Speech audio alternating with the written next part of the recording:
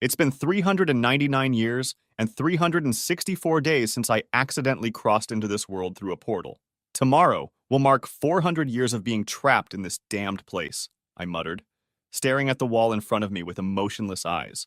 The wall bore countless lines, each representing a day spent in this hell. Back on Earth, I had been hiking when I discovered a strange portal on a mountain. Curious, I reached out to touch it, and it shone so brightly that I had to close my eyes. When I opened them, I found myself in this world, which I called hell. I tried to explore, but suddenly heard a low growl behind me. I turned around to find a rabbit-like creature with blood-red eyes staring at me as if it wanted to kill me. Terrified, I ran, but the rabbit chased me with sharp claws.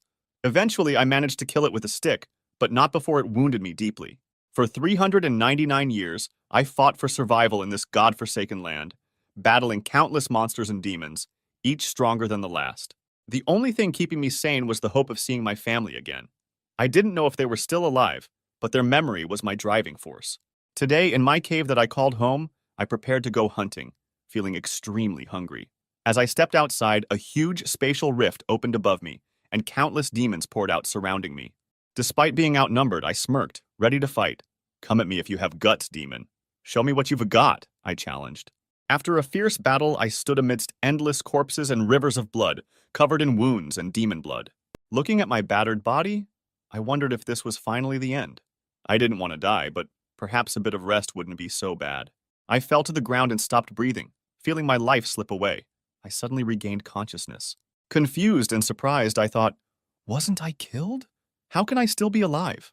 Slowly opening my eyes, I found myself in a place that was too familiar to me. Despite the passage of years, I couldn't forget the place I disappeared from. Is this a dream? Am I really seeing this? I wondered, looking around. The area looked almost the same, except for a few fewer trees. It's been 400 years, but the trees are the same, huh? I murmured. Then a horrifying thought struck me, and my face grew pale. Does that mean my family is dead too? Panicking, I started running out of the forest. After some time, I finally reached the road and found a bus stop. I sat on a bench, trying to figure out what to do next. I wonder what currency is used after 400 years. Oh, do I have any money? I thought. Checking my pockets, I found my purse with everything intact, including the money, which seemed unaffected by the 400 years that had passed. It was weird, but I didn't have time to think about it. I needed to find my house and see my family. I knew the 400 years in hell were real, but accepting my parents might be dead was hard. A bus came and stopped. I got on and sat at the back, noticing there were only 5 other passengers. The TV on the bus showed the date and time, June 18th, 2020. I disappeared on June 18th, 2018. Realizing it had only been 2 years, I felt a wave of relief. My parents were likely still alive. A news broadcast caught my attention. A reporter named Jin Hae was standing in front of a dungeon, which was reportedly a level 6 dungeon. She mentioned the Bloodlust Guild, one of Korea's top 10 guilds, would be clearing it, led by Ki Hwan, the captain of the second squad. Dungeon? I mumbled, frowning. The interview continued, and Ki Hwan described the team lineup for tackling the dungeon. The reporter wished them success, and they signed off for a commercial break. What the hell is going on? What dungeon are they talking about? Is this some kind of game? I thought, confused. The boys in front of me started talking about the dungeon. One was excited about the Bloodlust Guild clearing a level 6 dungeon, while the other mentioned the Pride Guild had cleared a level 9 dungeon, the highest level in Korea. Man, I wish I could be a hunter and clear all the dungeons, said one boy. You think being a hunter is easy?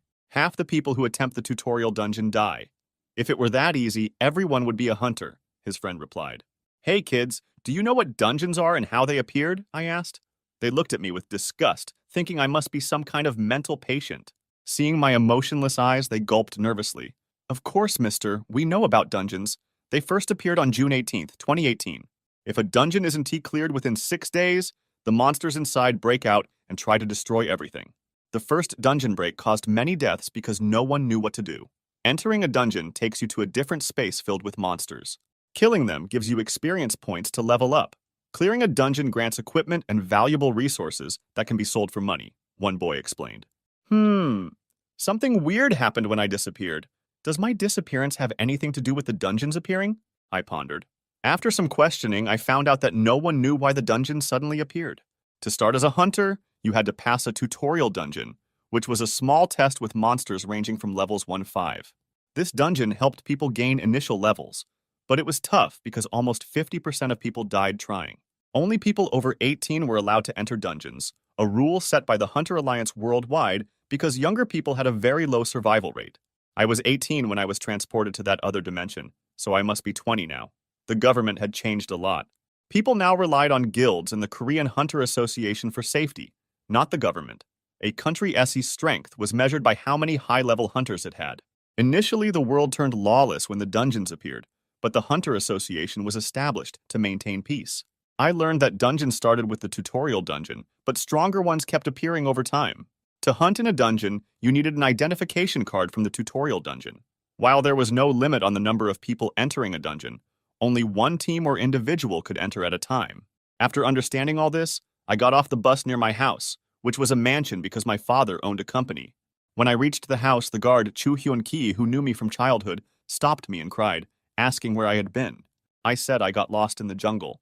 He warned me that my uncle, now a powerful hunter, had taken over everything and forced my father to leave by threatening my sister. I was filled with rage but calmed down to avoid scaring the old man. He gave me my parents' location, urging me not to fight my uncle. I promised myself to protect my family no matter what. I walked to a slum, still furious at my uncle Joji Dak, who had always wanted my father's wealth. Seeing a small, broken cottage, I knocked on the door, and my exhausted mother opened it. Recognizing me, despite my messy appearance, she hugged me tightly, crying with relief. The house was small and in poor condition, with just one bedroom, a living room, a kitchen, and a bathroom. When we entered the living room, I saw my father sitting on the sofa watching TV. "Look who's back, honey," my mother said, holding my hand tightly. My father turned around and couldn't believe his eyes. He got up, ran to me, and hugged me. After a moment, he started shouting, asking where I had been and why I looked so messy. I quickly made up a story about being stuck in a dungeon and hiding in a cave to avoid worrying them with the truth. My parents were horrified, especially my mother, who cried while asking if I was all right. I reassured them I was safe. They didn't press further, sensing I wouldn't say more. "Thank God you were all right," my mother sighed in relief. I noticed burns on my mother's hand and asked about them. She explained she had a small accident while cooking in their restaurant. My father warned me about Joji Dak, who had become a dangerous level 50 hunter and forced them out of their home. As we talked, my little sister, Yi Hua Young, peeked through the door. She was shy at first, but soon ran to me when I promised her candy. We hugged, and she asked why I had been gone so long. My mother told her I had been working. We chatted for a while, and I learned my family was struggling to get by since the dungeons appeared. I decided I needed to visit the tutorial dungeon to make money and support my family. I also needed to get familiar with this new world where hunters were so important. During dinner, I told my parents I wanted to become a hunter. My mother was very worried, but I reassured her. My father, seeing my determination, sighed and told me to be careful. That night, while my family slept, I made plans for the next day. I needed to visit the tutorial dungeon, learn more about hunters and dungeons, and get a haircut. Despite everything feeling like a dream, I was happy to be back with my family after 400 years of struggle. The next morning, I woke up at 8 a.m., took a bath, had breakfast with my family, and got ready to go to the tutorial dungeon. My mother was still anxious and told me to be careful. I reassured her and promised my sister I would bring back lots of candy. I said goodbye to everyone and headed to the tutorial dungeon in Busan. It took about 2 hours to get there. The place was lively with many people in armor. I found the reception and rang the bell. A receptionist named Min Ryung greeted me and helped me register as a hunter. She checked my government ID and confirmed my details. The receptionist explained the process of entering the tutorial dungeon. I had to choose a weapon and complete the dungeon alone. The tutorial dungeon had 3 difficulty levels: easy, normal, and hard. Easy mode had slimes, normal mode had vampiric bats, and hard mode had a level 10 dire wolf. Clearing the dungeon on normal mode or higher was necessary to become a hunter. There was an option to publicize results, which could attract guilds or the Hunter Association if I performed well. After the explanation, I asked a few questions and learned more about the Hunter's official ID and booking dungeons through a new smartphone app created by the Hunter Association. The association controlled dungeon distribution to prevent conflicts and maintained a 5% tax on loot. Once registered, I was guided to the dungeon portal. It was an oval-shaped sky blue portal, different from the one that took me to the other dimension. I touched the portal and was immediately transported inside without any difficulty or pain. Inside the dungeon, a window appeared before me with my attributes and statistics. I was asked to choose a weapon, and I decided on daggers, as I was most proficient with them after fighting for 400 years in hell. A pair of daggers appeared in front of me. I grabbed them and tested their weight and balance. Trash, I muttered, disappointed by the cracks and lightness of the weapons. The attribute window confirmed they were broken daggers with minimal attack power, but I decided to make do for now. I chose the normal mode for the dungeon, and was transported to a dark cave. I waited for 29 minutes before moving to avoid any scouts or guild members following me. I preferred to work alone. As I progressed, I encountered a group of vampiric bats. Their attributes showed they were level 2 with 100 health each. I swiftly attacked, hitting their eyes and killing them with critical hits. I leveled up twice. I continued through the cave, encountering more bats. This time, there were 10 bats, including a larger bat, the vampiric bat lord, which was level 5 with 500 health. I killed the smaller bats first and then the bat lord, leveling up 3 more times. A notification appeared, congratulating me for clearing the dungeon in 35 minutes and asking if I wanted to reveal my achievement. I chose to proceed to the hard mode instead. In the hard mode, I faced a level 10 dire wolf with 2,000 health. I attacked its eyes and neck, dodging its claws and making deep cuts to its belly and skull. After a fierce battle, I killed the wolf and leveled up twice. A new notification congratulated me for being the first to complete the hard mode in 3 minutes and offered me the chance to reveal my achievement. I declined. Then it unlocked a hidden purgatory mode, which the receptionist hadn't mentioned. Excited by the prospect of an uncharted challenge, I chose to enter the purgatory mode. I wasn't afraid. After 400 years in hell, I was ready for anything. With a smile on my face and killing intent in my eyes, I prepared for this new adventure. I was transported again, opening my eyes to the same scenery as before. I started along the path and soon encountered a pack of wolves, 5 dire wolves, and 1 much larger wolf. The dire wolves were level 10 with 2,000 health. The larger wolf, the dire wolf lord, was level 15 with 5,000 health. This surprised me since class 1 monsters, levels 1150, weren't supposed to appear in tutorial mode, but I wasn't afraid.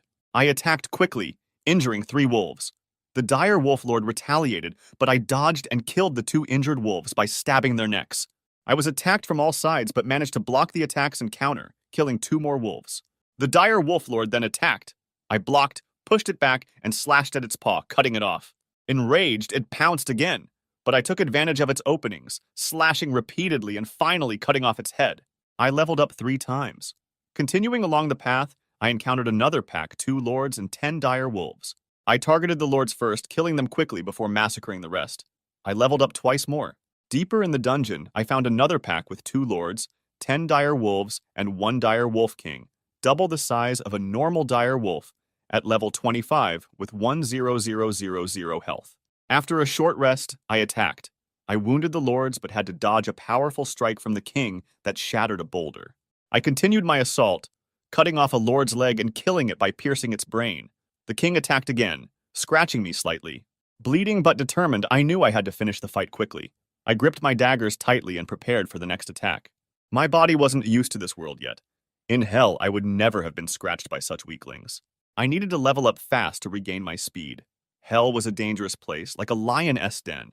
I had to be fast to survive there, constantly training my speed and stealth for 400 years. I became the fastest and most feared being in hell. I prepared for the next attack, knowing I had to finish it quickly. I ran towards the dire wolf lord, blocking and pushing the king wolf down. Taking advantage, I decapitated the lord and swiftly killed several dire wolves.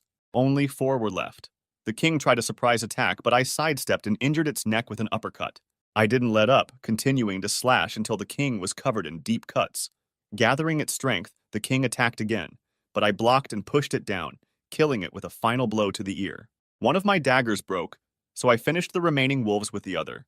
I leveled up 5 times and collected 21 Class 0 monster cores and 6 Class 1 monster cores. The system notified me of my completion time and offered to reveal my results, but I declined. I received a 2-level bonus and a chance to get an SSS rank class at level 50. I also got to choose a weapon and pick the blood daggers, which were much stronger than my old ones. Along with the daggers, I received a major healing potion, a stamina recovery potion, and a storage ring. These items were incredibly useful. I checked my status and saw I was now level 21, with significantly improved attributes.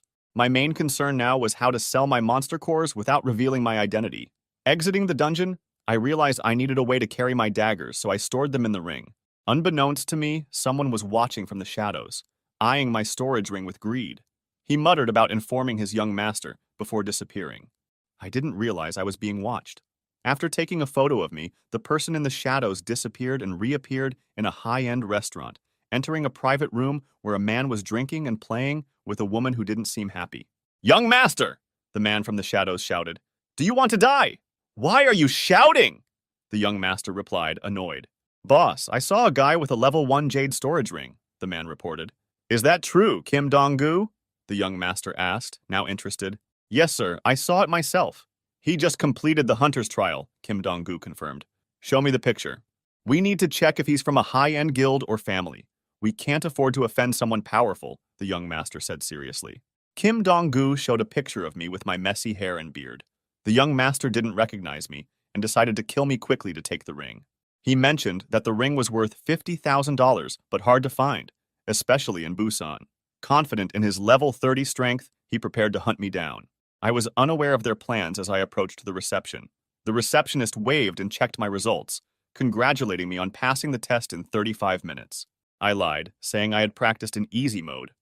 She gave me my hunter's ID, explaining I could use it for transactions and booking dungeons. Afterward, I wandered the city, looking for a barber shop. My mom had given me money and insisted I cut my hair and shave my beard. Eventually, I found a shop, got a haircut, and shaved. I looked average but had eyes that seemed like an endless abyss. Feeling hungry, I went to a local shop and enjoyed a plate of jjajangmyeon. It was my first proper meal in 400 years, and I savored it. Meanwhile, Choi Dong, the young master, grew impatient, wanting to kill me quickly. Kim Dong-gu reminded him not to cause a scene to avoid trouble with the Hunters Association. They watched me closely as I left the restaurant. I sensed someone following me and felt their killing intent, but decided to deal with them after my errands. After finding an isolated street, I led them there. Choi Dong and Kim Dong-gu confronted me, demanding my storage ring. I silently drew my daggers, enraging Choi Dong. He threatened my family, which was my breaking point. My intense killing intent made them struggle to breathe. Kim Dong-gu tried to escape, but I moved swiftly, cutting off his legs. He fell, terrified, realizing his fate. "Wait here! Don't move!" I ordered. Kim Dong-gu, paralyzed with fear, nodded unconsciously. Choi Dong felt immense pressure from me earlier, as if he were bound by heavy chains. He couldn't move or breathe. Seeing Kim Dong-gu's legs cut off, he gripped his sword tightly and charged at me, determined to kill me to save his life. "I will kill you!" Choi Dong yelled. I blocked his sword easily and backed away, wanting to test his strength. He was slightly stronger than me, so I planned to avoid direct confrontation.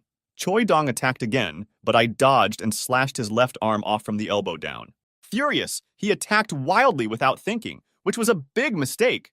I blocked his attack and stabbed his vocal cords, not enough to kill him, but enough to silence him. Choi Dong's rage turned into fear. He tried attacking multiple times, but I dodged and slashed him repeatedly, leaving him covered in deep, bleeding wounds. Realizing he couldn't win, he tried to run, but I cut off his legs just like I did to Kim Dong-gu. He tried to crawl away, signaling for mercy, but I ignored him and chopped off his head, ending his life. Turning to Kim Dong-gu, I asked, "Is there a shop where I can buy and sell monster cores without revealing my identity?"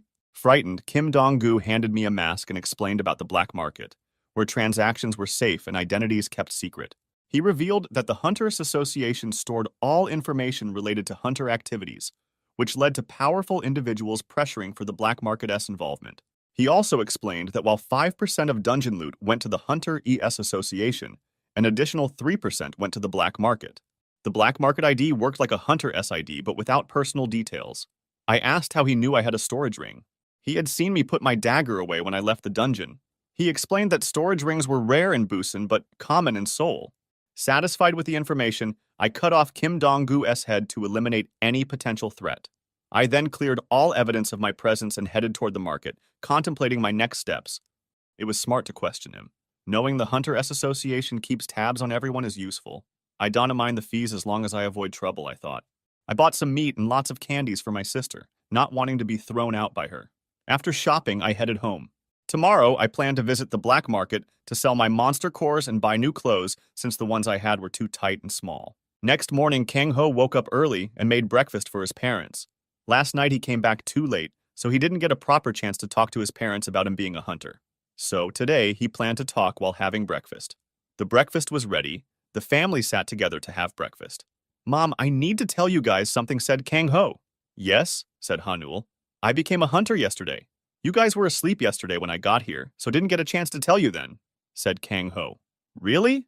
Asked Hanul after being surprised. Yes, Mom. Here, look, my hunter's ID, said Kang Ho as he took his ID out. Well, you are my son after all, said Yiman Young with a smirk on his face. Yeah, my big brother is a hunter. I will tell this to everyone at my school. Hua Young was extremely happy as she yelled and celebrated. Big brother, you will have to bring me a lot of chocolates when you come home today, said his sister. This is a very good news we should all celebrate today. I will cook your favorite food today. Come back home early this afternoon, said Hanul happily. Yes, mother, said Kang Ho. They talked some more as they finished their breakfast. After they were done eating, Kang Ho said his goodbyes and made his way towards the city. Today, he planned to visit the black market.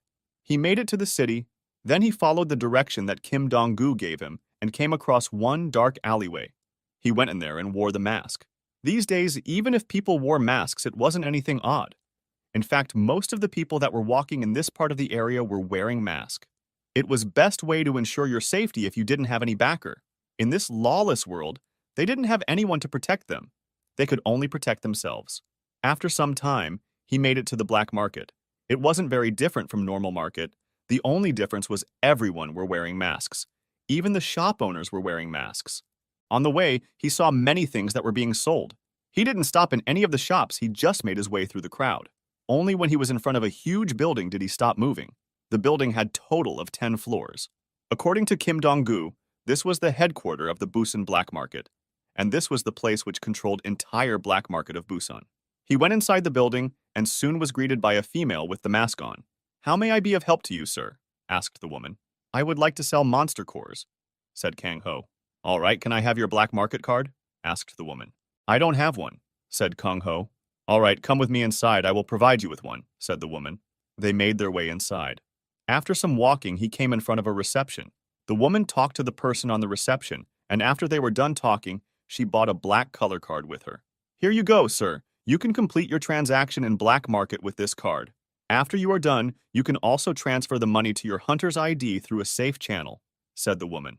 All right, I would like to sell 26 Class 0 and 6 Class 1 monster cores, said Kang Ho. Please come with me, sir, said the woman and took him to a private room where these types of transactions were held. After they arrived at the room, both sat on the sofa opposite to each other. Can you let me check the authenticity of the cores? Asked the woman. Checking the authenticity of the products were a must-do in the black market. Sure, said Kang Ho as he dropped the cores from his ring on the table. The woman started with her inspections, and after some time of checking, she found out that it was the real deal. The normal price for these cores would be $86,000, but as you are selling it on the black market, 1% of it will go to the black market as compensation for using our services. So, in the end, you will get $85,140. Is there anything you would like to buy, sir? Asked the woman.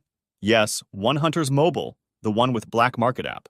And I would also like to book 2 level 1 dungeons for today, said Kang Ho. Yesterday, Kim Dong-gu also told him that black market also had an app with features like hunters associations. Please, give me a minute, I will be right back with your requested items, said the woman and left. Kang Ho planned to clear both the dungeons today as he didn't have anything else to do. After some moments, the woman came back carrying a box on her hand. Here, sir, is your phone. Its cost is in total $10,000, and for the 2 dungeons booking fees, it's $15,000 each, so your grand total will be $40,000, said the woman. Please give me your black market card so that I can complete your transaction, said the woman. Kang Ho handed her the card, and she took the card, inserted it in a device which looked like the credit card machine, and did her thing. After some moments, she handed him the card. Here's your card. I have deposited $45,140 in the card. You can manage your balance through the black market app that's in your mobile, said the woman. One more thing. The dungeons that you booked will be in your possession for 2 days if you don't clear the dungeon. By that time, your rights will be revoked, and the dungeon will go to someone else. There won't be any refund no matter what situation you were in, said the woman. Kang Ho nodded and acknowledged what the woman said. He checked his black market balance. After he was sure everything was okay, he stood up and made his way to the door. Please visit us again, said the woman from the back.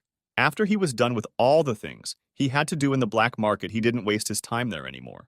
He went straight to a secluded area and took his mask off. Then he transferred the money which he received from black market to his own account. After he was done, he went towards a mall. He desperately needed some change of clothes. He bought a lot of clothes for himself and also for his family. He in total spent $15,000 on clothings. After he was done shopping, he was headed home. Mom told him today to come back early to celebrate his becoming hunter. He planned to go to the dungeon he booked at night to clear them. It would be safer that way. He wondered what would the dungeon be like. He had heard the dungeons from level 1 above had its own environment. Also, the dungeons starting from level 1 were not like the tutorial dungeon, they didn't have any modes in them. After he bought some candies for his sister without forgetting, he started heading towards his home. After some time, he arrived his house from outside. He could smell the food that was being cooked inside. His mouth started watering. He was very hungry. "Mom, I am back," said Kong Ho as he entered his house. "Oh, you are back? I am almost done cooking," said Han Noel as she welcomed Kang Ho. "Mom, take this, I bought some cloths for me and everyone," said Kang Ho. "Where did you get all this money?" His mom frowned and asked. "I went on a hunt with some group of people and made some money, so I decided to buy some clothes with that money," he lied, so that his mother wouldn't worry more than she already was. "You didn't need to do that. And why are you going to hunt just after returning from that horrible dungeon? What if something happens to you? How are we going to live with ourselves? Can you not go to dungeons and work with us in the restaurant? I know it is not as profitable, but you will still be safe," said Hanul while trying hard to hold back her tears. No mother in this world would want to see their son risk their lives in any circumstances, and she was the same.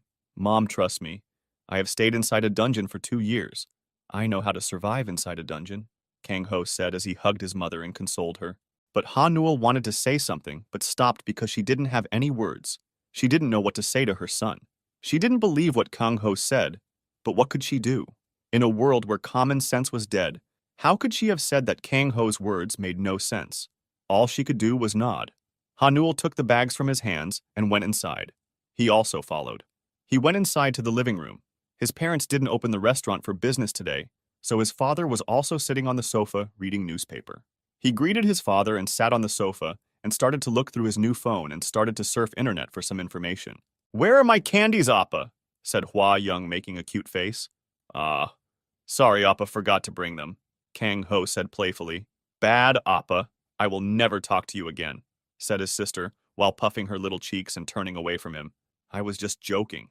"Here, look, brother brought you a lot of candies," said Kang Ho. "Really?" she asked. "Here, look." He took the candies out and gave it to her. "Love you, Appa. I will go and show it to Mom." She took the candies and ran away. Kang Ho was smiling. She always made him smile with her antics. "The food is ready," Han Noel yelled from the kitchen. They all sat together and enjoyed their meal. For Kang Ho, it was his best meal of his life, having all of his favorite meal with his family. It was the best feeling. After the meal, family merrily talked, and Hua Young tried the new dresses her Appa bought her. She was extremely happy with the dresses. When it was about 6 in the evening, Kang Ho left his house. His goal was to get to the dungeon that he booked. It took him about 2 hours to get to that area. He went to a secluded area and made sure no one was around, then wore the mask which he wore while visiting the black market. The woman in the black market told him that the dungeons, which are sold on black market, were only guarded by the black market personnel. The Hunters Association took 65% from the amount that black market sold the dungeon for, so they didn't mind whatever the black market did. After some more time of walking, he finally came in front of the dungeon. He was greeted by Mask, wearing black market personnel. "Excuse me, sir, but can you give us your black market card so that we can confirm you booked this dungeon?" asked the guard politely. Kang Ho took his card out and handed it to the guard. After he made sure the dungeon was in fact booked by him, he handed the card back. "Thank you, sir," said the guard, and gave him way to enter. Kang Ho entered the dungeon through the portal. The height of this portal was the same as tutorial dungeon, but the color was dark blue. When he opened his eyes inside the dungeon, what he saw was a jungle-like environment. A window appeared just like in tutorial dungeon. "Welcome to Swift Claw Hideout." He then took out his daggers. You never know when the enemy would attack. He started exploring the dungeon. There were many tiny blue glowing stones. From what he had heard, he guessed it to be the energy stone. After some time of exploring, he found out that the dungeon was not vast. It was small, just a small area. After being done with the exploring, he wanted to begin the hunt for his prey. So he went along the pathway of the dungeon, and it didn't take him long to find the enemy. He moved in fast. He came in front of the animal and made a swing from his dagger. He wasn't in his full speed. He was using 75% of his speed. Kang Ho was amazed and excited with Swift Claw's speed. He was happy if this is the opponent. He is fighting in the entrance. The boss will be faster, so he would get to have a speed challenge. This dungeon is going to be fun, thought Kang Ho. This time, it was the Swift Claw who made the first move and tried to attack Kang Ho. He sidestepped and swung his daggers and hit the Swift Claws right on the neck and made 2 very deep wounds. After the Swift Claw got injured by Kang Ho, it turned really angry and made his move again. This time, it attacked Kang Ho multiple times, all the time Kang Ho managing to clock the attack. On the last attempt, Kang Ho forcefully pushed down the Swift Claw. This time, Kang Ho moved and repeatedly attacked the Swift Claw. Without giving the Swift Claw a chance to recover after many successful strikes, the Swift Claw had blood dripping from all over its body. The Swift Claw was in horrible state. The Swift Claw still made an attack, but it was in its end of the line. So Kang Ho didn't waste any time and finished his job by attacking the beast's eye. He didn't stop there. He pinned the Swift Claw on the ground and pushed the dagger and penetrated its skull and killed the Swift Claw. After he was done, he went deeper and encountered one more Swift Claw and killed it swiftly. This time, he didn't try to test out the Swift Claw's limits. He just went for the kill after doing some heavy damage, but he didn't gain any levels. He advanced forward into the woods. After a little while, he came across 4 Swift Claws. He didn't have time to check if there were any other hidden Swift Claws, as they came charging straight to him. He managed to dodge 2, but he didn't have time to dodge other 2, so he faced them head-on. He managed to block them, then he successfully pushed them away, which made them fall to the ground. Without wasting any time, he ran towards them and started his barrage of attack and successfully injured them. He then moved some steps back to get to a better position for his offense. After he was in a better position, he ran towards the injured Swift Claws. Kang Ho targeted mainly their neck and swung his daggers. He managed to behead one of the injured Swift Claws. He attacked the other Swift Claw's neck multiple times until that Swift Claw also fell lifelessly, his neck bone clearly visible. The other Swift Claws were enraged and stacked. Kang Ho, one of them, managed to make a deep wound on Kang Ho's shoulder, but he managed to dodge the other one's attack. I should be more careful when dealing with them. I was too careless, thought Kang Ho. Kang Ho took some steps back to check the wound.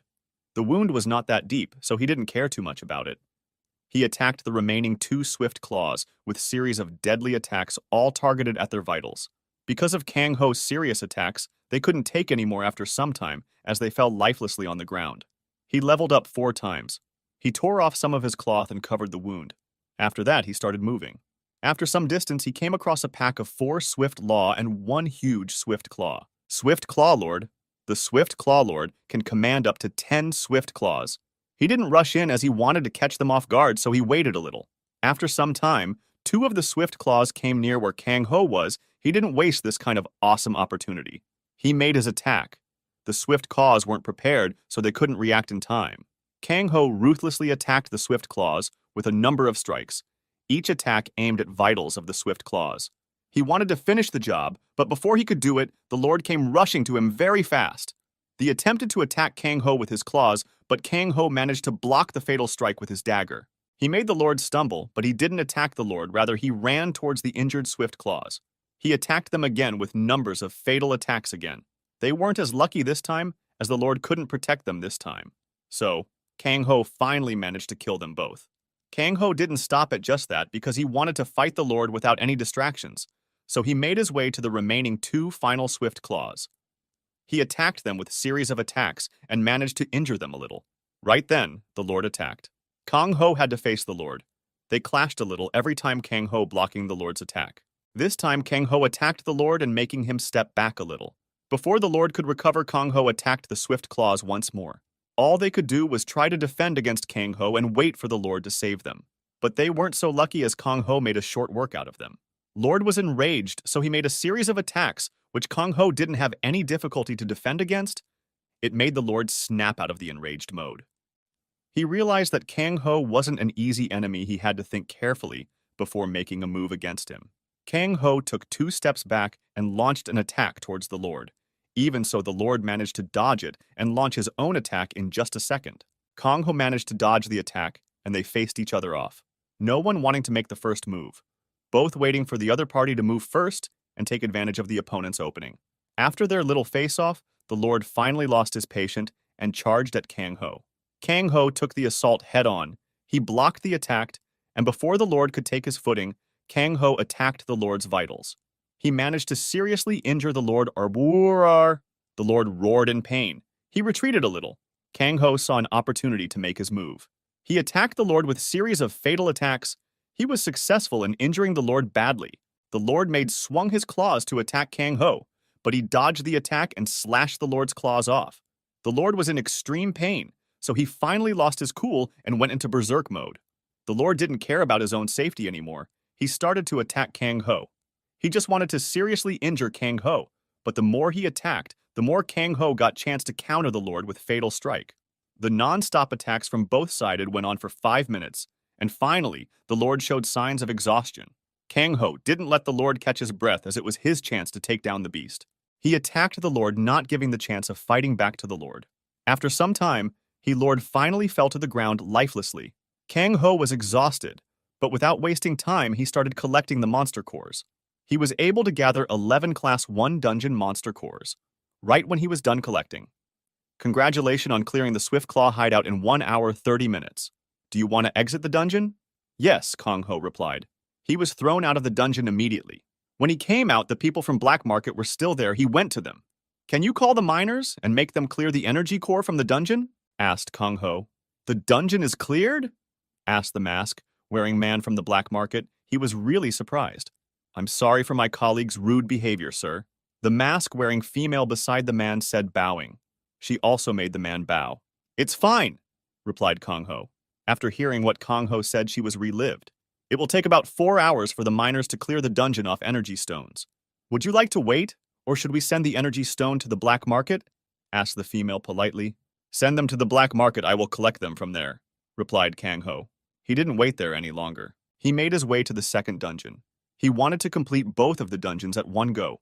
He had fun fighting the Lord. He wanted the next opponent to be stronger. The Lord helped him to regain a little of his previous speed, which made him extremely happy. Are you fuming trying to kill us both? Asked the masked female to the masked man angrily. But that guy cleared a dungeon that takes 4 hours for a team of well-equipped hunters in just 1 hour and 30-something minutes. Who could believe that? Said the mask-wearing man like he was being wronged. That's exactly my point. Maybe he is a high-rank hunter. What have you done if you offended him? What if he attacked you? Could you have survived an attack from a high-rank hunter? Asked the masked female in raised voice. But what would a high-rank hunter do in a place like Busan? Asked the masked man in an intimidated voice. Why do you care?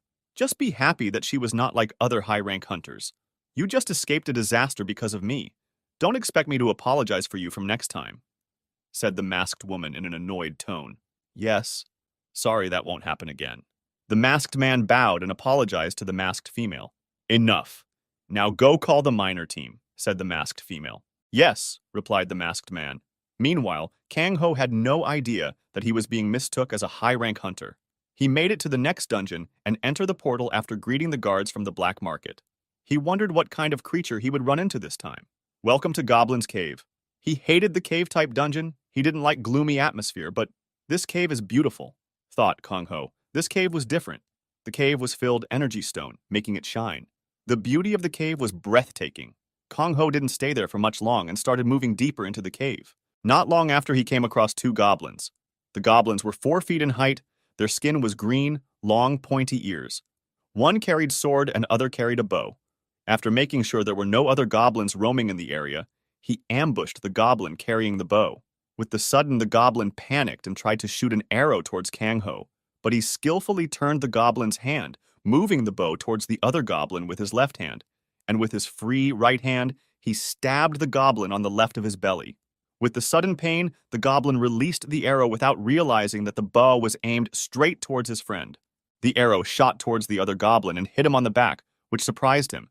The pain caused him to shriek in extreme pain. The goblin turned his back to see who it was and saw Kang Ho, so he ran to attack him. He didn't let the bow-carrying goblin to catch a breath as he started stabbing him repeatedly. And he did. The goblin started to lose strength in his body. Kang Ho stopped stabbing him, took his dagger close to the goblin's throat, and made an arc with his dagger. The blood of the goblin started to splash all over the place. FK, I just bought this shirt just today. Kang Ho cursed inwardly. The shirt costed him a lot. He felt pained from the waste of money. First, it was the tear because of Swift Claw, and now, this. If Mom finds out about this, She would kill him, he thought. While the bow-carrying goblin fell to the ground lifelessly, the other goblin attacked him from behind. Kang Ho was already prepared and blocked the attack, and counterattacked the goblin with other hand with a stab. The goblin felt extreme pain, so it tried to take some steps backward. But as he was doing so, Kang Ho made an attack to Goblin's leg with a kick, which made the goblin stumble. Without wasting the opportunity, Kang Ho pounced at the goblin and started to swing his dagger non-stop. The goblin was rendered with countless cuts all over its body. The goblin didn't last long and fell to the ground lifelessly. He leveled up once. After picking up the monster cores, he moved along the cave. After a little while, he encountered 4 more goblins, 2 bow-carrying and 2 swords-carrying. Without wasting any time, he went and attacked the bow-carrying goblins. It didn't take him long to take care of those 4 goblins. He took their cores and went deeper inside the cave. After a while, he came to an area where there were 6 goblins, but the one at the back, sitting in a throne, had a robe covering his entire body. He had an old wood stick in his hand and 1 book on other. "This is going to be boring," said Kang Ho. He hated mages. Speed was arch-enemy of mages because they had a low defensive ability. He waited there for a little while to observe a little, if there was any hidden danger. After not finding one, he launched a sneak attack towards the mage goblin. He was successful in the sneak attack, as he bypassed the goblins protected him. Kang Ho went straight to the mage and started his rain of attacks without a stop. The mage made a pain-filled shriek, which made the goblins with sword gaze towards him. They saw Kang Ho attacking the mage, which enraged the goblins. They started running towards Kang Ho. They made their attack towards Kang Ho, but he quickly sidestepped and dodged the attacks from the goblins. Kang Ho was satisfied with the sneak attack he launched on the mage. Now he planned to kill off the goblins first. He attacked the goblins, and they started fighting. But the goblin couldn't make a single cut on Kang Ho's body. He blocked all their attacks. Right then, the mage fired a fireball. Kang Ho dodged the attack, but the goblins were not so lucky. One of them lost one of his leg. The mage didn't care even if his own attack damaged his own ally. He just wanted to kill Kang Ho. Kang Ho again started to fight the goblins again, amid of the raining fireballs. He managed to kill all the goblins after some time. After doing so, he focused on the mage. The mage, without his protector against Kang Ho, was helpless as it died in no time. "Do you want to exit the dungeon?" "Yes," said Kang Ho. He came outside of the dungeon. "Sir, do you need us to call a healer?" asked the short-masked man. "Call the miner to clear the energy core and take it to black market. I will come tomorrow for the money," said Kang Ho as it was already midnight. But the short man was going to say something, but was pulled back by the other tall guy. "I apologize, sir. I will call the miners immediately," said the tall guy apologetically. "Go and call the miners," yelled the tall guy towards the short guy. The short guy ran to make the call. After Kang Ho left, the short man came back. "You jerk! Why do you have to run your mouth all the time?" asked the tall man angrily. "Sorry, he came out so fast and he had blood all over his body.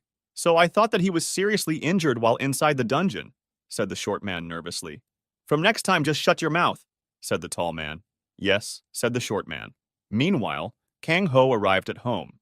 He entered the house, made sure no one woke up. He took a bath, then took the dirty clothes out and threw it in a dumpster a little far from his house. He didn't want his family to see that bloodied clothes. From now, he planned to take extra pair of cloth with him on a hunt. After he was done with everything, he went to his house and slept on the sofa. Kang Ho woke up at 8 a.m. in the morning. After having breakfast, he got ready. He was about to head outside. "Kang Ho, come to the restaurant today. We will be having our dinner at the restaurant," said Hanuel. "All right, Mom," said Kang Ho. "Don't be late," she said. Kang Ho started heading towards the black market. After some time, he was near the black market, so he went to a secluded area and wore the mask. He didn't have any business in the market area of the black market, so he directly went to the headquarters. "Welcome, sir. How may I help you?" asked one of the staff in the black market. "Yesterday, I cleared 2 dungeons and assigned the miners to bring the energy cores here," said Kang Ho. "Can I have your ID to check the staff who was assigned to you for the transaction?" asked the masked man. Kang Ho handed him over the card and waited. After some time, the woman from last time came. "Welcome, sir. Please follow me," said the woman. They went to a private room. Kang Ho went inside and sat on a sofa. "Would you like to have something, sir?" asked the woman. "No," said Kang Ho. "Would you like to sell the energy stone to black market or take the energy stones with you?" asked the woman. "I will sell," said Kang Ho. "Please wait a moment, I will bring all the stones," said the woman. "All right," said Kang Ho. After some time, the woman came with a ring in her hand. The miners got 2,345 Class 1 energy stones from both dungeons, so after deducting the Hunters Association's tax and black market tax, you get 2,157.4 energy stones. After converting it to money, you get $215,740. Please check the contains of the ring to verify the number of stones yourself, said the woman. Kong Ho did what the woman told him, and after confirming that what she said was truth, he took out all the monster cores and kept it in front of the lady. I want to sell these too, said Kong Ho. The woman checked the contents of the pouch and found out that it was 23 Class 1 monster cores. This will be $230,000, and after the black market tax, it will be $227,700. Altogether, you get $443,170. Please hand me your black market card so that I can complete the transaction, said the woman. Kang Ho gave her the card. After the transaction was done, Kang Ho left the black market. He didn't have anything else to do here, so he decided to roam around the market today. He came to a secluded area and opened the mask. After he was done, he headed towards the city area. Kang Ho didn't have much to do today, so he decided to roam the market to look at the items that was being sold there. Inside a 10-floor building, there was a man sitting on a chair. His eyes were red. There was another man kneeling on the ground. Did you find out who killed my son? Where is that witch? Did she talk? Asked the man. Yes, guild leader. We found out that this guy killed young Master Choi. The man handed him over a sketch of Kong Ho with beard and long hair. Good. Buy information about him from black market and kill the son of a witch and his entire family, said the angry man. Yes, we are on it, Guildmaster, said the man kneeling on the ground. You can go now, said the man. The kneeling man came out of the room and went to a room where there were many people gathered. This is the person who killed young master. Find out who he is and kill him, said the man. Yes, sir, said the people in the room. Kong Ho was unaware of these kinds of developments. He was currently searching the market in search for a good worthwhile item, but to his disappointment, he didn't find one. He was about to leave. Kang Ho, someone shouted from behind him. Kang Ho turned around to check out who it was. It was his old friend from school. His name was Moonjung. He was his best friend when they were in school. He came from wealthy family, but his family moved to capital 2 years. Kang Ho wondered what he was doing here again. Hey, long time, no see, how have you been? Asked Moonjung. I am good. What about you? Didn't you move to the capital? Asked Kang Ho. I came to help a friend with his guild, said Moonjung. Oh, said Kang Ho.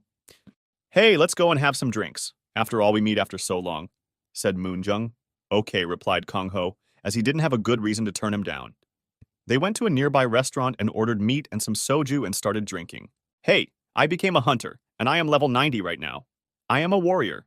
Did you go to the tutorial dungeon yet? Asked Moonjung. Yes, I am a level 10 hunter. Kang Ho lied even if they were best friend that was in the past. Oh, nice. Do you want to join a guild? I can recommend you to the guild I am in right now. Although I am here temporarily, the guild leader is a very good friend of mine, so he will take you in no problem, said Moonjung. Thanks, but sorry I don't want to join any guilds, said Kang Ho. All right, if you change your mind, just ask me. I will introduce you to him, said Moonjung. Hey, so I heard your uncle took over your father's company. Do you want me to tell my father about it and make him pressure your uncle in giving the company back? Asked Moonjung. Of course, he wasn't joking. Even before the dungeon came to be, his father was top-tier tycoon of the country. No, it's okay. I think they are doing fine right now. Kang Ho didn't want to owe anyone favor, so he rejected the offer. Even so, he was going to kill his uncle anyway, and as for property, he can earn a lot by hunting.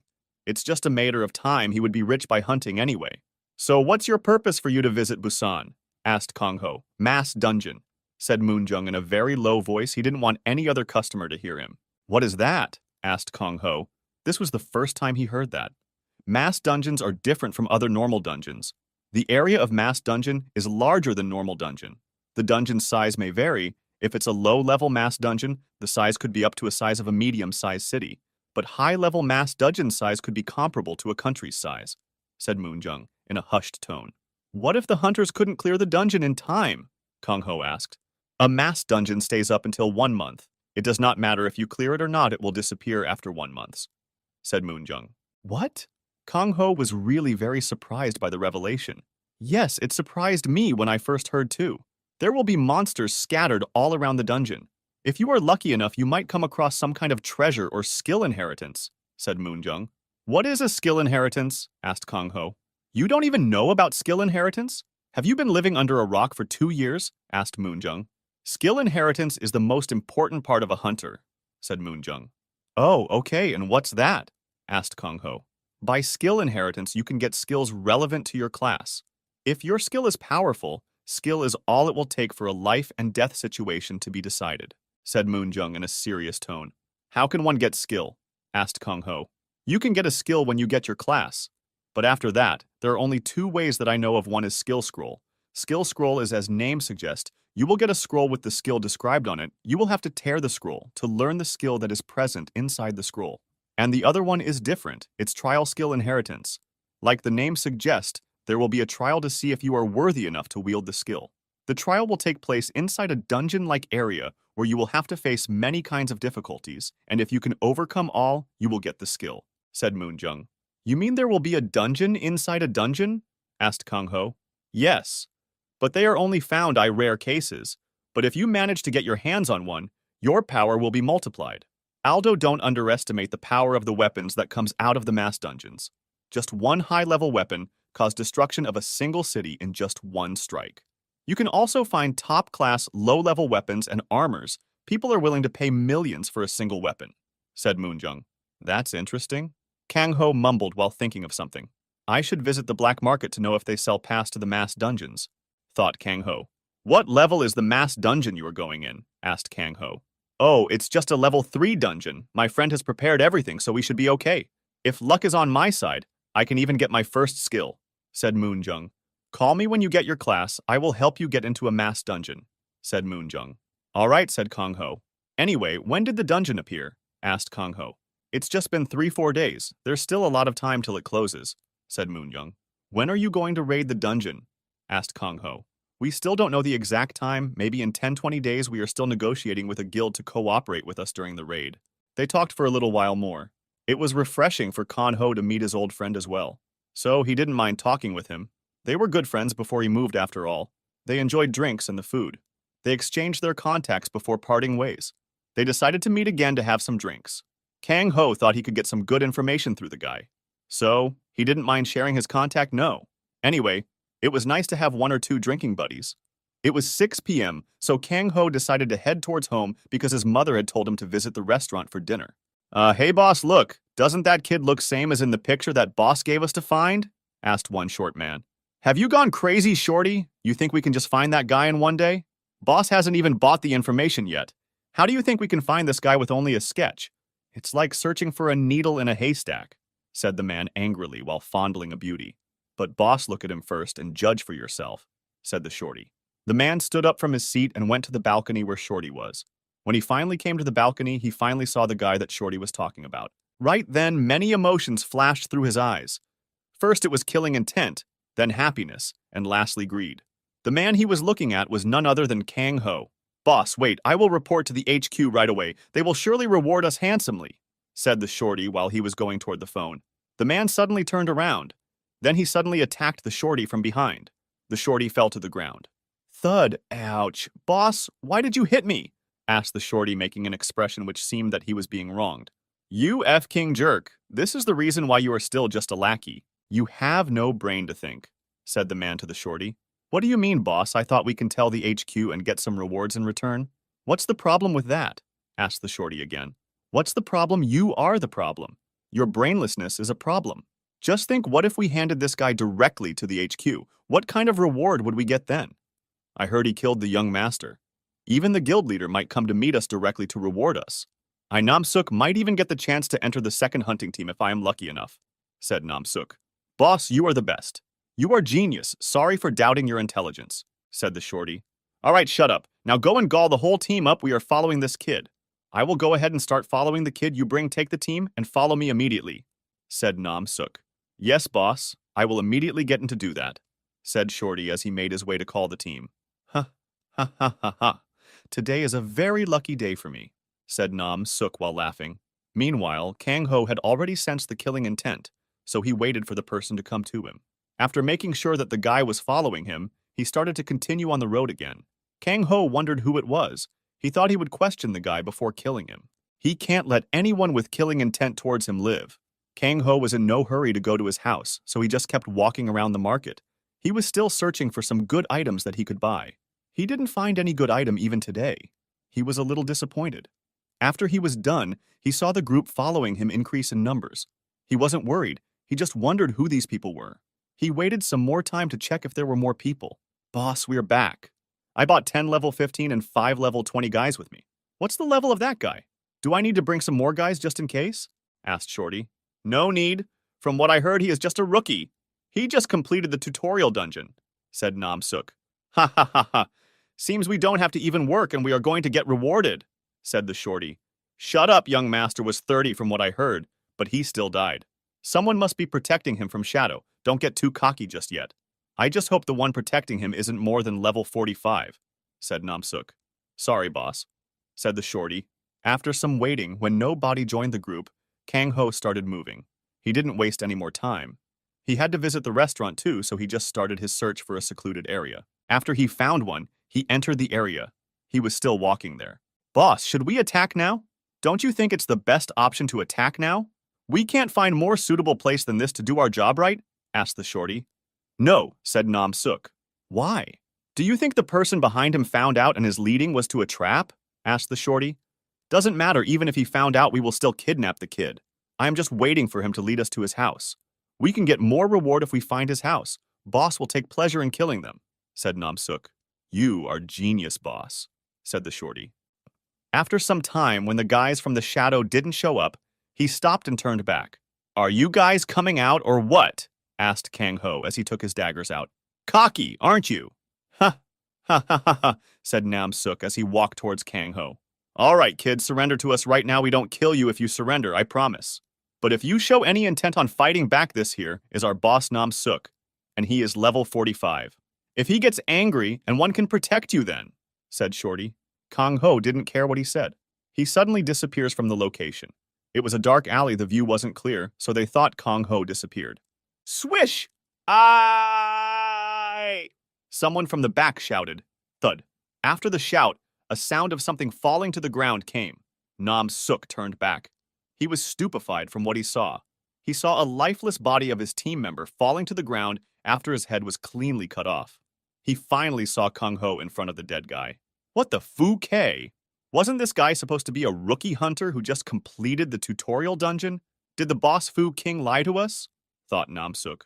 Gulp, Nam Suk gulped, seeing his men dying like that. I will kill you, yelled Nam Suk. Nam Suk grabbed his battle axe, which he was carrying in his back. He ran towards Kang Ho to attack him. He wanted chop off Kang Ho's arm.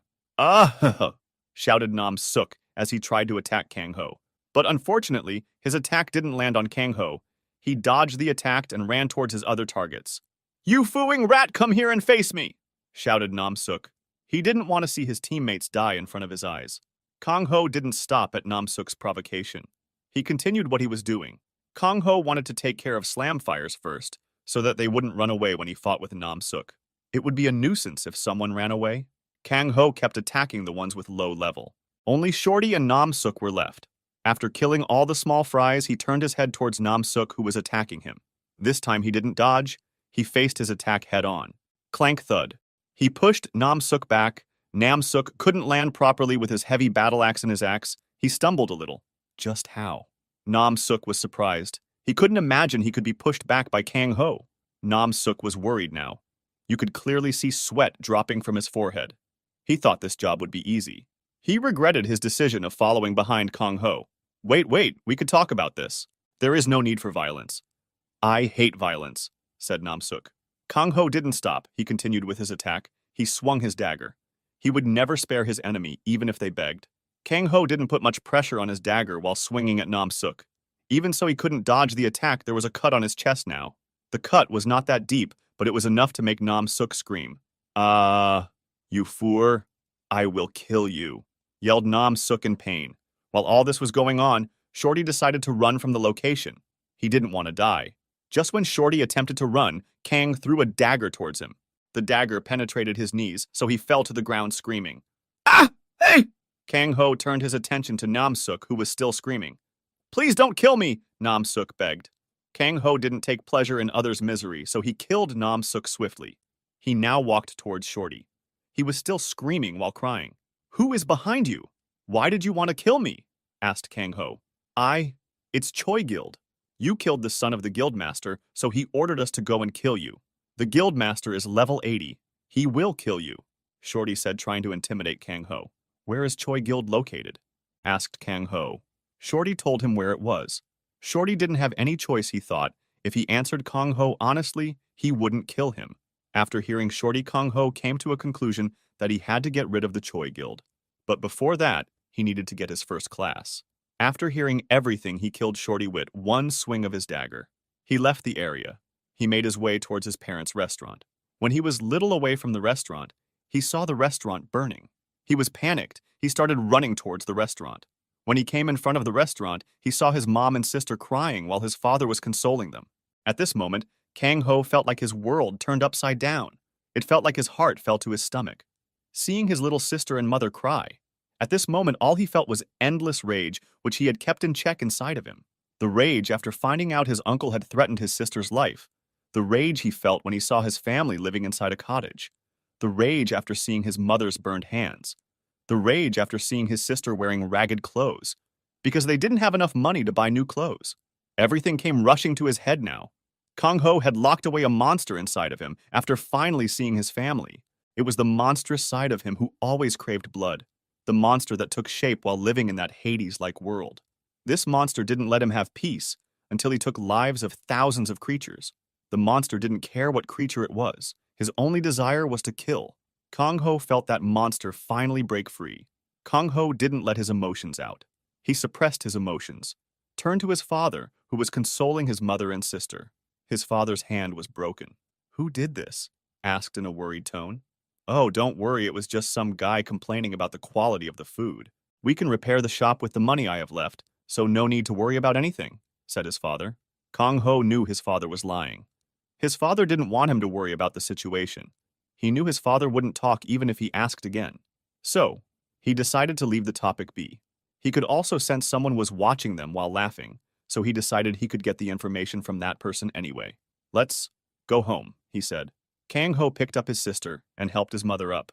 "Big bloater, that bad man kicked father," said Hua Young while still crying. She couldn't talk properly because of sobbing. Kang Ho looked towards his father, but later moved his gaze from him. His father didn't want to make Kang Ho worried. Kang Ho controlled his rage as much as he could. They arrived home. It turned out the one in the shadows was still following them.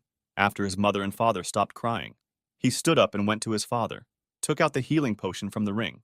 "Father, drink this. It's a healing potion," said Kang Ho. He didn't know if the healing potion could heal his father's hand, but still, he tried. "How did you get it?" "It's precious. I can't drink that. You will need those for your hunt," said his father. "I can buy more. Just drink this," said Kang Ho. After many urging, his father finally took the potion, and it turned out that it did work. His father's hand finally became normal. His sister and mother finally smiled. "Father is okay again," yelled his sister happily. They talked for a while. After making sure they were fine, "I am going to call a friend for help. I think he can help about the restaurant. And while I am at it, I will also bring dinner for today," said Kang Ho. "All right, come back immediately after buying food," said his mother. Kang Ho left his house. After a little walk, he made sure he was a little far from his house. He then ran in full speed towards the person he felt was watching his house from distance. "I'm going to get rich today. I just have to kill this family and I will get $100,000 for that," said a man who was standing in the shadow as he watched Kang Ho's house from a distance. The man was laughing while he saw someone exiting the house. "Oh, one of the preys is coming right at my way. I guess I will start with this guy," said the man. He saw Kang Ho approaching slowly. After a while, he saw that Kang H totally disappeared from his visor. "Did I drink a little too much today? Am I seeing things?" asked the man to himself. Right when he was thinking where Kang Ho had disappeared, Kang Ho suddenly appeared in front of him. He looked at Kang Ho's eyes. At that time, all he felt was fear. Extreme fear. It felt like he was standing in front of a monster. He dropped to the ground because of the pressure Kang Ho was releasing. Kang Ho didn't say anything. He just grabbed the man by his neck and he ran. He didn't want to continue with his questioning here. He ran towards an empty alleyway. After he came there, he finally stopped. He threw the guy to the ground. "Please, don't kill me, it wasn't me." I was paid, begged the man. "Who paid you?" Kang Ho asked. "It was the unholy brothers. They paid me, said the man while shaking. Kang Ho knew who it was. From what he heard, the unholy brothers belonged to his uncle. After finding out who it was, Kang Ho took his dagger out and killed the guy. After he was done, he went to a high-end restaurant and bought meals for 4. Kang Ho went straight to his house after he bought all the necessary items. I am home, said Kang Ho as he entered. After he came in, he started opening the food. The family enjoyed the meal. After they were done eating, everyone went to sleep. Kang Ho waited until everyone fell to sleep. After making sure no one was awake, he came out of his house. Kang Ho started heading towards the black market. After some time, he reached the black market. He went straight to the HQ. When he entered the HQ, he was greeted by the same woman who did his transactions. How may I help you, sir? Asked the woman. I need to buy information of someone, said Kang Ho. Please follow me, said the woman. They went to a private room and started their talk. Whose information do you seek, sir? Asked the woman. I want information on the unholy brothers, and where I can find all of them, said Kang Ho. As seeing the information is about a public guild, it won't cost you a lot. It will just take $100,000. Please, wait a moment, I will bring you the information for you, said the woman as she made her way out. After some time, she bought the information about the guild and handed it to Kang Ho. The levels of the members were also mentioned. He didn't need those, he just needed the information on where he could find them.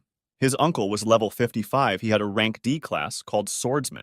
There were a total 1,200 members of Unholy Brothers. Most of them were of level 10-15.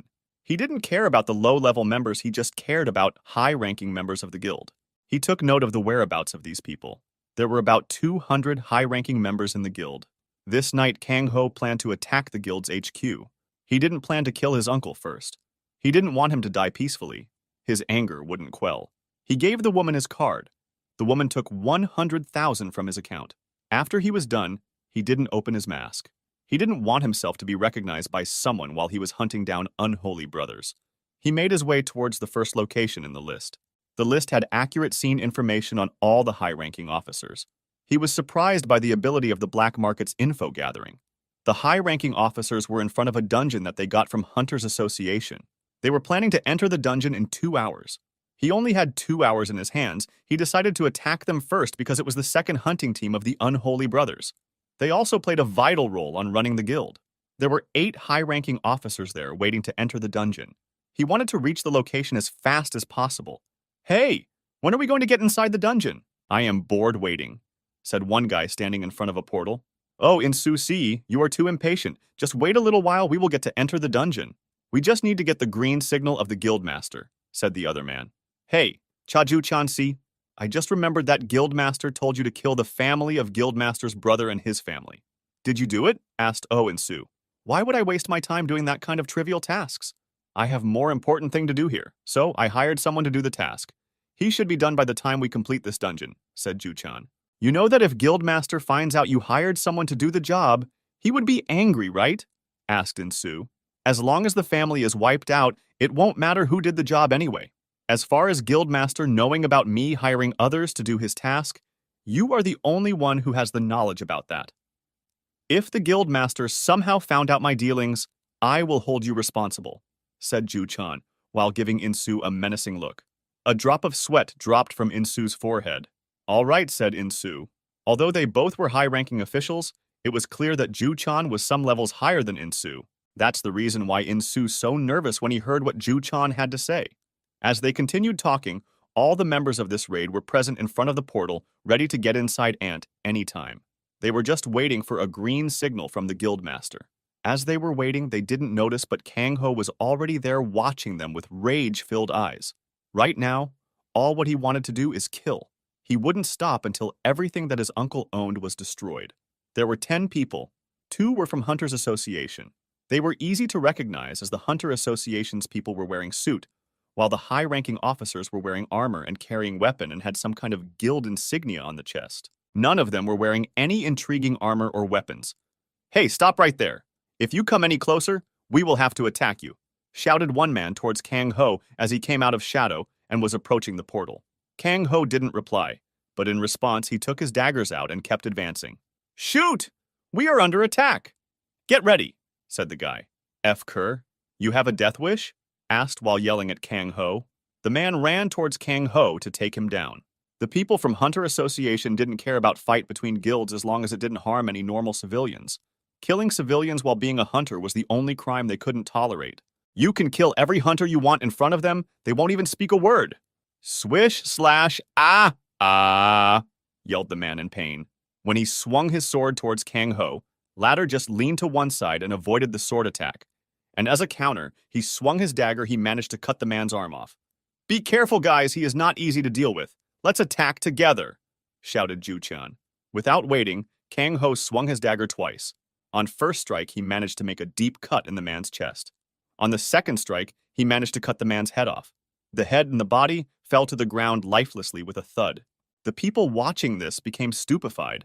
The fight didn't even take 5 seconds to end. They took one step back without even realizing it.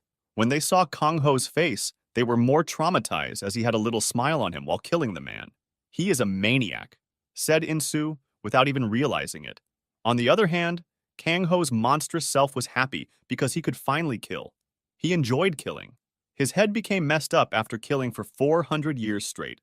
The monster was happy that he wouldn't have to be locked up anymore. There were enough hateful creatures in this world for him to massacre too. After he killed the man, he looked at the other people. He pounced towards them. Careful, don't attack alone. Try to attack all at once. I don't believe we can't take a jerk like him with all of us together, shouted Ju-chan. They all attacked Kang Ho at once. He managed to dodge them all. They were too slow. After the joint attack, they didn't have time to recuperate. Kang Ho didn't give them the chance. He just made his counterattack. He swung his daggers 3 times and managed to take one more man. The man attacked Kang Ho with his huge hammer. Kang Ho turned his body backwards to avoid the hammer. After successfully dodging the hammer, his back was still facing the man. The dagger in his hand was reverse grip. He just swung his hand upwards like a reverse uppercut. The dagger penetrated the man's mouth, and the Ju-chan and his team could clearly see the pointy end of the dagger penetrating the man's skull with a crack. The man's lifeless body was hanging on the dagger with the dagger pointing out of his head. What? One of the women from the Hunters Association couldn't take it anymore and vomited on the spot. This was too much for her. It's okay. You will get used to seeing this kind of things in the future eventually, consoled the other woman. From her reaction, it seemed clear that she had seen this kind of brutal acts or more brutal acts every day. She acted as it wasn't anything. Hey, we can pay you money. We will even forget about what happened today. We don't have to fight. You can even take this dungeon if you want. We can go separate ways, said Ju-chan, trying to solve this issue. Even he was afraid of the guy now. Kang Ho didn't reply. He just shook off the dead guy off his dagger and went to the next guy on the line. He didn't care about anything. He just wanted to destroy everything his uncle has. Care. I will kill you, yelled Jo-chan, seeing his tactic not work. Everyone move back, let's regroup, yelled Insu. Kang Ho didn't stop his attack. Without blinking his eyes, he continued on killing. He killed everyone until there was only Ju-chan and Insu left. He had heard what he said earlier. Please don't kill me, begged Ju-chan and Insu. He swung his dagger and killed Insu. His head rolled on the ground lifelessly. No, please, yelled Ju-chan. How many people did you hire to kill the family? Asked Kang Ho in a hushed tone, not letting the people from Hunter Association hear them. Well, what? Asked Ju-chan. Kang Ho was standing in front of a nightclub. According to the locations provided by the black market, 12 high-ranking members of the second hunting team were at this nightclub. Kang Ho went inside the nightclub. After searching for a while, he finally saw 2 guys with the same emblem on their chest. The emblem was same unholy brothers from earlier used. He made his way towards them. It seemed like they were guarding the door behind them. Stop right there. If you move closer, we will have to attack you, said one of the guards from the unholy brothers to Kang Ho while gripping his sword. Kang Ho didn't care about what they said. He still continued advancing towards the door. As he did so, both of the guards gripped their weapons and attacked Kang Ho. Both of them swung their weapons. One of them was using a huge hammer. Other one was using a sword. As their weapons approached Kang Ho, he just sidestepped and dodged the incoming attack. They were both stupefied. They never thought anyone could dodge their attack. After Kang Ho dodged the attack, the hammer hit the ground in full force, which created a huge sound. The hammer-carrying man was not in position to defend himself after his hammer hit the ground. Kang Ho didn't let him get the time to recuperate. He just, with a swing of his dagger, cut the man's head off. The other guy was terrified to see his friend's head roll off lifelessly. He went mad. He attacked Kang Ho. That guy swung his sword without any stop. He just wanted to kill Kang Ho right now. But Kang Ho, in response, just blocked his sword with one hand. With the other hand, he pierced the man's heart in effort to kill the guy. After killing that guy, Kang Ho took his dagger out of the man's chest, then swung his dagger to get rid of the blood. Right then, the door that the guys were guarding opened. "Who is causing commotion? Do you people want to die?" One guy came out of the room while shouting these words. "Who is causing the como?"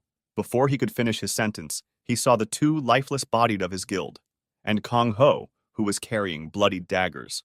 "Hey guys, someone is looking to die today. Come out," said the man, looking towards the room behind him. Meanwhile, "Who is that guy? Does he think he can do whatever he likes?" said one of the guys in the bar. "He will die today for sure. He shouldn't have provoked the unholy brothers," said the other man. "Should I call the Hunters Association?" asked one of the men. "Shut the FK up. Do you have a death wish? It's a fight between hunters. Don't even think about calling them," said the other man. "Let's go home," said one man.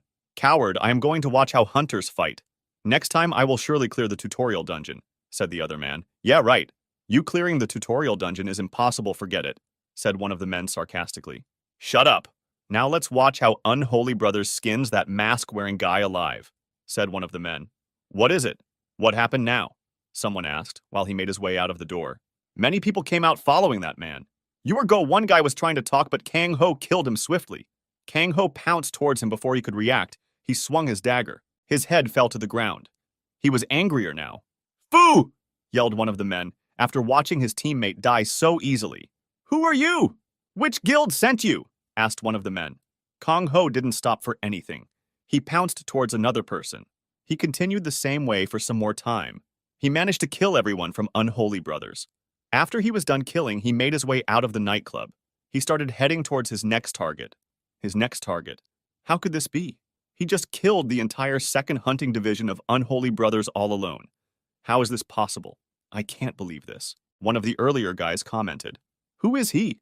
Which guild did the Unholy Brothers provoke now that this kind of monster was sent to take care of them?" asked the other man. He won't live for long. If the guild master of Unholy Brothers was here, that guy would be long dead," said one of the men. Knock knock.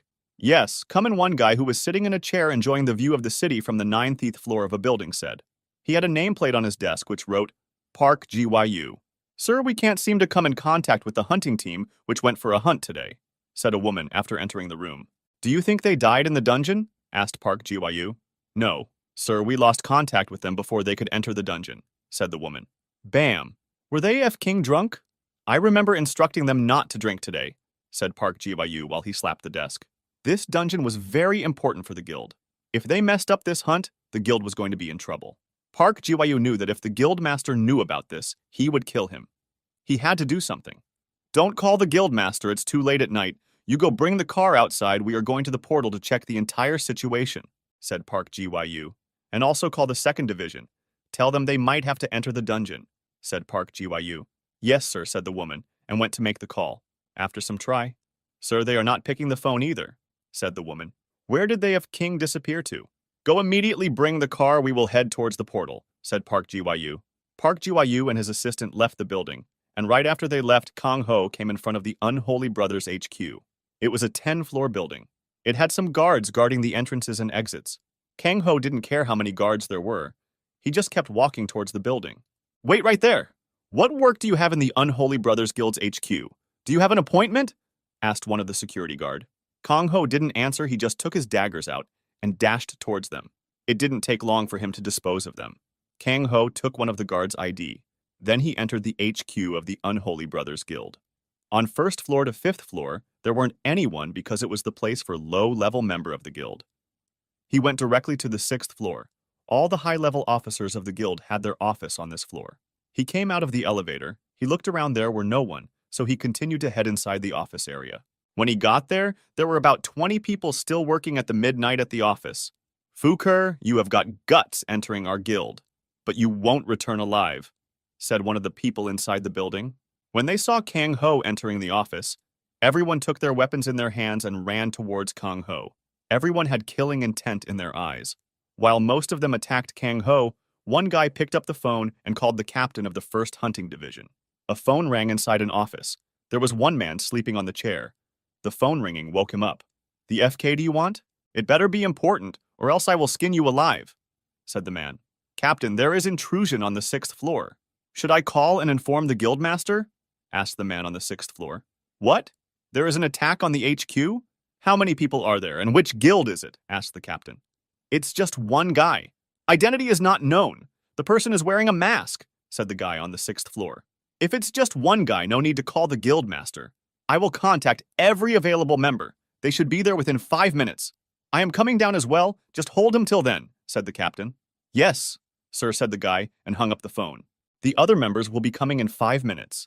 The 1st Division is also headed this way. Just hold on for 5 minutes. That's what the captain said, yelled the guy who spoke to the captain. I guess I won't have to hunt them one by one if I just wait here for some time. That makes things a lot easier for me, thought Kang Ho. He was no big fan of running here and there to hunt his prey. If they were coming to him in just some time, that would be easier for him. So, Kang Ho decided to waste his time and wait for everyone to gather in one place. The high-ranking guild members present there attacked Kang Ho relentlessly, but every time the outcome was the same, Kang Ho managed to escape their attacks. That drove them mad. Fooing rat stop right there or I will kill you, yelled one of the men present there. Kang Ho didn't stop, he continued to dodge their attacks. After a while, they started getting tired. Right at that time, people showed up. One guy was leading all of the people. He was carrying a shield and sword. Captain, you are here, said one of the men. Shut up, you jerk. You couldn't even kill one guy, yelled the captain. But Captain, he is like a rat, runs away every time we try to attack, said the man. I will see where he runs now. All right, everyone is here. You guys go and secure all the exits. This guy will not leave this building alive today, said the captain while pointing at some guys. There were about 300 guys in that room. All the high-ranking officers were there, including some of the middle-level members.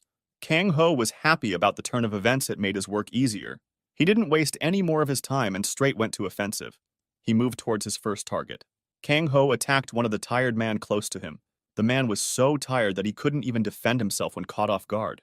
His head and body fell to the ground lifelessly. I will kill you! Everyone attacks at once! Shouted the captain. Everyone pounced towards Kang Ho at once, but he still managed to parry the enemy attacks.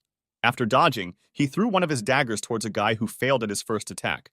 The guy didn't have enough time to dodge the dagger. The dagger penetrated the man's eyes. Ah! The man shouted in pain. After hearing the man's cry, the guy next to Kang Ho was distracted for a moment. In a fight, getting distracted was the worst mistake you could make. Fight is a place where every one of your moves, seconds, dodges, decided if you would live or die. Kang Ho took the advantage of that moment. He sliced his dagger across the neck of the distracted guy, which made a deep cut appear on the man's neck, and the blood started spurting everywhere. His clothes were once again covered in blood. Tisk! IF King hate this, thought Kang Ho. This pair of cloth costed him a lot of money. One thing Kang Ho hated the most was wasting money, and it felt same as wasting money. FK, this guy is dangerous, be careful, shouted the captain. As he went towards the dagger, he deflected some attacks and attacked some of the members attacking him. After he took the dagger, he finally felt whole again, after some more of the high-ranking officers died in of Kang Ho FK. This guy doesn't even seem to have a class. How can he kill so many high-ranking members without getting a single injury? Someone go, call the advisor and tell him we have a monster running around and causing havoc on the HQ, yelled the captain. After yelling, he ran straight towards Kang Ho. He didn't wait for reply. How much long will it take for us to reach there? Asked Park Jo-Yu to his assistant. We will reach there in just a minute, sir, replied the assistant. You still can't contact them? Asked Park Ji-Yu. No, sir, there is still no reply, said the assistant. What about the 2nd Division? Asked Park Ji-Yu anxiously. No reply from their side either. We are here, sir, said the assistant. They both got off the car. They started to head towards the portal. When he came in front of the portal, their faces became pale from fright. What the FK is this? Which guild did this? Yelled Park Ji-Yu. He was fuming with anger. Who is it? She asked. Meanwhile, Park Ji-Yu went to the Hunter Association's people, and he asked as politely as he could. Even if he was mad, he couldn't disrespect the Hunter Association's people, otherwise the guild will be wiped out the next day. Ma'am, did you see which guild did this? He asked politely. There was only one guy, but he was wearing mask, said the matured mask woman. She didn't even show respect towards him. Park Ji-Yu wasn't mad about that. He wondered who they had offended. Right then, his assistant came running to him. Sir, it's an emergency. The entire 2nd Division was killed in a nightclub by a masked man, said the assistant. What? Are you sure? I will kill you if it's just a joke. Park Ji-woo couldn't take it anymore. He went insane after hearing the second piece of news. It was like someone dropped an atom bomb on his head. He was sweating profoundly. He didn't know what to do next. Who was this masked man, and what grudge did he have with the guild? He just killed half of the pillars who were supporting the unholy brothers. If he could get the masked man in front of him right now, he would surely kill that rascal. All the hard work he put into building this guild was washed away by some masked man. The worst part was he couldn't do anything to stop it. Park Ji-woo knew that if he didn't find out the identity of this masked man, he would be the next person to die. He started to think of every possible enemy he might have who could do this much damage in a single day. Even after working his brain nonstop, he couldn't figure out who the culprit was. "Sir?" his assistant called out in a low voice. "Sir?" shouted the assistant after hearing no response from Park Ji-woo on the first time. "Ah, what?" Park Ji-woo finally snapped out of his thinking state and asked his assistant. "Should I call the guildmaster and inform him of the situation?" asked the assistant. "You have a death wish? If guildmaster finds out that half of our strength has been chipped off and I still don't know the perpetrator, he would skin me and you alive without hearing our side of the story. Shut your mouth if you don't have any good suggestions," said Park Ji-woo. He knew guildmaster the best. If he really found out about this, he would surely kill them. He wasn't joking around. "Yes, sir, sorry." After that, the assistant shut herself up.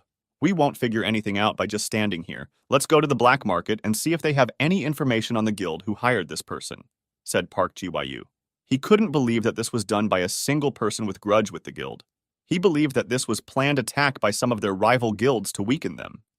"Yes, sir," said the assistant. They went to the car and started heading to the black market. Park Ji-woo hoped he could find the information. Oh, inside the HQ of the Unholy Brothers, the intense fight was still going on.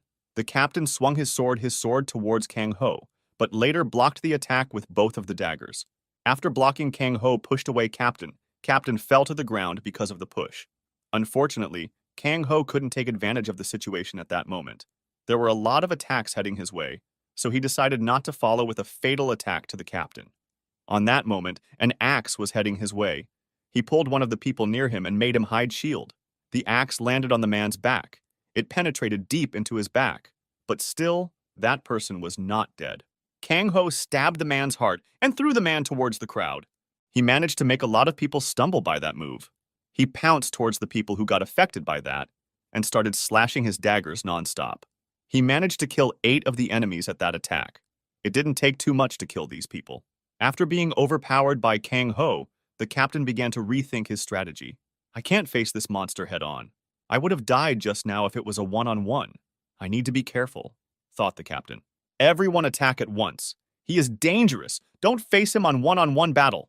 Regroup and surround this rascal," yelled the captain. Kang Ho didn't care if they surrounded him or attacked him at once. He just let them do whatever that planned to do. "Attack," yelled the captain. He with the members of the 1st Division and the other high-ranking members attacked Kang Ho at once. He managed to dodge some, but he could not dodge some as they made some cuts on the body of Kang Ho. The injuries were not that serious. He didn't stop because of some minor injuries. Kang Ho started to get more aggressive. He didn't have more time to waste on them. So he started to swing his daggers non-stop. He attacked, defended from incoming attacks. His fighting style was perfect. Now he didn't get any injuries. With every 2 swings of his daggers, 1 person fell lifelessly. After some time, there were only about 50 or so people left. The guild members were extremely fatigued. Kang Ho now finally focused on the captain. He pounced towards the captain, swung his dagger. The captain managed to block the attack with his shield, and as a counterattack, he swung his sword as well. But Kang Ho bended a little and dodged the attack, and with a slash of his dagger, he managed to cut Captain's hand off. "Ah, no!" yelled the captain in pain. He couldn't believe he lost an arm. After cutting the arm off, Kang Ho didn't stop with his attack. He pounced towards the captain once again. This time he went straight for the neck, and he managed to cleanly behead the captain, after which his body fell lifelessly to the ground. "Pick the DN phone on Beach," yelled Park Ji-woo at his assistant. "Sorry, sir," said the assistant. As she was not a hunter, she could only take the insults. The assistant picked the phone up and wanted to ask something, but her complexion suddenly changed. Her body went cold. After hearing the phone, she put the phone down, shifted her gaze towards Park Ji-woo. "Sir, the HQ is under attack by a mask-wearing man. By the description, it seems the same man who killed the 2nd Division and the others," said the assistant sternly. "How many people are there?" asked Park Ji-woo. The color of his skin turned gray. He couldn't believe what he was hearing. This was his worst nightmare. Fortunately, only one. And he has been surrounded by 300 of our man, now the first division included, said the assistant. That's a F-King relief? Did he really think he is immortal? He would surely die this time. Park Gyu's face finally gained back some of its lost color. He was happy that it was just one person attacking the guild. Turn the car over, we are heading to the HQ.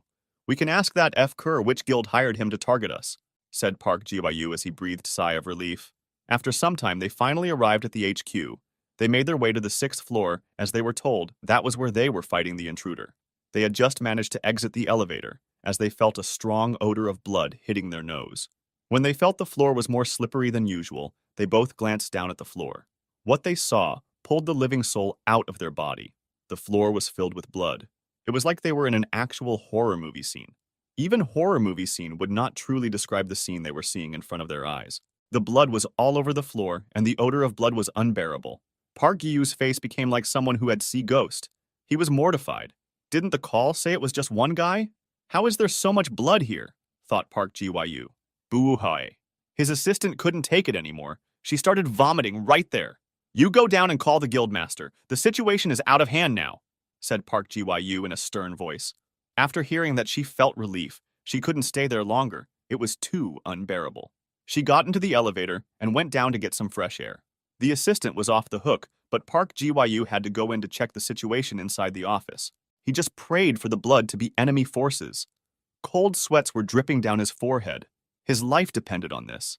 He made his resolve and started walking through the blood slowly. He was already prepared for any sneak attack. He had gripped his sword tightly. He walked very slowly, as he was cautious of any sneak attacks. The last this he wanted was to get caught off guard. He finally made it to the office area. The scene he saw could give any ordinary person heart attack. The fright he felt when he entered the area was indescribable. His face lost all its lively colors. It turned as white as paper.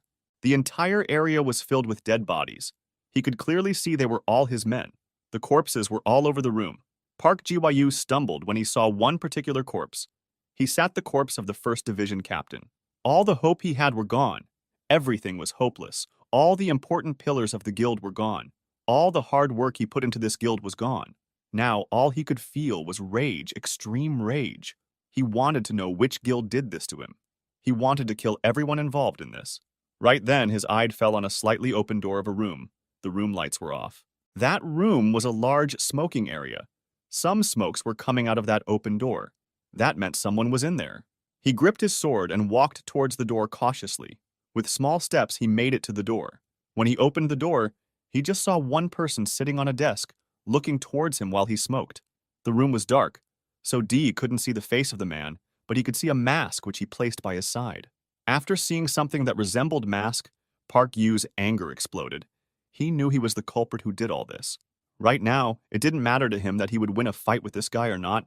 He just wanted to kill this guy anyhow. But he controlled his anger for now. He wanted to know who hired this guy. He had never offended any individual who was this powerful who could wipe the entire guild out. Who are you? How did our guild offend you? Or did some guild hire you to do this? If so, tell me how much they gave you. I will give you the double to kill them, said Park Gyu. Park Gyu, we meet again. How have you been? Said Kang Ho as he smoked. He knows me? Who is he? Thought Park Gyu. After seeing the corpses outside, Park Gyu was only 50% sure he could defeat the guy. Only a person closest to getting a class or a person who had a class could do that. He couldn't sense any skills being used in the office, so he guessed that the opponent was matched to his level. He, Park Gyu, was a level 49 hunter. He was just one step away from getting class. He could feel the mana in the surrounding. All that was needed for him to get a class was enlightenment. If he could just get an enlightenment inside a dungeon while fighting, only then could he get a class. Getting enlightenment on the fighting style they used was the only way one could acquire a class. And what kind of enlightenment you get would determine the rank of the class you acquire. Getting a class wasn't a small feat. The power difference between a hunter with a class and one without a class was like comparing a child with a sworn and an adult with a sword. It was a whole different level of power. Once a person acquires a class, they would get a skill which would advance their strength by 2-fold. The skill power of their skills would depend on the rank of their class. After knowing that the opponent was classless, he was a little delighted. At first, he thought he would rather die fighting than turning away. He had given away his life when he entered the 6th floor of the building, but now everything was different. He could defeat this person if he fought seriously, was what he thought. What do you mean? Have we ever met? Asked Park Ji-woo. He wasn't in a hurry to fight. He first had to gather all the information about this person as he could before killing him. So, he continued to talk to him. Oh, you forgot about me? That's not nice. Remember you used to take me to school when I was little, said Kang-ho, as he bended backwards, where there was moonlight shining. The light shone his face. Park Ji-woo finally could see the culprit's face. Even after accomplishing his goal, Park Ji-woo wasn't happy. On the contrary, he was shocked. He took 2 steps backward unconsciously. How is this possible? We thought you died 2 years ago. Park Ji-woo was too shocked after seeing Kang-ho's face he couldn't believe his own eyes. He could recognize that face even if he was drunk. My father was good to you. He never treated you baldly when you were our driver, did he?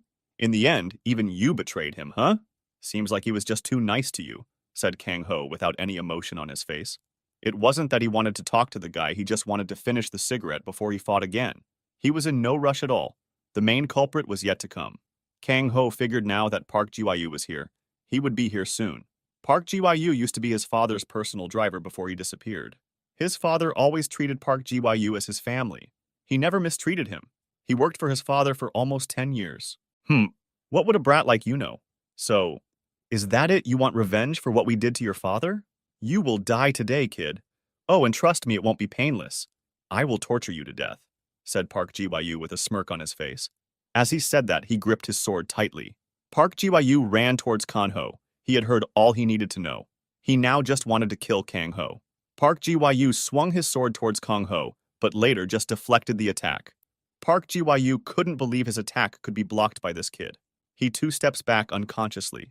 Kang-ho, on the other hand, finally finished his cigarette. He threw it away. He climbed off the table. He was finally in moonlight. Park Ji-woo could finally see Kang-ho's entire body. His clothes were drenched with blood. Seeing that it was not his blood, rather his guild member's blood, Park Ji-woo lost reasoning and once again attacked Kang-ho. Ah, hush, yelled Park Ji-woo in horror. Once again, his attempt failed. Kang-ho once again blocked Park Ji's attack. But this time, he didn't let Park Ji-woo off that easily. He came closer after deflecting his sword, and with a slash, he cut off Park Ji's free hand. After seeing his hand fall to the floor, Park Ji-woo panicked. How is this possible? Park Ji-woo asked. He couldn't believe that this classless kid could cut off his arm so easily. It felt like a dream to him. He was horrified. While Park Ji-woo was distracted, Kang-ho moved again. This time he targeted his other hand. He was successful in doing so. In a fight, you could never be distracted, no matter the situation. If you were distracted, the enemy would surely take advantage of the situation. While Park Ji-woo was horrified seeing one of his arms cut off, he let his guard down, which was his worst mistake. Once more, Park Ji-woo was mortified when he saw his other hand being cut off. He never thought that he would ever see this kind of day. He was helpless against a boy who was 25 years younger than him, but he could do nothing in this situation. He had to protect his own life, so he tried to run away this time. He turned around and tried to escape from Kang-ho, but to his horror, he couldn't even make it to the door before he heard a slash from behind, and next moment, he fell to the ground.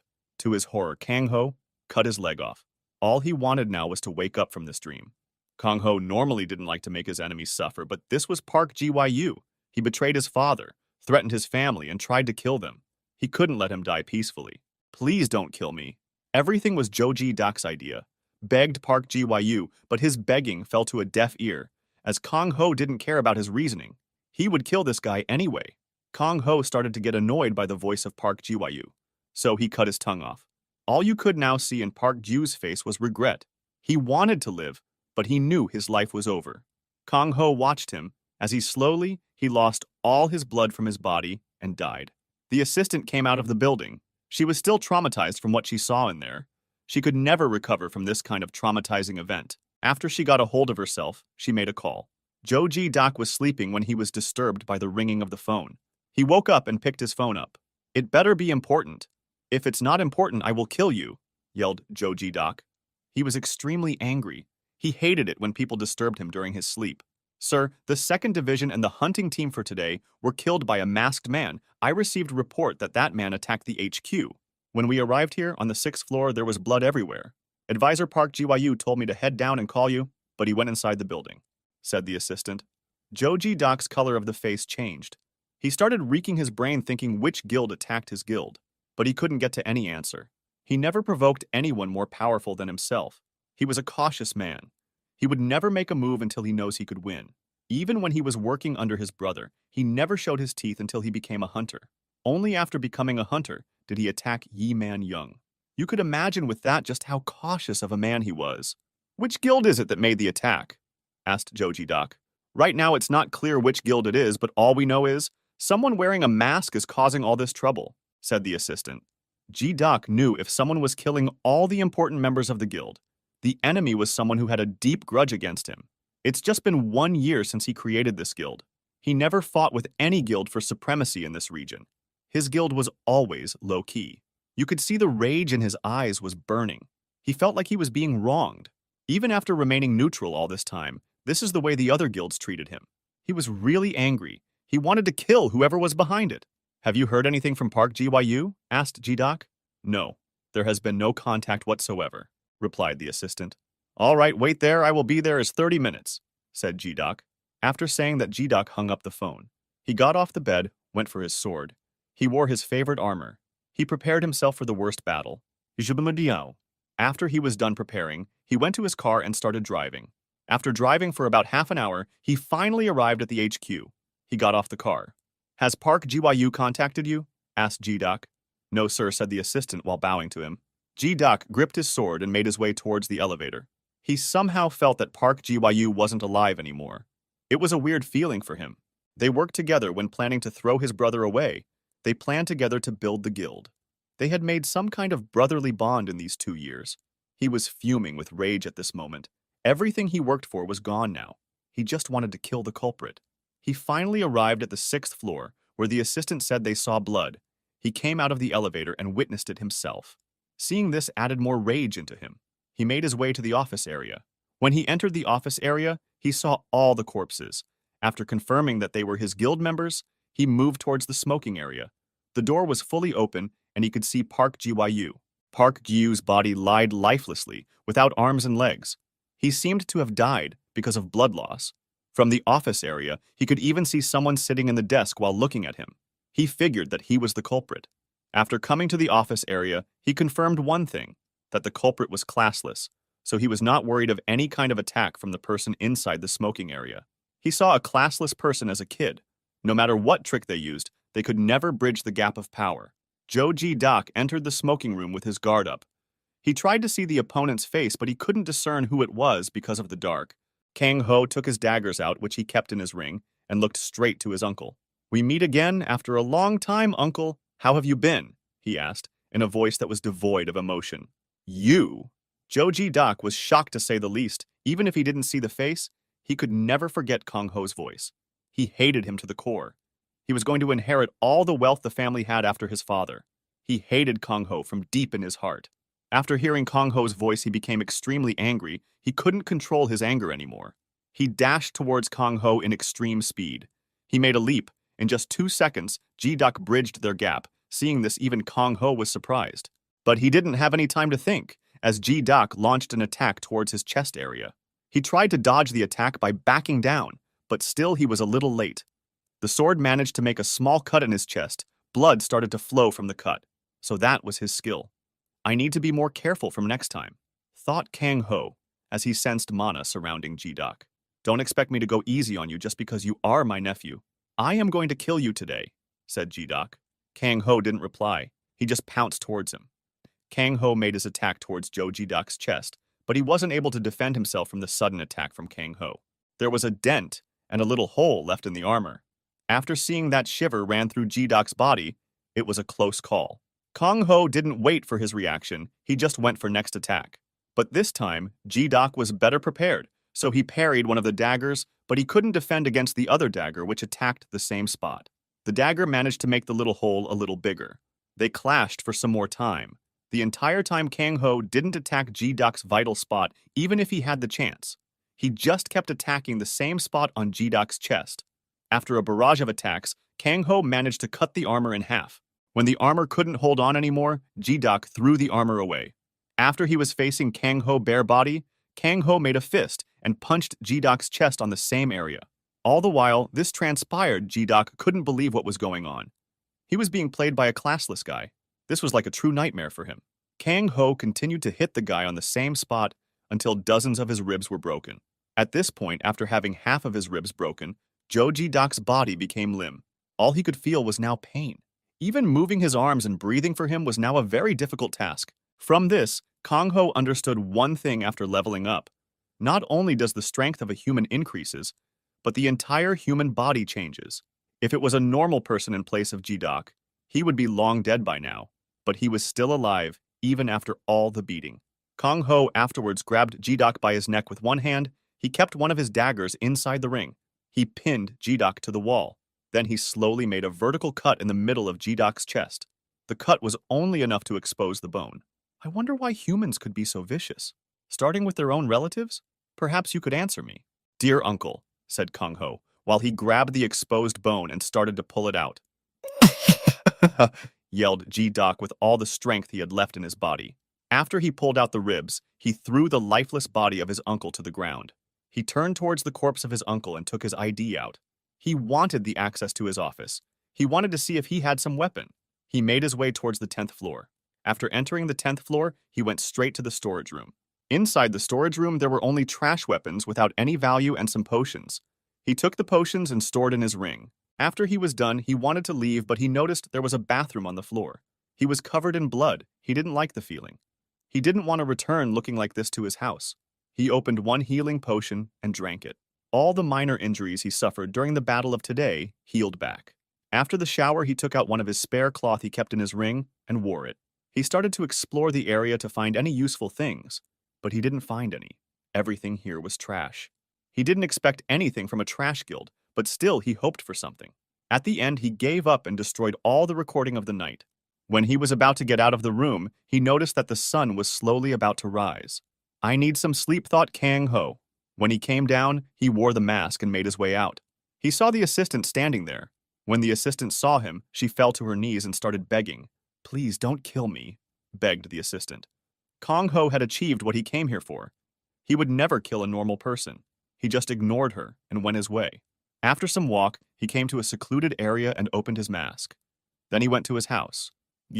Sir, I found out the details about the person you were looking for, said a man in a hurried tone. The other man had a smile on his face, but rage and killing intent could clearly be seen on the man's face. This was the moment he had been waiting for. Finally, I can avenge my son.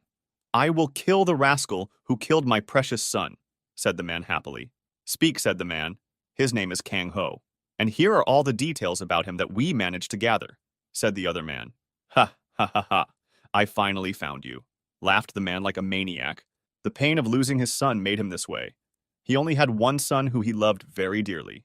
Give the information to everyone in the guild. I want this guy in front of me as soon as possible. I want to kill him personally, said the man. Yes, sir. Right away, said the other man, and left the room. Kang Ho was unaware of this latest development. He just returned home. This time around, he wasn't so lucky. Where did you go to late at night? Asked his mother, who was standing in front of him. She was currently fuming with anger. Kang Ho didn't have any answer. He was caught off guard. He was never a good liar. His mom started lecturing him. He had to sit and take in all the scolding. Only after she was finished scolding him did he move from there. After that, he went to the sofa and slept for a long time. He woke up at 4 p.m. His mom woke him up. He ate some food afterwards and left for the black market. He wanted to get a class as soon as possible. He experiences how much strength you can get through having a class. As usual, he wore a mask in a secluded area and went towards the black market. He roamed around the market for a while in search for something good, but still no worthwhile items present there. So he quickly made his way towards the HQ. After entering the HQ, he was greeted by a mask-wearing person. How may I help you, sir? He said. I want to purchase a right to level 1 dungeon, Kang Ho said. Please come this way, sir, he said as he pointed towards the private room. They went to a private room. He got a comfortable seat to sit in. Please wait a moment, sir. I will go check any free dungeon. I will be right back, said the man. All right, said Kang Ho. Then the man left. After a little amount of time, the man came back with some information. They discussed about the dungeon's location. After deciding on one dungeon, Kang Ho paid the man $15,000. Sir, would you like something else? Asked the man. Yes, is there any poison available? Asked Kang Ho. Yes, sir, there are some poison potion available with us. Please wait a moment, I will bring them right away, said the man as he went to bring some potion. After some time, he came back with a tray and 2 potions on top of that. Unfortunately, we only have 2 levels of poison potion available with us at the moment. Here one is level 1 and level 2 poison potion. It is very hard to get your hands on poison potions inside a low-level dungeon. So, most of them are brought here from Seoul, or a place with high density of mass dungeon and high-level dungeon, said the man as he handed Kong Ho the small bottles containing the potions. The container was made of glass, so you could see the liquid inside, which was green in color. You could feel the heat that the potion contained through the bottle. The glass container was a little hot. That goes to show how leather the poison was. Kang Ho liked it. After examining the potion, took the level 1 poison potion, the color and the everything was same, but the heat it produced was less compared to the level 2 potion. Sir, we have one more type of poison potion, though it's not lethal as these potions, but it's a very cheap alternative. It was even specially made by our exclusive level 1 potioneer. He is the only potioneer in the Busan city. Although it's impossible to have a person of that stature in Busan, where there is a shortage of high-level dungeon, but we still managed to make him visit our HQ and work for us for 1 month. So, you could get buy potions made by him at a very cheap price, said the masked man proudly. Kong Ho wasn't interested in the potion he was talking about, but he sure was fascinated about the fact that people could make potions themselves. This was a new news to him. It seems there are still some things I don't know, Kong Ho thought. Sure, I would love to check the product out. Kong Ho said he didn't have interest in the job, but he nonetheless was fascinated with the changes the world went through. The man went to bring the bottle. Meanwhile, Kang Ho was checking the potions out. After the man came with a tray with a container on top. He then handed the container to Kang Ho. The container the liquid was in was the same, but the color if the liquid inside was kind of bluish. The heat that the liquid generated was negligible. The potion is just 35% pure, but nonetheless with its price being low, it's a very good deal. We are just selling it for $1,000. On the other hand, the level 1 normal poison potion cost about $10,000. It's the best deal you could ever have in Busan. Even the Hunter Association does not have a potioneer in Busan, said the man with pride. He was working very hard to impress Kang Ho into buying the product. Kang Ho didn't care about the guy had to say about the potion. All he was interested in now was the properties of the 3 potions. Can I have a look at the properties of all 3 potions? Kang Ho asked. Sure, replied the man. Afterwards, the man handed Kang Ho some papers. The papers had the details about the potions. For all its hype, it's just a trash. Kang Ho shook his head by the disappointment. For all the boasting that the masked man did, the end product was no better than trash. He didn't like the potion. I would like to have 4 level 2 poison potions, said Kang Ho. Sure, sir. Please give me your black market card. That will be a total of $80,000 as 1 bottle of level 2 poison potion costs $20,000, said the masked man. He didn't continue with his praises of the potioneer-made potion. He knew Kang Ho wouldn't buy that. He was just doing his job while promoting the potion. After the transaction was done, Kang Ho didn't want to hang around for more time. He had more work to do. He wanted to fix the burnt restaurant. His mom and dad loved working there, so he planned to fix that so that they wouldn't be sad. After seeing the damaged building, he said it would cost $10,000 for the reconstruction. Kang Ho didn't care about the price, he just needed the work to be done fast. After explaining to the man about how fast he needed the reconstruction to be done, the man promised to do it in 2 days. Now, Kang Ho had $170 left with him. After he was done with everything, he was heading home as he didn't have anything else to do. He just arrived in front of his house. Right then, his phone started ringing. When he picked up his phone, Moonjung was on phone. He wanted to meet with Kang Ho again for a drink or two. Kang Ho wanted to go for a drink too, so he accepted his invite. And Moonjung offered to pick him up, so he gave him his address. They were childhood best friend. They knew each other's parents from when they were child, so he wanted to meet his parent after a long time. Kang Ho didn't mind. After about an hour, Moonjung finally came. Kang Ho went out to greet him. Hey, I just heard something big, said Moonjung. What? Kang Ho asked. The entire guild of unholy brothers, except for the low-level members, got massacred yesterday. One of the eyewitnesses said to the Hunter Association that it was just a masked guy.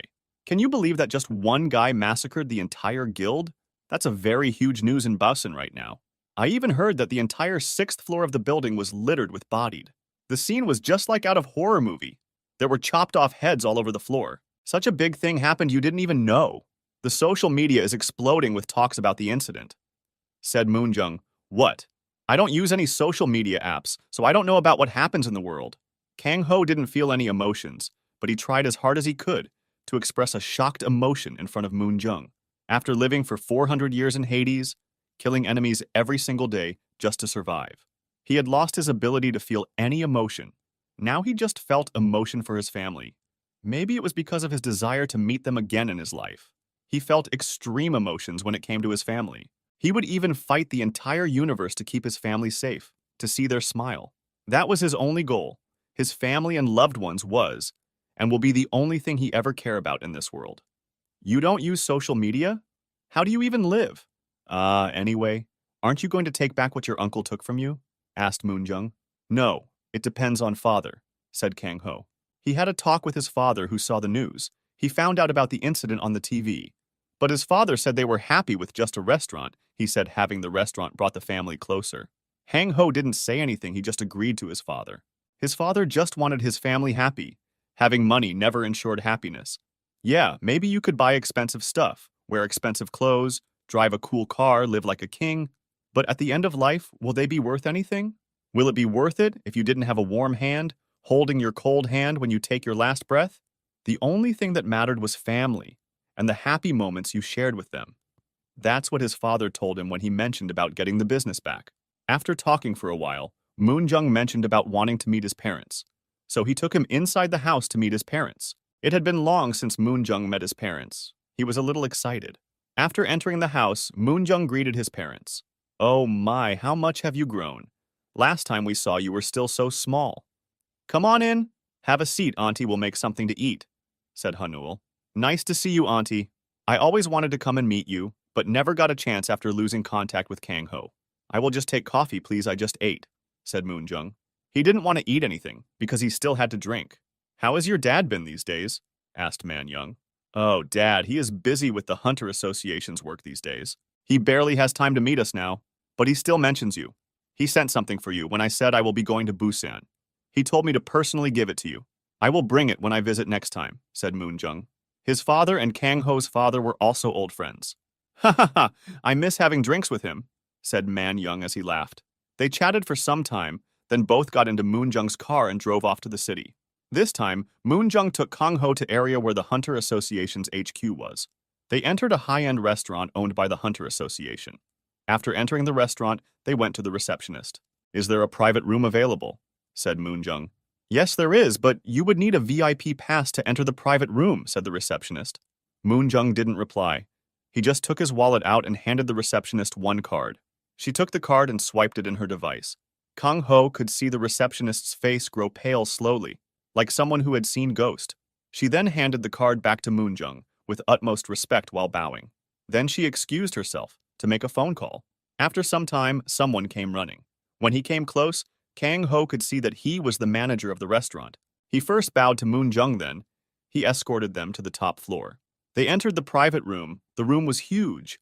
They sat down on the table. Afterwards, they ordered some meat. Please bring some 1,000 flower wine, said Moonjung. It was a first time for Kang Ho hearing the name. He didn't know what it was. Sure, sir, said the waitress, then went out of the room. After a while, she came in with a glass container which had dragons surrounding it. Just the glass container looked this cool, he wondered what the wine tasted like. She came and poured the wine in their glasses. When the wine was poured on the glass, Kang Ho could feel the energy fluctuation coming from the wine. He was surprised he never felt anything like this before. The wine contained very pure energy, which could soothe the mind of a person. This wine is made from the spiritual herbs found in high-level dungeon. This wine is very strong, 10 times stronger than normal alcohol. This wine does not even affect the body in any negative way. I love this wine, said Moonjung. This was another big revelation for Kang Ho. He was very surprised after learning about the origin of the wine. He was excited to try the wine. No any alcohol could match this kind of alcohol. Let's see who can drink more. Moonjung said. He wanted a competition. Kang Ho smirked. Sure, you have never won against me. This time would be no different, said Kang Ho as he took the glass. They made a toast, then gulped the entire glass in one go. When the wine came down the throat of Kang Ho, he felt relaxed. This was a perfect wine. The scent was awesome, too. Kang Ho enjoyed each and every drop of the wine. Kang Ho fell in love with the wine. He had never tasted something like this before. It was very good. They continued to drink the wine. The wine was so good both of them could not stop. Initially, they were drinking every glass of the wine in one gulp. But after some time, they realized they were probably wasting the wine, drinking so fast. So, they both decided to drink it sip by sip. That way they could savor the taste of the wine. After they finished a bottle of that wine, Moonjung started talking. So, the date we decided to enter the mass dungeon is after 1 week. I am so excited I even bought a new set of armor, said Moonjung while being drunk. Kang Ho just listened to him and made his mind to buy the access of the dungeon when he visited the black market again. On the other hand, the wine was so nice that he wanted to drink more, but he controlled himself. He didn't want to go to his house while being drunk. They chatted about many things when they were drinking. After they finished the second bottle, they both had had enough. Moonjung called someone to drive for him. Let's meet again for some drinks, Moonjung said while being extremely drunk. All right, Kang Ho said. They parted their ways. After some time, Kang Ho arrived at home and slept for the rest of the night. Early morning, Kang Ho planned to leave for the dungeon he cooked yesterday. Mom, I am going out, Kang Ho said. No, you don't. Breakfast first. I am already done cooking. Just come here and have some first, said his mom.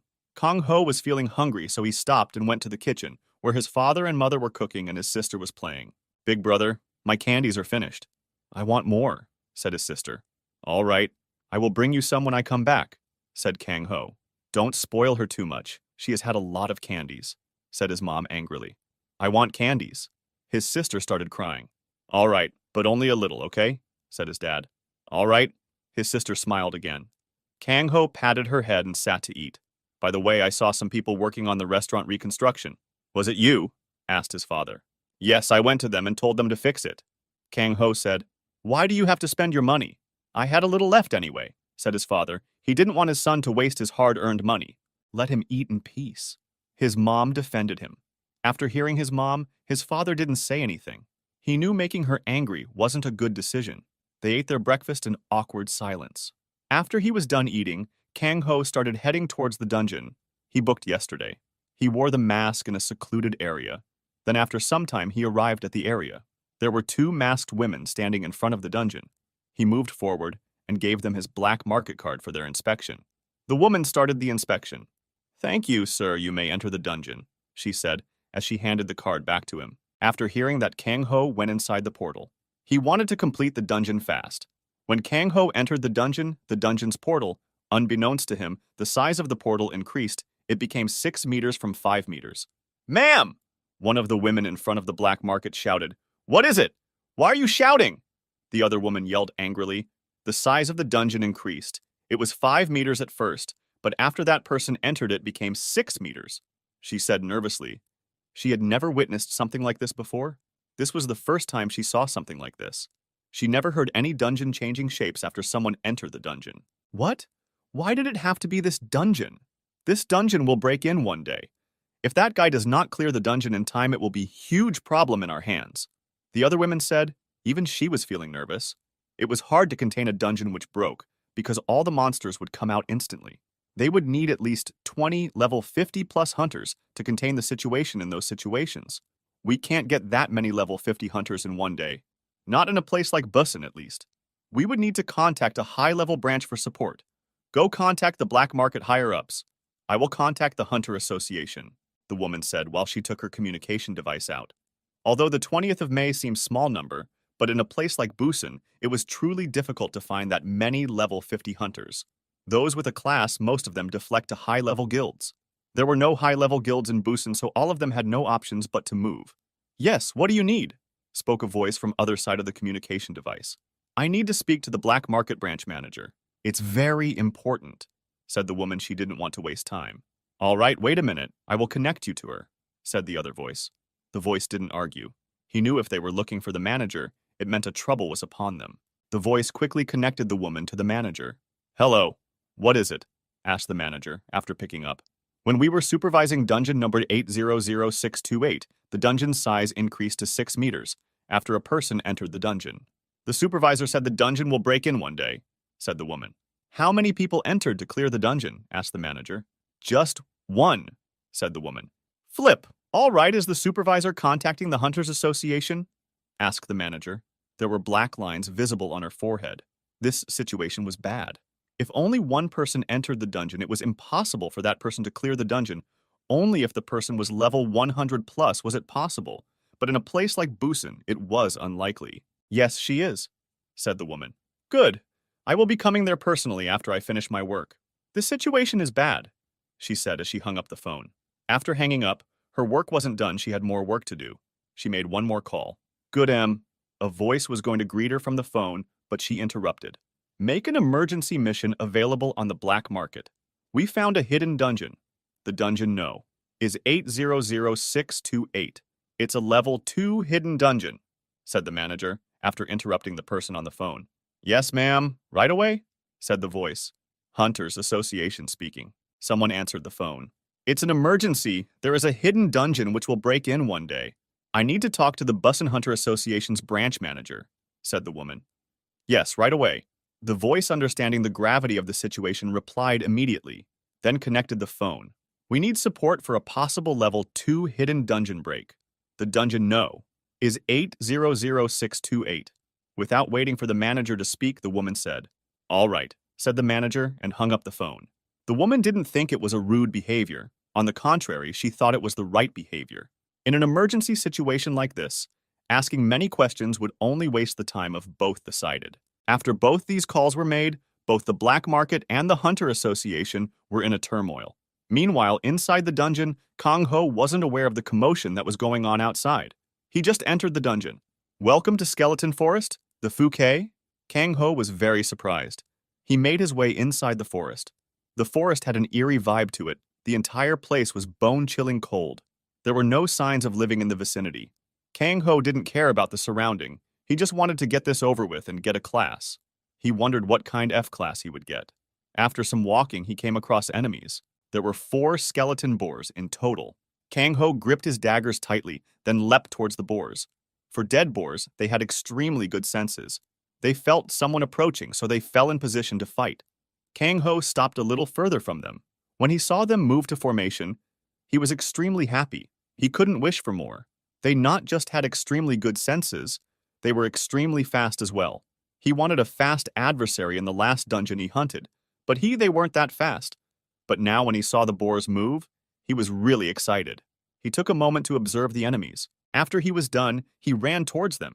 Kang Ho attacked with half of his speed, but surprisingly the boar dodged the attack.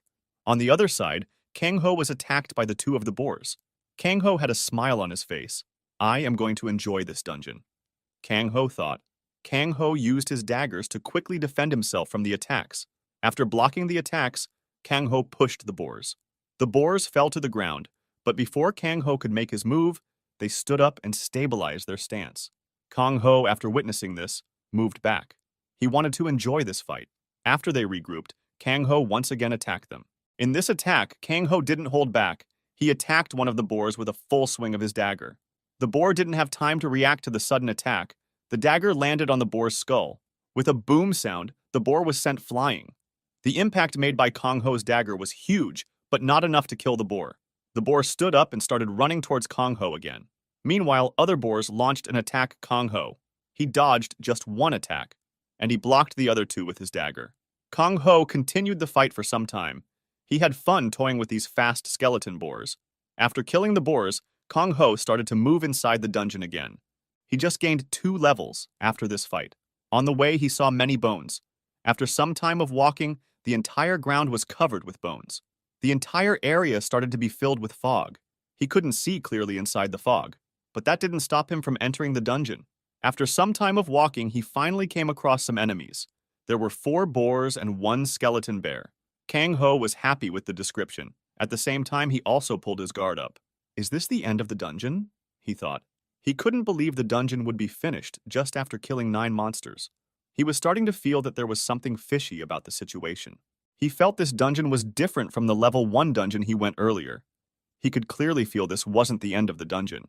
He couldn't explain that was going on, but he put his guards up and became ready for any kind of situation. One should be careful while dealing with an unknown enemy. He was still studying about the surrounding. He didn't want to be stupid and run towards the enemy while thinking he could take anything. He was very careful when it came to this kind of situations. That was one of the main reasons why he could survive in the Hades. There were many enemies who could kill him with a flick of their finger, so he had to make sure he had a good exit plan if he went to kill a very powerful enemy. Kang Ho attacked the bear first to check its senses and reaction speed. He used 70% of his speed and his power to attack the bear. Surprisingly, the bear managed to sense Kang Ho when he came within 6 meters of the bear. Kang Ho was initially surprised, but he still continued with his offense. Kang Ho was well prepared with his exit strategy, so he didn't have anything to worry about. When the bear got the wind of approaching Kang Ho, it prepared itself for the contact. Kang Ho swung his dagger towards the bear. It was prepared for the attack, so dodging the attack wasn't a problem for the bear. Kang Ho wasn't so surprised at that point, but what made him surprised was, after dodging the initial attack from Kang Ho, the bear made his own counterattack. Kang Ho smiled. This was the first time, after returning from Hades, someone had dodged his attack, at the same time made its own attack after the initial attack. Kang Ho brought his hand close to his body to block the attack from bear. He managed to block the attack from the bear with his dagger. The strength of the bear wasn't a big of a problem for Kang Ho. The bear wasn't too strong. Kang Ho retreated a few steps back after he checked the strength and the speed of the bear. Kang Ho now planned to kill all the boars first. He wanted to get the nuisance out of the way. He wanted to fight the bear alone.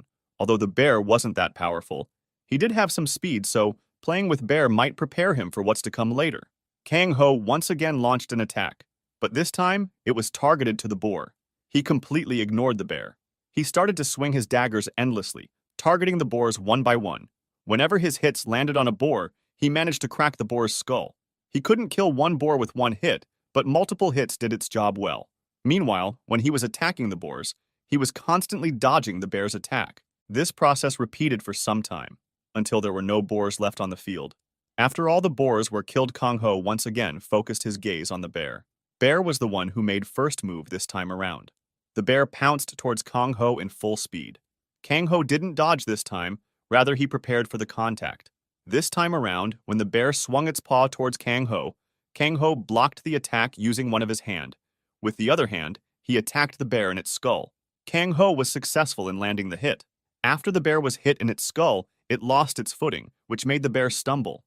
Kang Ho didn't let the bear stabilize itself. He made his second round of attacks. This time, he didn't let the bear have a moment of peace. He continuously attacked the bear at the same point of its skull. After having his share of fun fighting the bear, Kang Ho finally killed the bear. He managed to gain 3 levels this time around. He wondered what kind of threat he would face deep inside the dungeon. Kang Ho slowly made his way towards deep inside the dungeon. Outside, it had already been 2 hours since Kang Ho entered the dungeon. Kang Ho took a lot of time defeating the monsters. Kang Ho was in no hurry, so he took his time. But outside the portal, the Hunters Guild had started the evacuation of surrounding area. People left their houses without asking any questions. They knew how horrifying it became once a dungeon break happened. They had experienced it many times. Millions of people died because of dungeon break in these 2 years. So they knew the horror and the threat that the dungeon break possessed. The evacuation was on full swing. The evacuation was done by the members of the Hunters Association and the black market jointly, so the people were assured that the dungeon break won't cause much damage to their houses. They were the symbol PF untouchable powers that rose up when there was no system governing the world. It was because of them and some of the high-level guilds, the country was in somewhat order. Although they didn't ensure the law and order of the country, but they ensured that no hunter would kill any non-hunter. The world was not peaceful, but they made sure that the common civilians won't die because of hunters. The world was kept up place, but they managed to get some peace for the civilians. A car stopped in front of the portal. One female with mask on came out of the car. The people from the black market went in front of her and bowed. "Ma'am, you are here. We already have gathered the forces needed to clear the dungeon break with the help of the Hunter Association." A woman wearing mask came in front of the crowd and answered after seeing the manager waving at her. "Good. How many people did you manage to gather?" asked the manager. "Around 10 for now, but the Hunter Association said around 25 hunters are on their way here. They will be here in 5 hours, said the woman. "All right. Make sure the evacuation is done fast. We can't waste too much time." "How much time has been since that person entered the dungeon?" asked the manager. "It's been 2 hours, said the woman. "You think he is still alive?" asked the manager. "The dungeon is still locked. I guess he managed to survive till this time, though I don't think he can survive any more time. He should be hiding somewhere after encountering a powerful enemy," said the woman. "I guess so. The manager waved her hand, signaling her to go.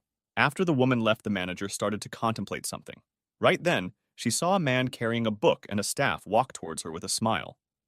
Jin Q, so I heard you managed to gather 25 level 50 plus hunters. Please tell me if it's just a joke. I don't want this city to suffer because of you, said the manager. Your mind has also become old with your age, hasn't it? Of course, I am telling the truth. Why would I lie in a serious situation like this? Said Jin Q. Although he looked like someone of 50 years age, he still made fun of manager's age. The manager didn't mind cause they knew each other. You think I will believe you that easily? You think hunters grow on tree? It was hard enough for me to find 10 level 50 plus hunters in a place like this. You think you have more power than me here in Busan? Said the woman. Your age is really getting up to you. Who said the hunters are from Busan? Come here, let me tell you a secret, said the man. The manager went to him. There seems to be a very important person visiting Busan. So my request was approved directly, no questions asked, said the man in a hushed tone. You think that's a news to me? How naive you still are, hoo hoo hoo hoo, the woman said and laughed evilly. FKU, old hag, said the man and went his way. He was angry at his stupidity. He thought he could give her a shock, but instead of giving her a shock, that witch gave him a shock instead. He found out about this matter just now, but the old hag seemed to have known about this matter for quite some time now. The manager laughed inwardly, seeing the naivety of the fellow. She was very happy after humiliating him. She made her way towards the hunters gathered there for the fight. After coming close, she noticed half of them didn't have any proper armor. This was a serious issue. Many people every day lost their lives because of bad gears. Although there were still some hunters coming for the help, she didn't want to take the chance. You come here, she called the woman from earlier. Go, take them to the HQ and give them proper armor and weapons. Make sure they return the items after this is over. They are your duty to look over, said the manager. Yes, ma'am, said the woman while bowing. After that, she led the people without proper armor with her. Even after knowing there were enough people to contain the dungeon break, the manager was still very anxious. On the other side of Busan inside the Choi Guild, a man came running to an office. Come in, said a voice from inside the office. The man came inside the room. He was covered with sweats. He knew the guildmaster was angry at him for being late. If you don't have good news, I will kill you right now, said the man sitting in the chair. The other man knew he wasn't kidding. Sir, I found that guy's address. I heard his restaurant was destroyed some days ago, but that is already fixed. They have started running the business again, said the man. Ha ha ha ha ha. Finally go gather some civilians and send 2 level 40 guild member with them. Make sure we don't get fined out by anyone from Hunter Association. Kill all his family members. I want him to suffer the pain I felt when I lost my son, said the man after laughing maniacally. Yes, sir, said the other man and left the room. Meanwhile, Kang Ho was unaware of the plot that was going on against his family. He was quickly advancing towards the deep part of the dungeon. He was feeling a little uneasy as he moved closer to the end of the dungeon. The more he goes in, the colder he felt. Kang Ho could feel the death energy that was inside the dungeon. It was as he had suspected this dungeon was something more than what met the eye. Kang Ho finally arrived at the end of the dungeon, and from what he saw, he was dumbfolded. Wasn't it supposed to be a level 1 dungeon? He thought to himself. There's no way there could have been a class 2 monster inside a level 1 dungeon. It seemed there was some kind of problem with the dungeon. Kang Ho didn't care about that. There were 4 bears surrounding the soldier. This fight was going to be a tough one. Kang Ho planned to first take out the bears and then fight the soldier. But first, he wanted to check the power and speed of the skeleton. Kang Ho ran towards the skeleton soldier. The soldier was carrying a sword and a shield. Kang Ho gapped the distance. The soldier realized that they were being attacked first. After discovering Kang Ho was running towards them, the soldier started running towards Kang Ho. Kang Ho came close to the skeleton and swung his daggers. The skeleton also swung his sword with one hand and tried to defend against one of the daggers using its shield. The skeleton managed to block both the daggers. This made Kang Ho surprised. This was the first time someone could match him at speed. What made Kang Ho worried was the skeleton managed to push him back using his strength. This made Nag Ho a little wary of the opponent. He had never faced an opponent who could match his speed and had more strength than him after coming back to Earth. Nag Ho had to get serious when fighting this opponent. This fight will be a little hard. One mistake of his could determine the outcome of the match if he was too careless. During the 400 years in the Hades, Kang Ho had faced countless creatures who were stronger than him, so he didn't have any problem with the soldier. The soldier was only a roadblock for him.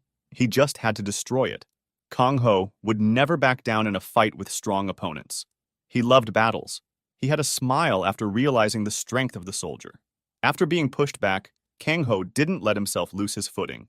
Losing your footing was the worst mistake you could make while facing a strong opponent. The skeleton didn't stop his attack after the initial push. It wanted to finish the fight as soon as possible. The soldier swung its sword, but Kang Ho was quick on his feet. He dodged the sword before it could hit him. After dodging, Nag Ho pulled himself back. Kang Ho was a little away from the soldier. The soldier didn't chase after him. Kang Ho, after assessing the situation, came to a decision. If he wanted to fight the soldier and win, he had to get rid of the bears first. Kang Ho ran towards the nearby bears. The soldier wasn't just watching him. It also chased after Kang Ho. Kang Ho launched an attack towards the bear's skull. The bear tried to escape the danger, but the try was futile. Kang Ho was faster than the speed of the bear. His dagger landed on the skull of the bear with a boom. Nag Ho managed to deal a significant damage to the bear. Soldier came to the behind of Kang Ho and swung its sword. Kang Ho knew about the attack. It wasn't a surprise for him. He kept his eyes on the soldier even when he hunted the bear. Kang Ho knew that the soldier was the only thing that could cause him trouble, so he could never take his eyes over him. Kang Ho dodged the attack attempt made by the skeleton soldier. He didn't want to defend against the soldier's attack.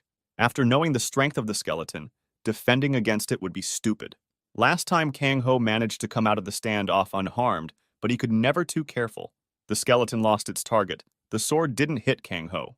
The skeleton wasn't so lucky. After missing the target, skeleton lost control of its movement. Kang Ho didn't miss the golden opportunity. He turned his body and slashed towards the skeleton.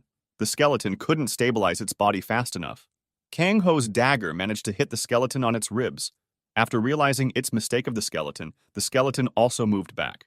The skeleton too became wary of Kang Ho. Kang Ho didn't waste any more of his time on the skeleton. Instead, he changed his attention back to bears again. Kang Ho started his non-stop barrage of attacks. The bears weren't that fast, so there was no way that the bear could run away from the attacks. They had to endure the attacks until the soldier showed up and attacked Kang Ho. Kang Ho, on the other hand, kept attacking the bear and chipping their life off with each strike he made. Kang Ho kept attacking the bears while running away from the soldier's attack. He finally managed to kill the bears after some struggles. He was a little hurt on top of that. It wasn't something serious. He just lost about 300 GP on the process. This proved that if he didn't get rid of the bears, the fight with the soldier would be more difficult. The skeleton was very angry, you could tell, because the skeleton was using all the strength and the speed it had to hurt Kang Ho. Kang Ho, on the other hand, kept dodging the attacks. He wanted to find a right opportunity to strike the enemy.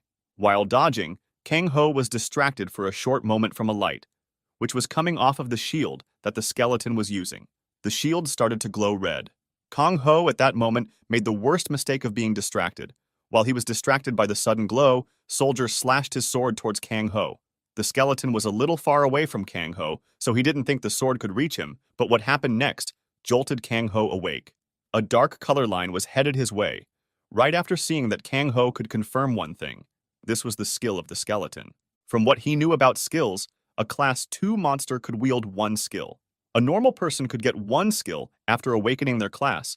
The skills they could use was dependent on the class they acquired. And other than that, you could also acquire skills by other means too. But that was also dependent upon the class you acquired. So, all in all, a high-level class was very important for a hunter to be successful. Skills were the main components. That decided the outcome of the battle. Kang Ho tried to dodge the attack but was a little late. The black line landed near his chest. The wound that the black line created wasn't life-threatening. He just lost about 500 GP. He had made a worst mistake he could make in a battle. He wanted to kill the skeleton as fast as possible. So, he ran towards the skeleton soldier. Kang Ho continued his assault for a while, swinging his daggers non-stop. The skeleton just managed to block some of the attacks, but was unable to stop most of the attacks. Kang Ho used his full force in the attacks. The skeleton was pushed back a little, not expecting the attacks to come so fast. The skeleton tried to back off a little, but Kang Ho was determined to keep the upper hand of the battle. After failing the first time, the skeleton gave up on retreating. The skeleton also started to get on the offensive. The fight continued for some time more. The skeleton was enraged. It just wanted to kill Kang Ho. The skeleton used its shield to push Kang Ho back. Kang Ho was pushed back a little. After there was a little space between them, the skeleton once again swung his sword. This time, Kang Ho quickly balanced his body. He didn't let himself fall. After getting the footing, Kang Ho quickly dodged the attack to the side. He didn't want to repeat the same mistake as last time. The skill that the skeleton used was truly horrifying. Kang Ho was successful to dodge the attack made by the skeleton. The skeleton was enraged after seeing his attack miss the target. It ran towards Nag Ho right after. They clashed for some time. Kang Ho kept attacking the skeleton non-stop. He knew that was the only way to kill the dang thing. In the process, Kang Ho also suffered some injuries. Fighting so close to the skeleton, who had the same speed as his, he couldn't dodge all the attacks. But he managed to dodge or block all the attacks which were aimed at his vital points. He had small injuries all over his body, though most of them were not too life-threatening. But there were still some wounds that was deep. He was covered with his own blood at this point. If anyone saw his up front, people would think, how is he alive? But this was nothing for Kang Ho. He had seen many bloody life and death matches, so this could only count as a warm-up match for him. The condition of the skeleton, on the other hand, there were cracks on most of its bones. The skeleton wasn't in a very good condition. Both once again started their attacks. Neither wanted to lose. After some time of clash, the skeleton was in very bad condition. It seemed like it would crumble at any time. The skeleton turned around and tried to run away from Kang Ho. Kang Ho couldn't let the skeleton go. He jumped towards the skeleton and swung his daggers down towards the skeleton's skull. The skeleton just wanted to run away this time. It didn't notice that Kang Ho launched an attack from above. When it finally realized what was Kang Ho doing, it was too late. The skeleton tried to dodge the daggers, but couldn't dodge in time. The daggers hit its skull in full force. The daggers went straight through the skeleton's skull, and half of the skull was destroyed. The skeleton fell to the ground. Then Kang Ho finally heard the sound of the notification. Spectre Assassin is the most superior assassin class one could get. Having this class means you could go and come from anywhere like a ghost. No one can detect you unless you decided to show yourself. Kang Ho was dumbfolded after seeing the description of the class. He never thought he would get a bonus stats growth because of the class change. The Void Walk was best for him. He could use the skill if he was in trouble, or to do some reconnaissance. This class was the best. He could never wish for other. And the bonus All-Seeing Eye was a cherry on the top. He wondered what kind of skills he could unlock after these skills. These skills were already too overpowered. And the bonus was, he could use other classes' skills too. This was also a huge benefit for him. Now he urgently wanted to enter the mass dungeon to get himself a skill as soon as possible. I should probably buy the entry permit for mass dungeon from black market as soon as possible, Kang Ho thought. He was extremely happy with the outcome. He could use the Void Walk skill for about 20-21 minutes for now. He wanted to know the conditions for him to unlock the locked skills, but seeing that was not possible. While Kang Ho was here happy, outside the dungeon there, the entire place was already evacuated. There were only people from black market and the Hunters Association gathered there. Some of them were well equipped with their gears. They were ready for the battle to come, but the black market manager was pacing one place to other, worrying about the outcome of the battle. She wanted the dungeon to open up soon, so that the troops could go in before the dungeon breaks. If the dungeon break happens, even with this many people around there, were still some chances of monster escaping and causing havoc in the populated area. If that happened, she would be blamed for the life lost there and the damage caused. She didn't want that. She was praying so that this matter could be resolved before the dungeon breaks.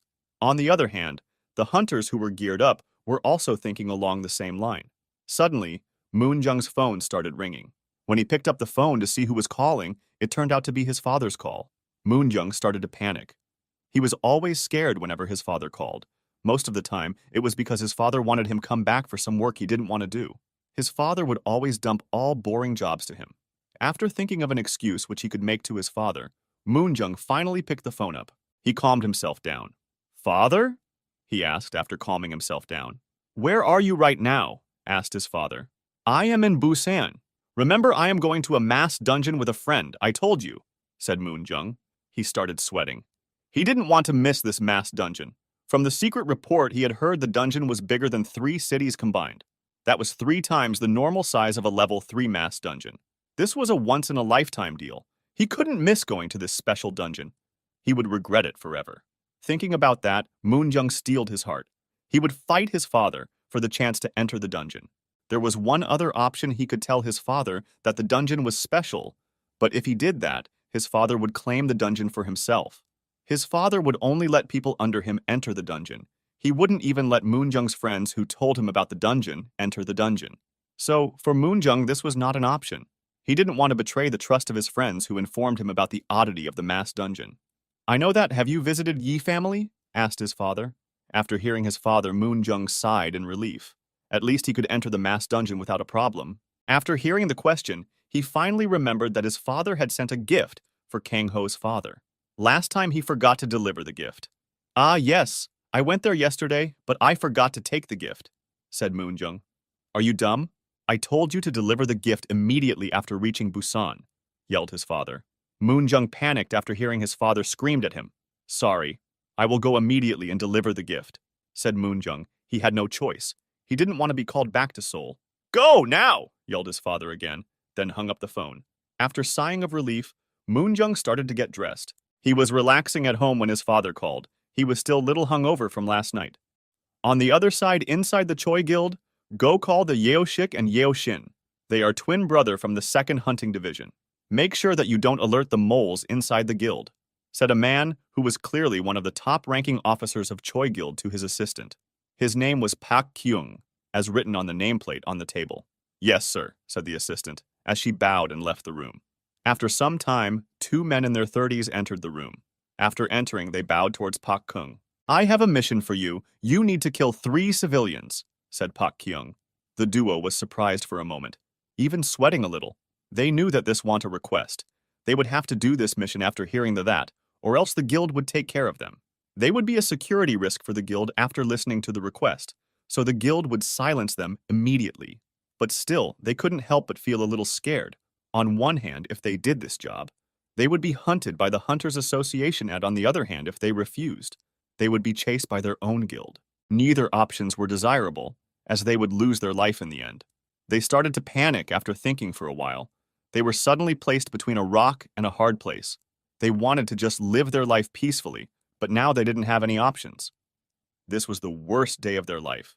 "Don't worry too much. The targets are living in the slums. We have managed to gather some non-hunters too. They would attack the restaurant of the target. You guys will be hiding in the midst of the crowd. Your job is to make sure that the targets are killed, that's all. We have checked the perimeters carefully. There are no signs of any Hunter Association's puppet in that slum. You just need to be careful and not use too much powers there. There is only 1% chance of the Hunter Association finding you out as a culprit," said Pak Kyung after seeing them panic after hearing about the mission. He understood their concerns.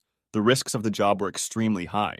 As for the compensation, the guild master himself is willing to give you guys 2 bottles of breakthrough potions. Seeing that you guys are 49 level and struggling to get a class, the guild master is willing to give you the precious breakthrough potion. Just imagine what you guys would be able to achieve after gaining a class. This is a once-in-a-lifetime offer. If you reject this, you would regret this for the rest of your life," said Pak Kyung. He was very serious on the point that this mission was very important, and the rewards were also attractive. The duo was a little worried after hearing about the reward they would receive from the job. If they just had to kill 3 poor people from slums, the guild wouldn't provide that big of a reward. The breakthrough potion was a kind of potion which could help them both achieve a class. These kinds of potions were very expensive and limited in numbers. You can count the people who can create these potions with your hand. That's the main reason why the duo was very surprised. They couldn't believe what they were hearing. There were no free meals in this world. You couldn't expect anyone to help you for nothing. They both contemplated about the mission. After some time of thinking, the worried look in their face were gone, as if they never existed. They just had sinister smile present in their faces right now. They looked very creepy from up closely. "We will do it," said Yoshik and Shin simultaneously. After hearing about the rewards, they could not help themselves and agreed to the mission. This was a once-in-a-lifetime opportunity for them. What Pak Kyung said earlier about they would regret it if they didn't accept the mission was very true. It has been 1 year since they became level 49. They couldn't break through even now. If they had the help of the breakthrough potion, they could finally break the chain that were holding them down. Yes, they would suffer a little side effect, but that was still worth it if they became level 50. "Mom, I am hungry," Hua Young said to her mother. "The food is almost done. Just give me 5 minutes. Stop eating all those candies," said her mom, who was cooking. Hua Young ran away from the kitchen very quickly. She didn't want her mom to scold her. She knew if she stood there any moment longer, she would be in trouble. "Hua Young, can you open the door and see who it is?"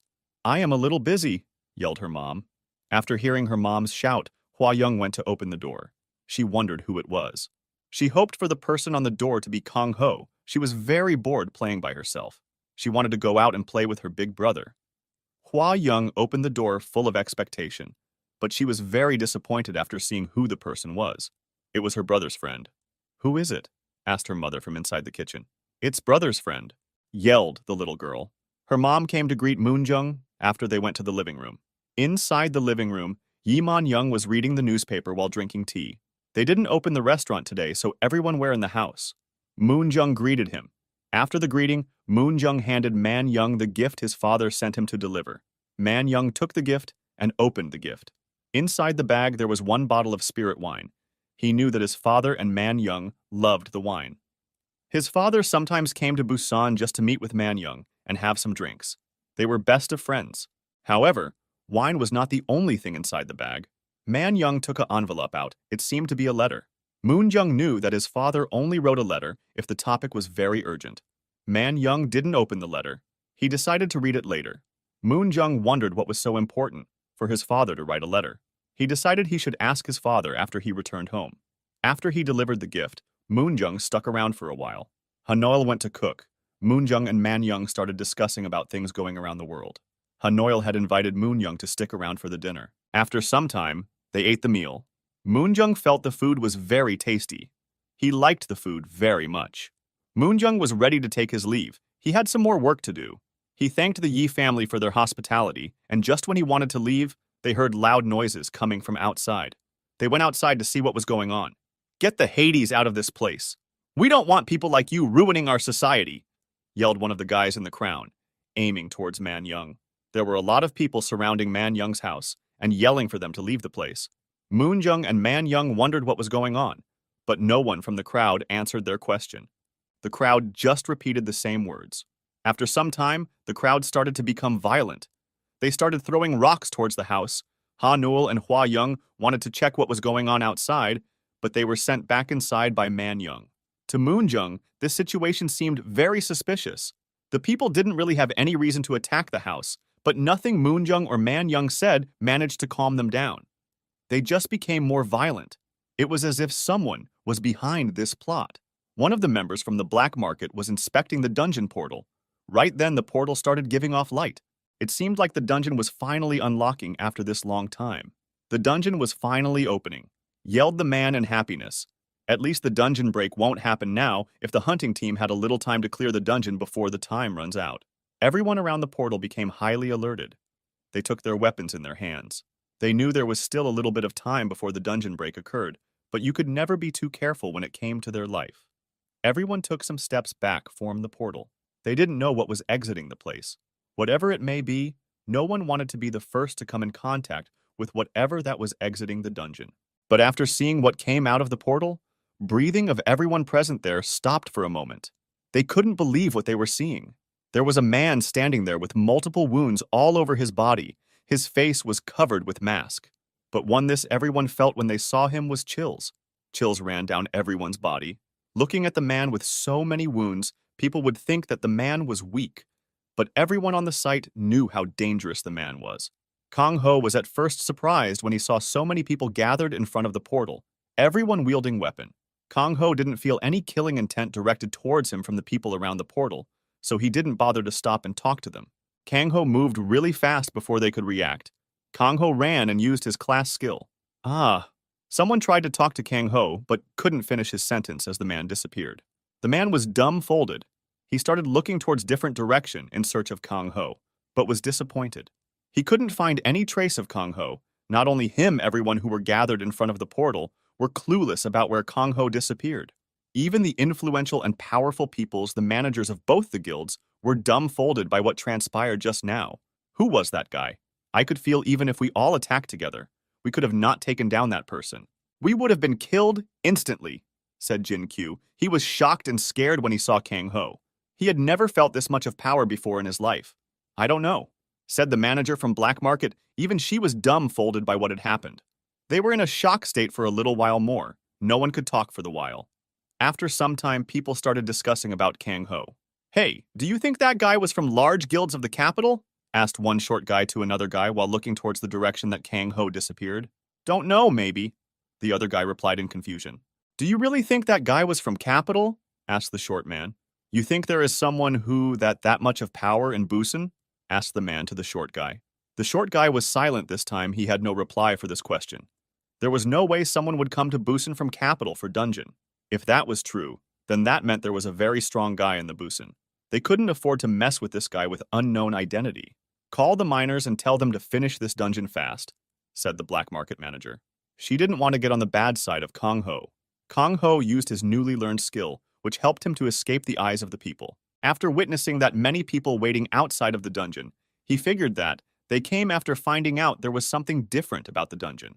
Although he didn't know what happened, but he figured that the situation was grave, as there were many people gathered around the dungeon ready for the battle.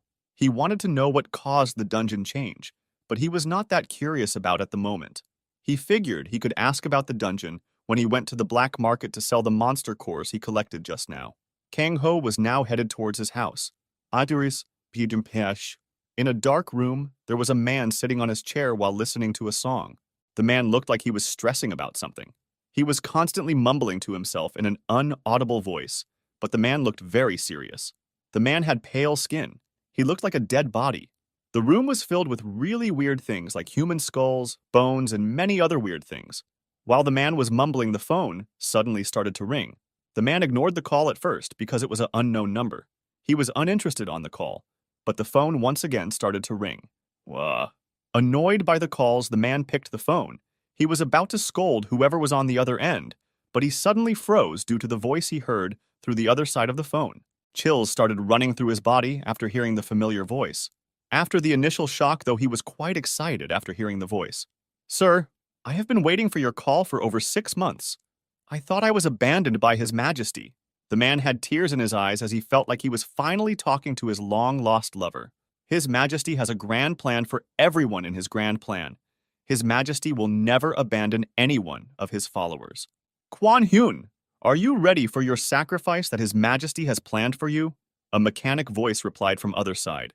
He spoke with extreme pride when he spoke of His Majesty. Although No Hyun never met with anyone related to His Majesty, he had strong belief on the plans of His Majesty. He admired His Majesty. He wanted to sacrifice himself and his guild in the name of His Majesty, even though he didn't know who that was. We, the follower of His Majesty, would never forget the sacrifice you are about to make in the name of His Majesty. After we create a new world, we will teach the coming generations about your valor. We are sending all the necessary equipment necessary for you to carry out the plan. You will have to destroy entire Busan within 1 day after you receive the equipment. This is the sacrifice that His Majesty demands for you. Said the mechanical voice. He spoke without any emotions in his voice while speaking about destroying the entire Busan. Hearing this, No Hyung was jumping up and down with joy. He never felt more joy than this. Finally, this was his chance to shine. Finally, he could be of use to His Majesty. More than anything, he wanted to make sure the dream of His Majesty came true. Although he won't be alive to see that dream come true, but he was still happy knowing he would contribute to the creation of the new world. Yes, sir. I will carry out the order of His Majesty with all my heart, No Hyun said after controlling his emotions, although he was still crying of joy. Remember, you only have 1 day, no more than that. Hunters Association should not get any wind of the operation on Busan. Be as secretive as possible. If the Hunters Association gets the wind of the situation, Busan would be filled with all the top guilds and all the top-level hunters in just an hour. Start the attack on the civilians only when there is 1 hour left. Keep the mission as secret as possible, said the mechanical voice to No Hyun. No Hyun listened to all the important things the voice had to say very carefully. For the sake of New World, he couldn't make any mistakes in this perfect plan. For him, every step of the plan was important. If he completed the mission with perfection, there was even a chance he could survive. So he was very serious about the plan. Do not even let the people closest to you know about the plan until the execution day. That way you could prevent any unforeseen circumstances. His Majesty will be eagerly waiting for the news of the destruction of Busan. This is a very important part of plan. Make sure it doesn't fail. According to our intel, there aren't any guild in Busan that can pose a threat to our plan. Even the Hunters Association doesn't have much of manpower located in the Busan. You have just 20% chance of failing the mission. Wiping out Busan would be a major blow to the Hunter Association's credibility. This could cause the big guilds to lose trust from the Hunters Association. The big guilds who are unhappy with Hunter Association might come to support us in the end, said the mechanic voice. You could feel that everything the voice was saying was true and serious. One more thing, we have an info that the son of an influential figure from Hunters Association is currently present in Busan. We still have no idea who it is or whose son it is. We just found out about this yesterday. If we could take him down along with the city, this could cause Hunter Association 2 times the pain as it would suffer, said the mechanic voice with a laugh. Hearing this, No Hyun was even more happy. This was like cherry on top of a cake.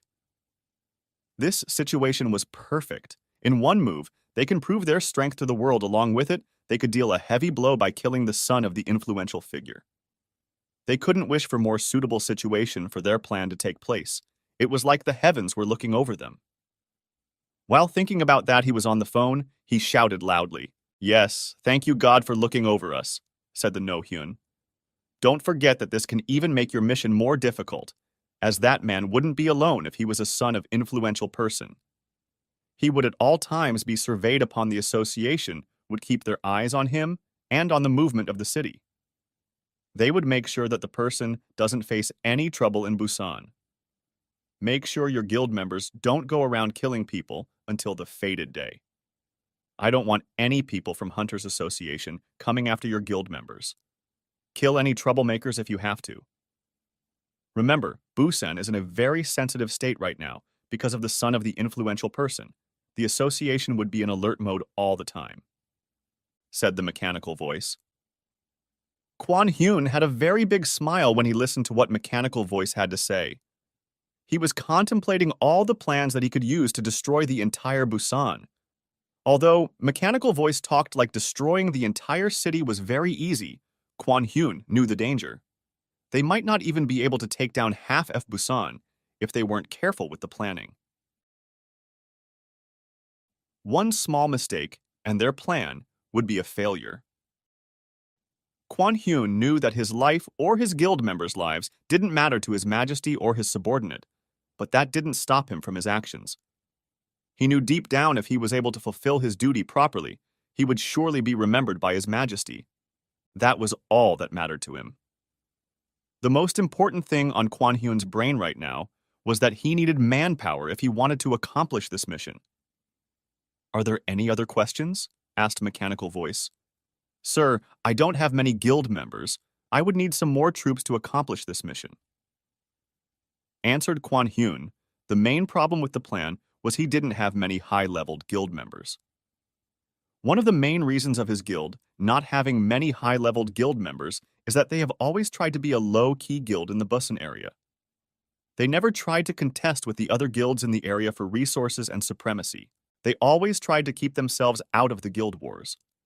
The only thing they focused on was to stay hidden and build up strength to fulfill His Majesty's goal.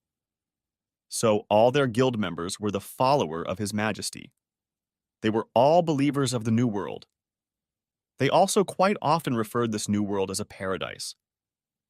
This in return helped them to maintain a cover in the city. Being secretive helped them develop roots on Busan.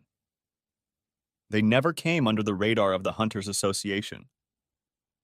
Because they never got into conflict, they were very close to the big guilds inside the Busan. They had a very large numbers of sources from where they could collect data about the current situation inside the city.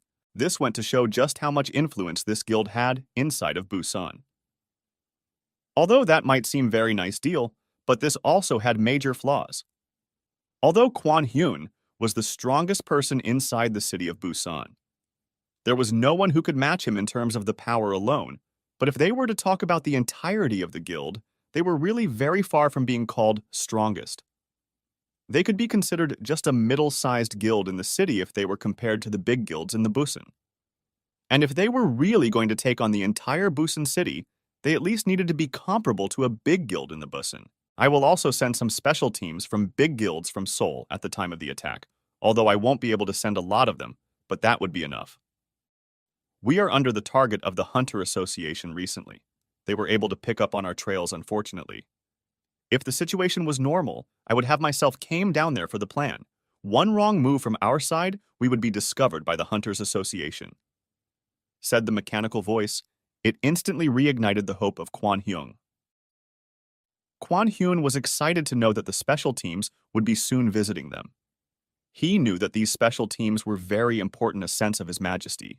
The teams were very strong. There was no such person in the team whose level was lower than 100. The minimum requirement of joining the special team was to be 100 level. Even that would never make sure your entry to the special teams. The criteria to enter was very hard. He himself tried once to enter the team, but he failed miserably on the process. The entry of the special team ensured two things. First was their success of the plan. Also, the second was that his survival chances increased by leaps and bounds. From what the mechanical voice mentioned, he came to know of a very serious threat to their plans. He knew that His Majesty and his subordinates were very secretive when they did things. Even he who is believer of His Majesty from the start of their plan didn't know who His Majesty really was. This goes to show the level of precaution His Majesty took. In this kind of scenario, this could only mean one thing: there was a mole among them. Someone must have sold the information to the Hunter Association. But on the other hand, Hunter Association not knowing their plans could also mean that the mole was not a very important member, because the information about Busan attack was only known by His Majesty, his important subordinates, and Kwan Hyun himself. This gave Kwan Hyun some sense of relief at least. "Thank you, sir. That's all the things we need," said Kwan Hyun. He didn't need anything else. The mechanical voice hung up the phone. After Kwan Hyun placed his phone on the table, he once again started to think about something, and mumbling. Nobody had any idea what sort of storm was brewing in the middle of the Busan city. Kwan Hyun had a creepy smile when though of a thing. He once again picked his phone up and started dialing the phone. "Meanwhile, what is it that you want from us?" asked Moon Young. If it wasn't for Moon Young in front of the door trying to stop the people, they would have destroyed the entire house by now. As time passed by, they were getting more violent. "This is bad. What is going on here?" "I need to take uncle and aunt to a safe place," thought Moon Young. A little distance from Kang Ho's house, two brothers were watching the situation. They had a very disgusting smile on their face while they watched. "This is going to be a very easy mission. We could just kill them with one swing of our sword." "Shin, go hide between the civilians. Once you get a perfect opportunity, strike attack them," said Yeo Shik. "What about that guy over there?" "Who is he?" asked Yeo Shin. "It must be the son," said Yeo Shik. "No, it's not the son. I saw the picture of that guy earlier. They do not look the same. He must be some other guy." "Do you want and find out who he is?" asked Yeo Shin. "There is no point in wasting the time. If he isn't the son, just kill him too. There is no way someone influential would come to a slum anyway. So just go out there and kill them quickly and come back. I will guard here and make sure we are not disturbed," said Yeo Shik. He didn't want to wait, as seeing that the mission was not too difficult, they just had to kill some old people. It would be better to take care of that guy while they are at it. They couldn't afford the information to go out. After getting the order from Yeo Shin couldn't say anything, he somehow had a very bad feeling about this. He was feeling very uncomfortable with the decision, but he couldn't voice them in front of his brother. Yeo Shin knew Yeo Shik would laugh off his concerns as nothing. All he could now do was head in and hope for the best. He gripped his sword and slowly made his way closer to the crowd that was surrounding Kang Ho's house. Yeo Shin wanted to mix into the crowd before attacking sneakily. He was having a very bad feeling, so he couldn't afford to be careless. Once he was blended inside the crowd, he looked back towards Yeo Shik, who was closely observing the situation. He was also in a ready position to strike if any interference happened. Their mission was to kill the entire family and not to leave any evidence that it was done by Hunter. Even though the targets were non-hunters, the mission was still difficult. They couldn't afford any single mistakes. After he was in, Yeo Shin signaled the crowd to make it more violent. Moon Jung was very confused right now. Seeing the situation, From the looks of it, this conflict looked staged for him. The crowd had no apparent reason to attack the Yi family. Moonjung wondered who it was. There was only one enemy of Yi family, and he was already dead. Moonjung pondered who could it be. Right then, Moonjung spotted one person inside the crowd. On the first glance, he already knew that the person was a hunter. He was trying his best to blend in the crowd, but unfortunately was unsuccessful. Moonjung immediately turned towards his bodyguards, then signaled. He didn't want to take the chance and face the enemy himself. He knew his power was a little lacking. He didn't know what level the enemy was. He had to protect the family from harm. So he thought it was better if he let his bodyguard handle the situation. After getting the signal, all the bodyguards that were hiding around the place started appearing. They came to a place where they could have a better place to attack from. They were in ready position to strike. They had already spotted their enemy. Moonjung then turned around with Man Young. They were heading towards the inside of the house. Moonjung knew after his bodyguard appears, no one inside Busan could lay a finger on him. When Yeo Shin saw Moonjung leaving, he was surprised. He knew this was the perfect moment to strike. He turned around towards Yeo Shik once. After getting a green signal from him, Yeo Shin took his weapon out and started running towards the duo. He was just a little far from the duo when he felt a hand grab him by the neck. Yeo Shin's body started going cold. It was like his nightmare coming true. He knew from the start that this mission was not good. The worst part for Yeo Shin was he couldn't even move or get himself free from the hand. He was being carried like a rag doll by the hand. All he could do was hope for them to sphere him. Yeo Shin started to pray for himself. But unfortunately for him, the other person was in no mood of having talk. The man took Yeo Shin by the neck and rammed him to the nearest wall with a very strong force. Kaboom! The noise from the attack was very loud. Everyone in the crowd turned towards the noise. They were horrified from what they saw. The person who paid for them to come here was pinned to a wall. The wall was colored in red by the blood from the man's body. From far away, the man looked lifeless to the people. Wah!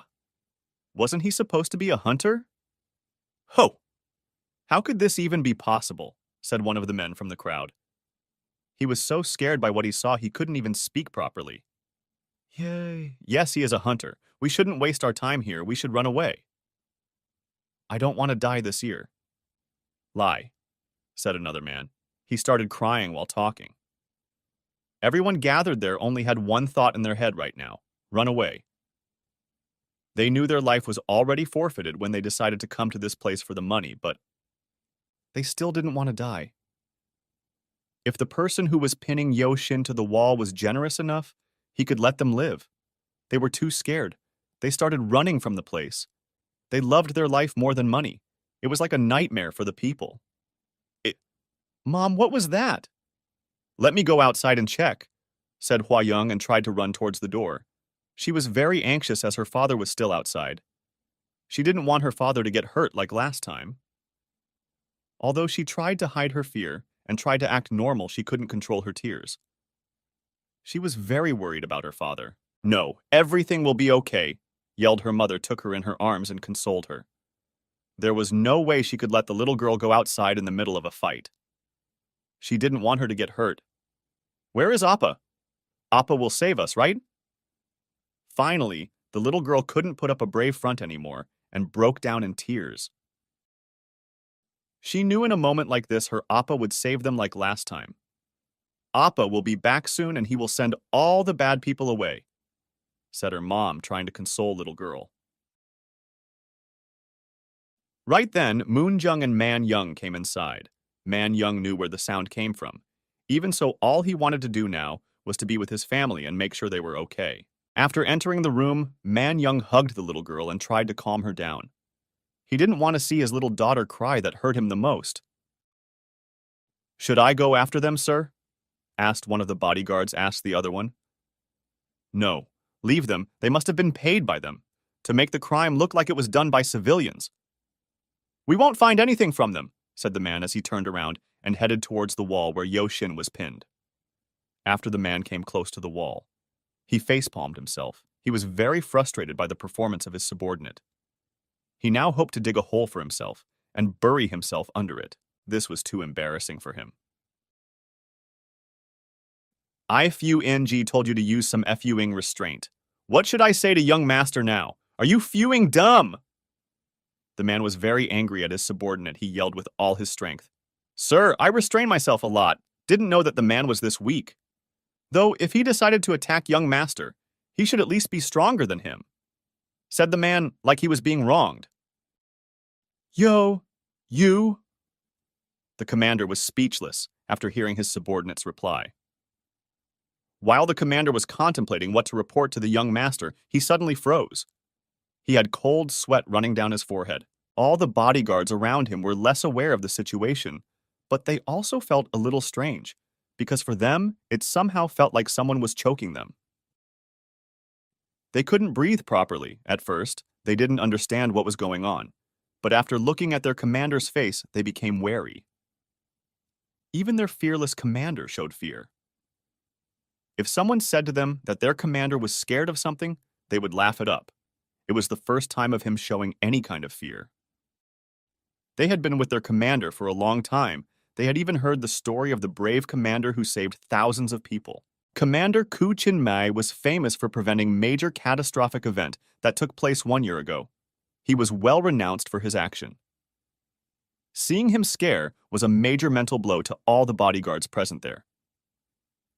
It felt as if they were having a bad dream. That was how they thought of the situation. They couldn't accept the reality. Everyone thought this was the end of their life after seeing the commander in that situation. Koo Chin-mai himself was in a really weird situation right now. He clearly felt a killing intent that was not directed towards him, but still he could feel the pure rage, anger, destruction it carried. Although he had felt killing intents in the past, but this was very different from that. He couldn't even compare the difference between the two. He was never affected by any killing intents in past. So, this was a completely new experience for him. After recovering from the initial shock, the only thing that he thought of was to escape this Hades hole as soon as possible.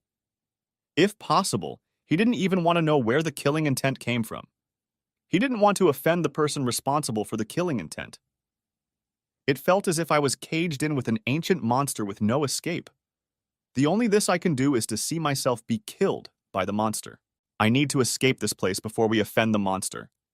I need to immediately inform the Hunter Association on the situation, thought Koo Chin-mai. He didn't know who the person was. For him, it was better not to know about the person, because sometimes knowing too much can also take your life. So he decided to go and talk to the young master.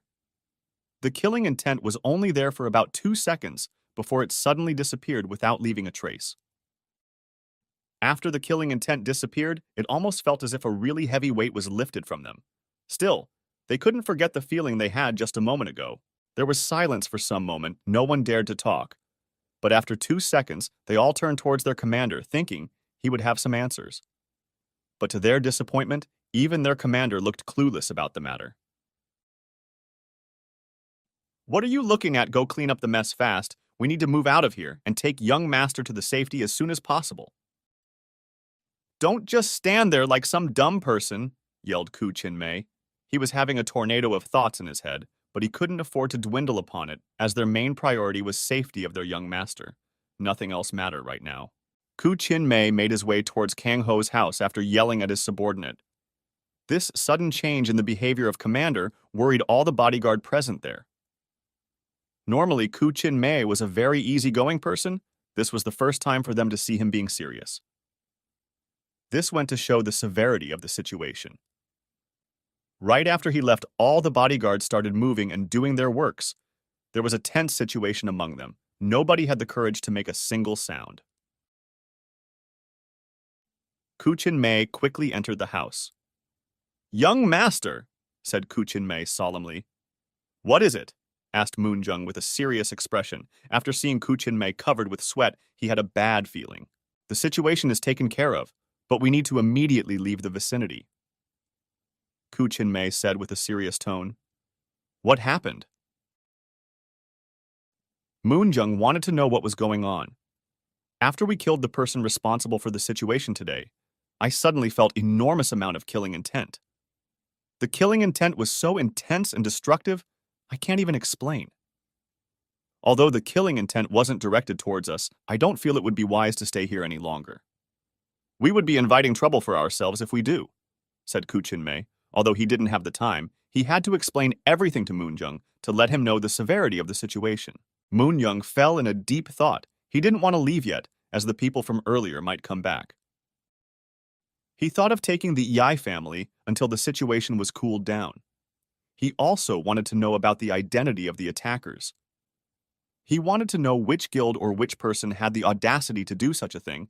You could clearly see the rage and killing intent in the eyes of Moon-jung. He wanted to kill the culprits with his own hands. Did you find out who was responsible for the situation? Asked Moon-jung with an evil smile on his face. Moon-jung was full of expectations. He wanted to kill the culprits himself. It's been very long since the last time I went on a slaughter spree. Though Moon-jung with an evil smile on his face. Big Brother Moon is creepy, said the little girl, while hiding behind her mother. After her father returned and the situation was resolved, she was happy. Everyone present in the room tried to control their laugh, but couldn't control it and started laughing. On the other hand, Moon-jung almost spurted blood. We couldn't get the information. I told them to restrain, but in the end it turned out the assassin was just too weak. He died in just one strike, said Kuchin-mei with embarrassment. He was too ashamed with his subordinate. What? Yelled Moon-jung. He was too angry at them for failing on a basic mission. We will need to have a nice chat when the situation is calmed down, said Moon-jung with a very angry face. He didn't lash out at Kuchin-mei because they didn't have much time left in their hand anymore. Moon-jung turned towards the Yi family after saying that. Uncle, and why don't you three come with me to the Hunter Association? It would be much safer for you to be around there than here. The people might come back if you stay here. Moon-jung always saw Kang-ho as his own brother from childhood, so his parents were like his own to him. After hearing Moon-jung, Man-jung thought for a while if it would be a good to leave or not. At first, he was against the idea, but after some time of contemplating, his eyes fell on his daughter. He knew if someone were to come again, he didn't have the power to protect her. All right, said Man-jung after some time of contemplation. Go prepare the car.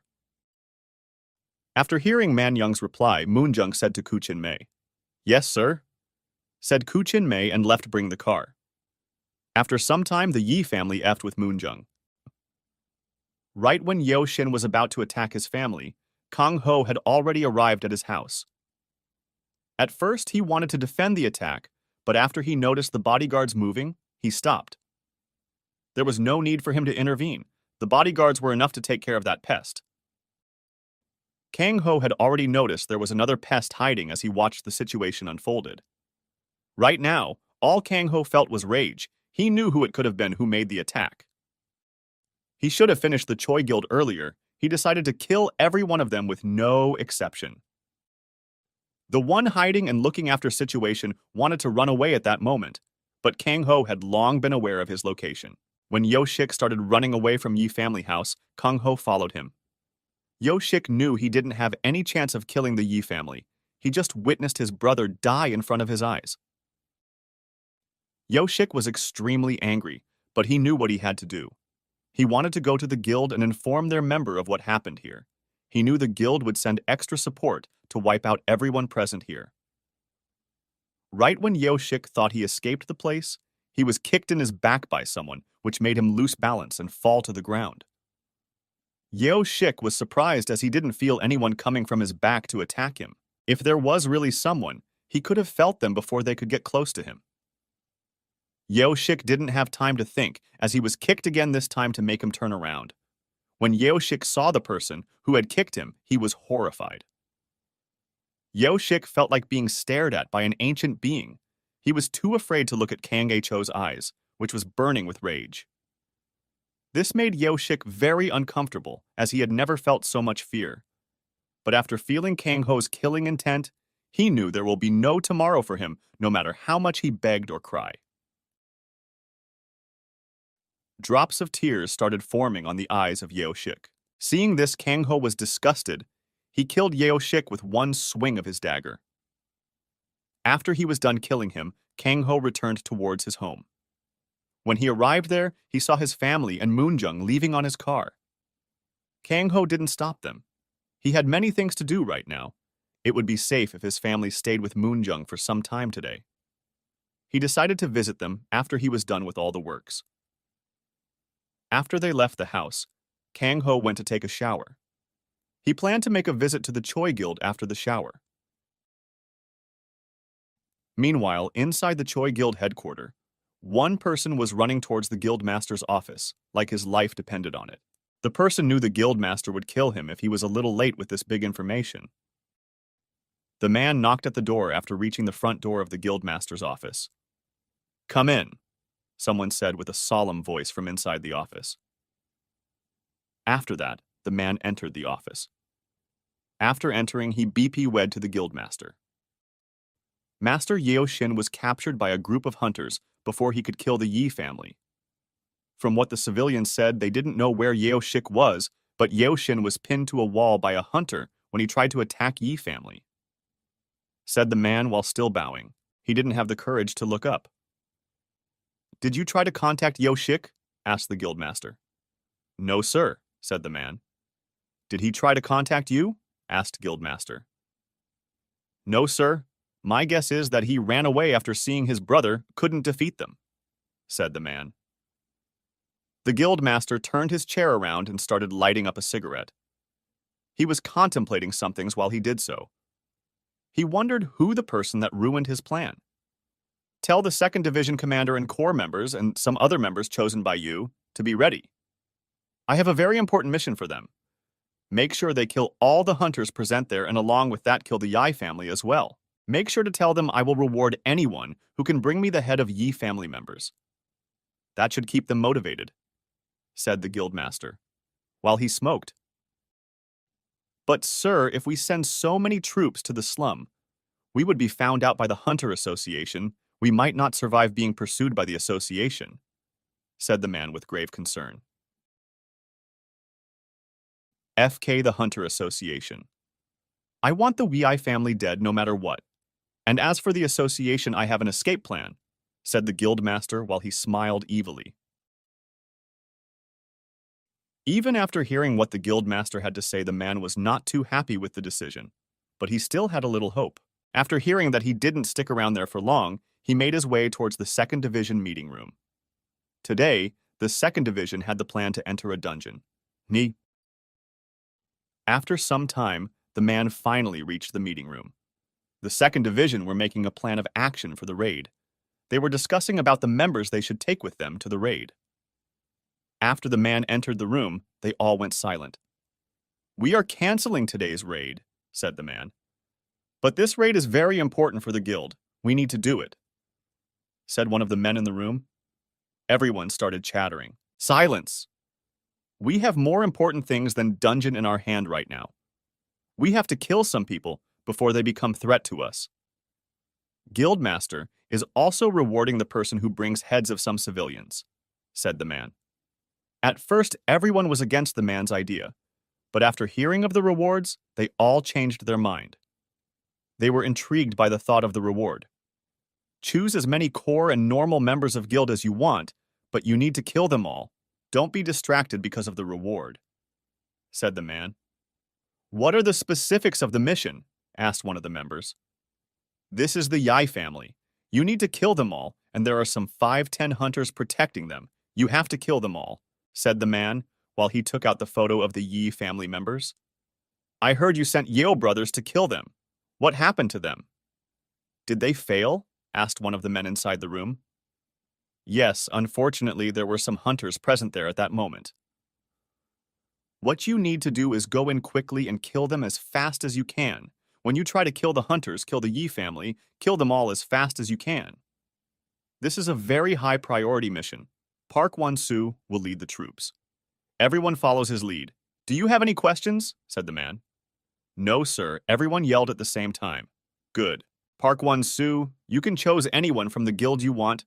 Take some equipment from the guild storage. Make sure everything is accounted for, said the man and left the room. Yes, sir, said Park Won-soo as he stood up. Go and take some of the trusted and strong members of the guild. Also, everyone go to the storage and get yourself a good set of equipment, said Park Won-soo after the man left the room. Hearing Park Won-soo, everyone stood up from their chairs and left to make the preparation. They were in a hurry, so they didn't waste much time. After taking a bath, Kang-ho wore a new set of cloth. After that, he came out of his house. Right then, he saw a group of people making their way towards his house.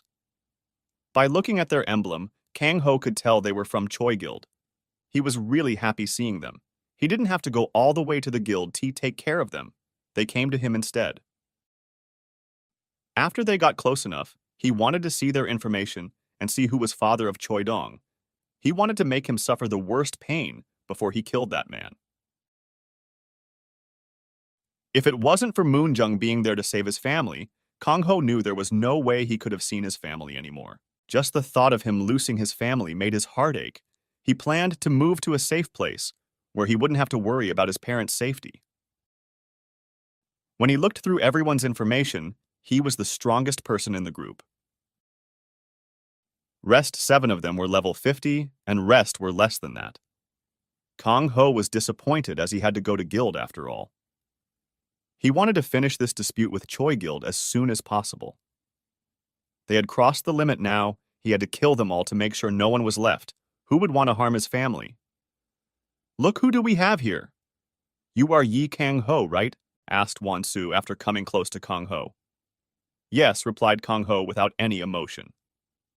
So, you killed young Master Choi, huh? Asked the man with an evil smile, and Kang-h could feel the killing intent coming from all of them. Yes, said Kang-ho again. Ha ha ha ha ha. Good you have guts, but that won't help you. We will kill you today, said Won-soo. After that, Kang-ho started running towards the other direction. Son of a... What are you looking at? Go catch him now. Run. Run. However much you want, you won't escape us today, yelled Won-soo. He was extremely angry seeing Kang-ho running away. He didn't expect this to happen. He wanted to just crush the fly as fast as he could. After hearing their commander's order, everyone started chasing Kang-ho, however. Even if Kang-ho was running slow, some of them had a hard time to follow Kang-ho. Just when they managed to caught up to Kang-ho, would increase his speed to make sure the hunters from the Choi Guild couldn't catch up to him. After some time of running, they reached a very secluded area. There was no sign of life around that place. This place was perfect for a fight. Kang-ho made them come here because he didn't want to harm his own home. After seeing the area, Won-soo was very happy. If they were to kill Kang-ho, here it wouldn't be much of a problem. They could just bury the body. But the main problem was they couldn't find his family. This mission was very important, as the man said, back in the guild. They had to kill the entire family. If they failed the mission, they knew what fate awaited them. Back in the guild, they would be mercilessly killed. So, they couldn't afford to be careless. Ha ha ha ha. Good, good. This is a very good place for you to die. Boys, be ready to attack, said Park Won-soo. Everyone gripped their attack. Kang-ho took his dagger out to face the enemy head-on. Attack! Yelled Won-soo. Some of the low-level members ran towards Kang-ho for the attack. They didn't take too long to arrive in front of Kang-ho. They all swung their attack. Kang-ho blocked some of the attack and dodged some of them. After they were done with their attacks, he started his attacks. Kang-ho started to swing his daggers repeatedly without a stop. He managed to kill one enemy with each one of his swings. The enemy didn't even get the chance to retaliate. Won-soo was having a headache, on the other hand. The information provided to him mentioned that he was a rookie hunter, but it seemed that the data was incorrect. Flip, we need to kill this rascal together. I hope he does not get a chance to escape. Even though he didn't know what level Kang-ho was, he couldn't imagine him to be strong as that himself. It took him almost 2 years to gain the power he has now. Listen up, Fuers. We will attack that kid all together. Surround him from all sides. Make sure he does not have a chance to escape the place. We will make his grave right here, right now, said Won-soo to his men. It didn't take long for Kong Ho to finish all the men that came running to him. They were too weak to cause him any problems. After the last one's body fell to the ground with a thud, all the others came running towards Kong Ho and tried to surround him from all sides. Kong Ho didn't have a problem being surrounded as he could kill them faster. Kong Ho just had to make sure he killed the weak ones first. He didn't want them to run away when he fought the strong opponents. That would be a disaster. The weak opponents weren't that much of a problem to Kang Ho, as he could just swing his dagger once and their head would fall. "You have no place to escape. Just surrender. We will let you die a quick and painless death," said Wan Su with a smile. In his eyes, Kong Ho was just a rabbit being surrounded by predators. He didn't think he would have the guts to fight back now. He was very happy that his plans were working very well. "Oh, and other thing, are your parents still home? We will have to kill them too, but don't worry if you surrender, they would be killed very quickly," said Wan Su with a smile. Kang Ho didn't answer to his provocation, but you could see the killing intent present in Kong Ho's eyes. After Wan Su said that, everyone started laughing. In response to the mockery, Kang Ho decided to go on offense rather than defense. At first, Kong Ho just wanted to check the strength of the group first, but after hearing that he didn't care of their powers, he just wanted to kill all of them.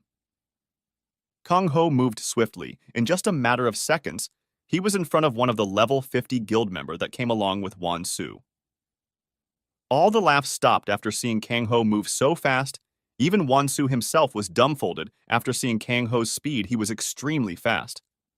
If he compared his own speed to Kang Ho's speed, he would lose by a large margin. When he looked at Kang Ho's footwork, he couldn't understand how could a human move so quickly and fast. Wan Su was fascinated by the footwork of Kang Ho. He was a very experienced hunter before coming here. He used to be in a guild located in Seoul. He was a very prominent figure when the dungeons first started appearing. He was part of a very huge guild back in the days, but that was 2 years ago. He was one of the very powerful hunters at that time. Back then, the hunters weren't that powerful. When Wan Su rose to a high status, just level 40 hunter were considered the most powerful hunters, so he was praised and revered by many back in the days. Back then, he learned many things which the people of places like Busan weren't aware of. That was in a battle the stats rarely mattered. If you have the martial arts, techniques, etc., you could beat a more powerful opponent. If you were skilled enough in fighting, the stats rarely mattered if the opponent was a few levels higher than you. But that isn't always true, because if your opponent was 10-20 level higher than you, he or she could just overpower you. In that cases, your techniques won't work. From what he had seen from how Kang Ho fought, it seemed like he was born to kill. His attacks were always aimed at the vitals of the opponents. He would always attack the unguarded areas of the opponent. From a viewer's perspective, all the attacks Kang Ho made was calculated before execution, and there was no chance of blocking the lethal attacks of Kang Ho. The low-level people always forget about the fact that to quickly and swiftly kill a person, they would need to hit the vital points of the opponents. Many low-level hunters still thought that if they attack quickly, they could kill an opponent fast, and in that process, they don't give much attention on the places they attack. Most of the hunters would hit the opponents in the hand's shoulder to decrease the opponent's HP. This was a very big mistake a person could make while fighting a hunter. If one hunter does not hit the vital spot and continue on hitting the non-vital parts like legs and hands, they wouldn't be able to kill an opponent quickly. That was the main factor lacking in every rookie hunter, but when he saw Kang Ho, he was dumbfolded. Wan Su had beads of cold sweats in his forehead. He couldn't believe what he was seeing. He didn't like the fact that when he imagined himself trying to block the attacks and dodge the attack, he was unable to do so. He didn't think he had a chance to defend against those attacks. He had many powerful people of them fight when he was in his prime. No one could manage to fight like Kang Ho does. He was on a different level. It was like Kang Ho was a killing machine no one could stop. If Kang Ho desired to kill someone, he would be dead. For a while, Wan Su wondered if Kang Ho belonged to a top-level guild, but that was impossible. If he really was a member of top-level guild, there would be guards guarding him at all times. Most of the top-level guilds always sent someone to protect a promising member in case they are in danger. After remembering the top-level guilds, he remembered his old days when he was one of the strongest. That was the time when he provoked someone. He shouldn't have, he still regret the fact that he provoked that person. Because of that incident, he was casted out of his guild and sent out in Busan. His guild, in exchange of his life, managed to send him to Busan, where he could spend his life without worrying about that person. His guild at least didn't let that person kill him, but in the end, after coming to Busan for a year, he never got a chance to go to a dungeon. He always felt like he was being watched. In just that 1 year, all the people got ahead him. He could never hope to catch up to them. After he finally got the chance to go to a dungeon, he never felt as motivated as before. He gave up on his dream of being a strong hunter in that time. Now, he was just a scum doing dirty jobs of the Choi Guild. He managed the second hunting team. Along with that, he managed all the illegal business that the Choi Guild had. He was one of the men responsible to oversee the illegal business he made, sure they were out of trouble. Won-Soo loved his life now better than he had back then. While Won-Soo was filled with different thoughts, Kang-ho swung dagger at the man managed to block one attack and dodge the other. But when he tried to block the next attack, the man wasn't able to make it on time, as he was still not in a very good position to defend himself after dodging an attack. The man was hit by the dagger straight in his eye. Kang-ho drove his dagger straight through that man's eye. Ah! The man yelled with agony as the pain from the attack was too great. Kang-ho was little annoyed by the sound that man created by yelling. He hated loud noises. Slash. With the last slash, Kang-ho slit the man's throat. The man started choking on his own blood. He fell to the ground after losing the strength on his legs. Seeing this, the entire area was silent. No one dared to make a single sound. Kang-ho just now killed a level 50 hunter, like it was nothing. The hunter couldn't even make a scratch on his body. As there were many rookie hunters present in the scene, this was the most horrifying scene they had seen in their life. They couldn't even believe their eyes, seeing a level 50 hunter die like that in front of their eyes. They knew they had no chance against Kang-ho. Some of them started having second thoughts on if they should stick around or run away. But the experienced hunters present at the location weren't affected by what transpired just now. They had seen many scary things in life to be afraid of this thing. They were unfazed.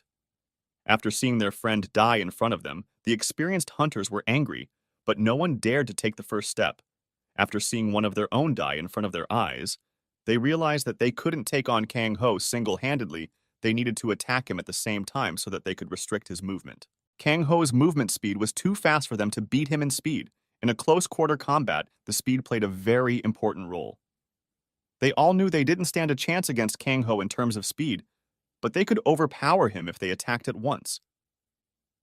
More importantly, they believed that if they were with Won-Soo, they could never lose a fight. While the second division members were thinking about how strong Won-Soo was, Won-Soo himself had cold sweat pouring out of his forehead.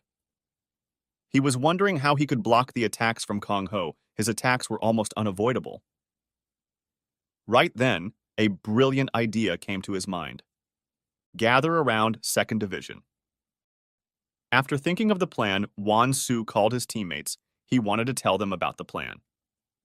After hearing his call, everyone came towards Won-Soo. They broke the formation, but at the moment they didn't care if Kang-ho ran away. If they didn't have a good plan, they might not even be able to complete the mission. So, the most important thing right now was to have a plan of action. So they all followed the command of their commander. Only the level 50+ members gathered around Won-Soo. The remaining members were still surrounding Kang-ho. Right now, Kang-ho could make an escape, and no one would be able to stop him, but he didn't do so, because he would have to kill them anyway. So he let them have their time to discuss. Kang-ho was standing there waiting for them to finish their talks. Everyone listen up. This is going to be a very hard fight. Our opponent is faster than any of us. We will need to be careful while dealing with him. We will use the low-level members as shield. They would be at the front line. We will make sneak attacks towards him. Make sure no one of you fight him one-on-one, Won-Soo said in a grave tone. We will need to kill this rascal even if it means sacrificing some of the unwanted guild members, said Won-Soo. After a lot of thoughts, this was the best idea he came up with. This way, they could cause damage to Kong-ho while they avoided the direct attacks from Kong-ho. But one of the members wanted to say something, but Won-Soo didn't let him speak as he started talking again. Remember, even I can't say that I would be able to dodge that guy's attacks. He is too fast for even me to follow. I know that the hunters present here are part of our guild, and they have been a huge help to the guild. But right now, if we rush in to attack him head-on, we have 50% chance of losing the battle. After we return to the guild, we will send their family compensation. This is for the greater good of the guild, said Won-Soo with a serious expression. When everyone present there saw the face of Won-Soo, they finally realized the gravity of the situation.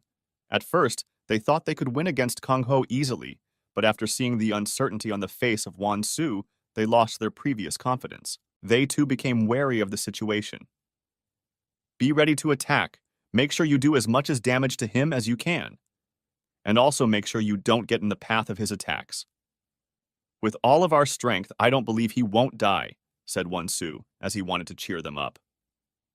After talk, everyone scattered in the circle. They all hid behind the low-level members. Seeing this, some of the members felt afraid, as they had seen what Kang-ho did to one of the high-ranking members. But even if they felt unfair, they didn't voice their concerns as they knew, even if Kang-ho didn't kill them, the high-ranking members would surely kill them. There were also some who thought they won't be harmed until there was Won-Soo. Seeing this new development, Kang-ho was amused. He didn't think they would swoop so low to use low-level member as a meat shield.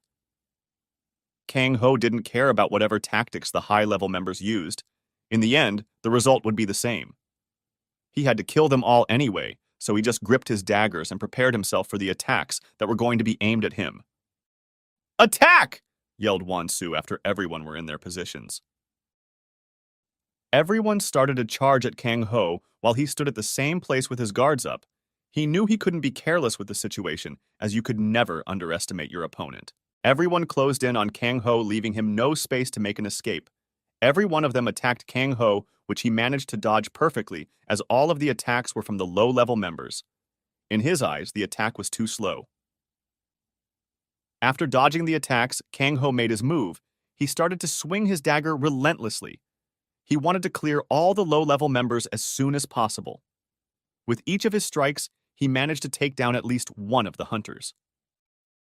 Even after seeing this, the hunters didn't stop their attack, as they hoped that the high-level hunters would take care of the situation. Right then, Won-Soo's speed increased incredibly. He suddenly came close to where Kang-ho was and swung his sword. Won-Soo swung his sword towards Kang-ho. Kang-ho, on the other hand, tried to dodge the attack, but the sword still managed to make a small cut in the arm of Kang-ho. From the looks of it, Won-Soo used a skill. The cut didn't bother Kang-ho as it wasn't too deep. The wound was too shallow. Won-Soo, on the other hand, was sure he could at least injure Kang-ho's vital point. He just used his trump card, but all it did was create a small wound in Kang-ho's arm. Won-Soo right now wanted to kill himself for underestimating his opponent. He didn't believe at first that this guy who just recently became hunter could be his opponent. Even when he was in his prime, he took a lot of time to grow strong. But Kang-ho's growth speed was unheard of. Monster muttered Won-Soo in a low voice, as that was the most suiting word to describe a person like Kang-ho. Right now, Won-Soo wished he never came to this dang place to hunt this monster. All he wanted to now was to run away, but he rejected the thought immediately. He knew there was no place he could go if he betrayed the Choi Guild. He also knew this monster wouldn't let him escape easily either. The best option for him now was to keep the attack going. Won-Soo backed up a little to take some breather and think of a strategy. After he took a few steps back, Won-Soo realized the mistake that he made just now. All the members from 2nd Division started to panic. They didn't know what to do after seeing their leader getting scared. They didn't know what to do next. Do they retreat or keep going? They felt insecure after seeing Won-Soo losing confidence in the battle. So Won-Soo decided to join in the battle once again, in an effort to boost the morale of the guild members. Losing the morale to fight in this situation, where enemy's strength is unknown, is suicidal. What are you thinking? This is a battle of life and death. Don't lose your focus from the enemy, Won-Soo said, in an effort to boost the morale. Yes, sir, replied the hunters while they continued their assault on Kong-ho. Even though Won-Soo portrayed confidence from his words, you could see in his eye he had already lost all hope after his trump card just made a scratch on Kong-ho's body. The battle continued for some time. In just some time, Kang-ho managed to eliminate all the low-level hunters present there. By this time, everyone present there were well aware that there was no chance of escaping Kang-ho, but they still continued the fight. Most of the level 50 hunters were severely injured by now. Even Won-Soo was injured badly. One of the severely injured hunters attacked Kang-ho. He was too slow. Kang-ho dodged the attack very easily. After dodging the attack, Kang-ho swung his dagger towards the attacker. In just a swing, he managed to behead the hunter. After killing the hunter, Kang-ho didn't stop there. He continued to attack all the present hunters without giving them a chance to regroup themselves. Kang-ho was getting bored here. He still had to make a visit to Choi Guild headquarters. So, he planned to finish this battle as soon as possible. All of the hunters present there were severely exhausted, mentally drained, and gravely injured. So Kang-ho didn't need much of an effort to kill them. He just had to swing his dagger once, and their body fell to the ground lifelessly. Seeing Won-Soo was horrified. He could never have thought his decision to come here today would turn out to be so disastrous. All he could do now was to hope that this was just a nightmare, and he would wake up from the nightmare soon.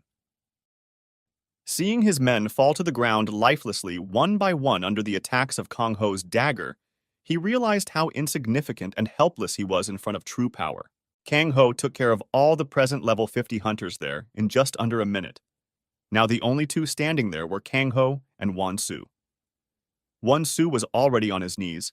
He was mumbling something to himself. Kang-ho couldn't hear what Won-Soo was mumbling. But when Kang-ho made his way towards Won-Soo, he was suddenly jolted awake. Please don't kill me. Please don't kill me. I will tell you everything I know about the Choi Guild. Please don't kill me, begged Won-Soo. Speak. Kang-ho said he didn't know much about the Choi Guild. He needs to get as much information of Choi Guild as possible. The only thing he knew about them was their leader was around level 80. That's all, nothing else. If you really want to hurt the Choi Guild, you will have to attack the illegal markets that the Choi Guild owns. Half of the Choi Guild's forces protects the market from any danger. Choi Guild rules over 4 cities' underground business. If that is damaged, Choi Guild will have nothing to fall back on. Destroying the illegal businesses means destroying the guild, Won-Soo said. Illegal business? What about the Hunters Association? Have they done nothing to them? Kang-ho asked. You think Hunters Association can afford to fight all the guilds that has illegal businesses? If they start to stop the illegal businesses from running, they will all come together against them and a civil war will start. So both the parties decided to make an agreement between each other to bring peace.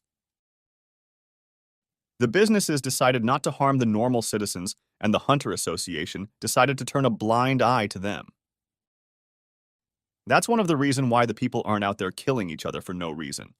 Before the agreement, there was a very big war between the parties which resulted in heavy causalities and loss on both sides. Many normal people suffered because of the conflict.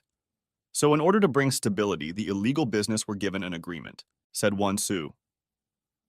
Kang-ho listened to him carefully. This was a new piece of information for him. He didn't know how two organizations like Hunter Association that represented light and illegal business that represented darkness work together. It seemed if in a place where both the party contained an equal amount of power and significance, they could come to an agreement. Kang-ho didn't know how much life were lost during the war between the both parties, but he could guess it was a lot, because for them to come to an equal term there must have been something huge that happened. Kang-ho then decided when he has time. He needed to know what happened in those 2 years. He still felt like he didn't know this world. He wanted to research what happened on internet, but decided to do that later as he still had very important things to do.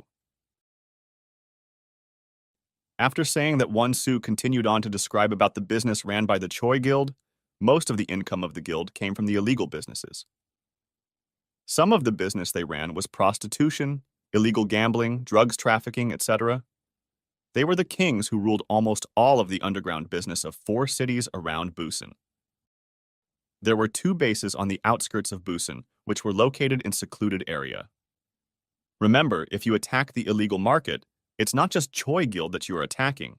All the small guilds that are affiliated to Choi Guild would become your enemy. To put it simply, you will have most of the Busan as your enemy. Most of the guilds present in Busan somehow has a very close relationship with the illegal market ran by Choi Guild. So, if you really attack, be prepared to face the wrath of the entire Busan.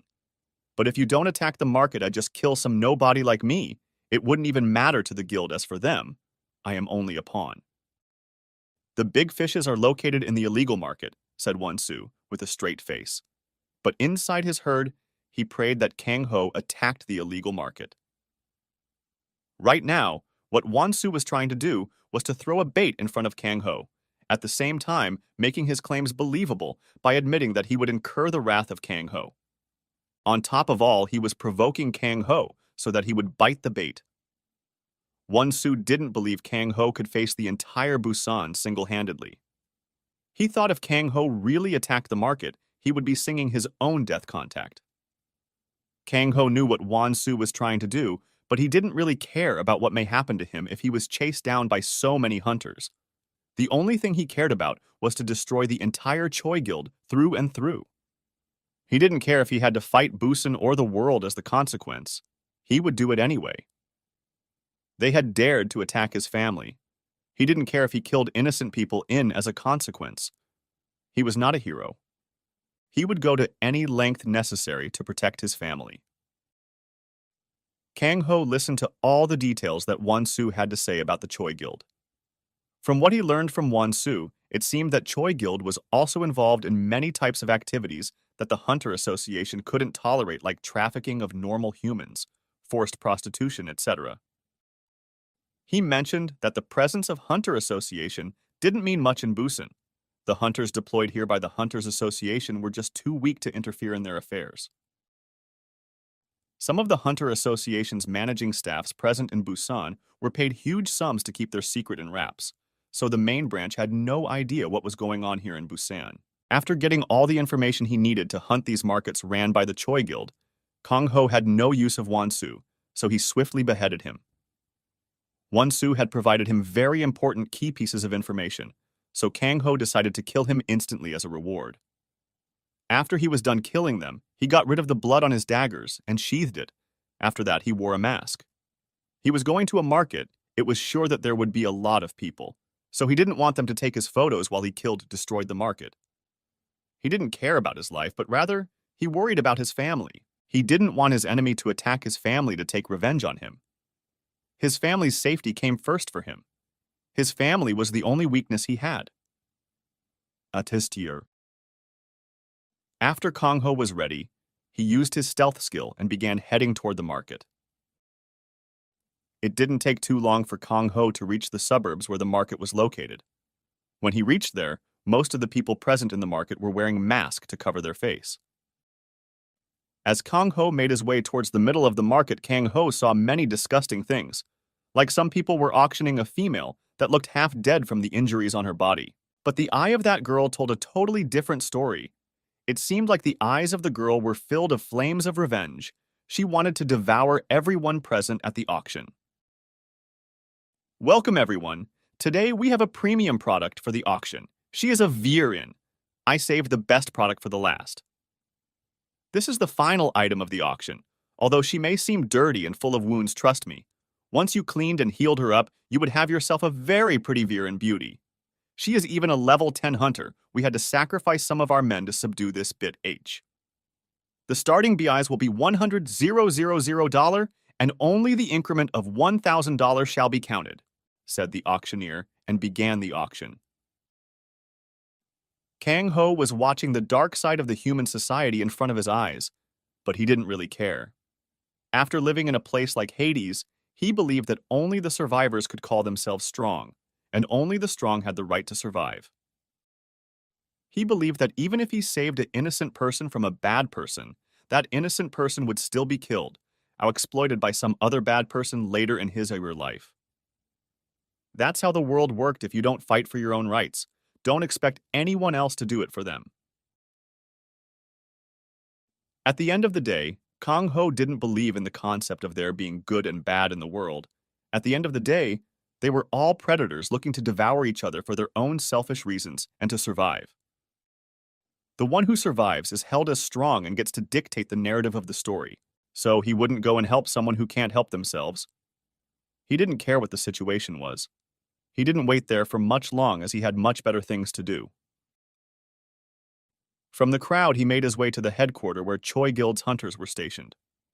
From what Won-Soo mentioned, most of the business here were Choi Guild's, only few of them were run by other guilds.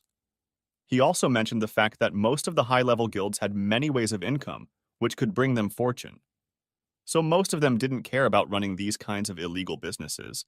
They mostly focused on building their reputation to attract more hunters. That's the reason why low-level guilds like Choi Guilds had the monopoly over these kinds of illegal businesses. After some time, Kang Ho finally arrived at the building mentioned by Won-Soo. The building was located in the dirtiest part of the town. You could see rotting dead body floating in a sewage. The whole place stank of rotting dead body. The place was truly disgusting. The place was surrounded by many different buildings. The place was very dark. I need to finish this quickly, Kang Ho thought, as he was not the fan of disgusting place like this. He entered the building. Inside, he saw a group of masked men playing cards. Kang Ho was not discreet while entering the building. He was well aware of the strength of the people. Who are you? This place is off-limit. Didn't you see a dead body outside? That was a warning sign for anyone looking to trespass. Don't blame us for being ruthless, said one of the guys as all of them took their weapons out. The whole place was reeking of alcohol. Most of them were so drunk they could barely stand. The only person that wasn't drunk was the guy that spoke up when Kang Ho entered. Kang Ho didn't bother answering to them. They were just guards guarding the building, so he decided to make it quick. He took his daggers out of his storage ring. What a nice day a storage ring came to me by itself. Hey guys, I am calling the dibs on the ring, said one of the drunk guys. Shut up. If you don't want to die by my hands, go take care of the rascal. I don't have time to play with kids, said the guy who spoke first. Yes, sir, yelled the drunk guy as he ran towards Kang Ho. Kang Ho stood there while watching the drunk guy trying to run to him. The guy was so drunk he couldn't even run properly. The man came close to Kang Ho and swung his sword. Kang Ho just blocked the attack as it wasn't too powerful. After blocking the guy, Kang Ho swung his dagger at the guy multiple times. After he was done slicing, the parts of his body fell to the ground, and the entire area was covered in a pool of blood. After witnessing their friend being killed in such a horrific manner, one of the guards there started vomiting. All of them took some steps back. One of the guards took his phone out. It seemed like he was about to call someone for help. Kang Ho, on the other hand, didn't stand there for their attack as he knew they would be hesitating after seeing how easily he killed one of their friends. So Kang Ho ran towards the one who was trying to call someone. One swing was all it took for Kang Ho to behead the guard. After seeing this, everyone lost their wits. They knew even if they attacked Kang Ho together, they won't be able to do much damage to him as he was too strong. They could barely keep their eyes on Kang Ho as he was moving too fast for their eyes to catch up. So they turned around and tried to escape. But in front of Kang Ho, they couldn't make it too far as they were too slow.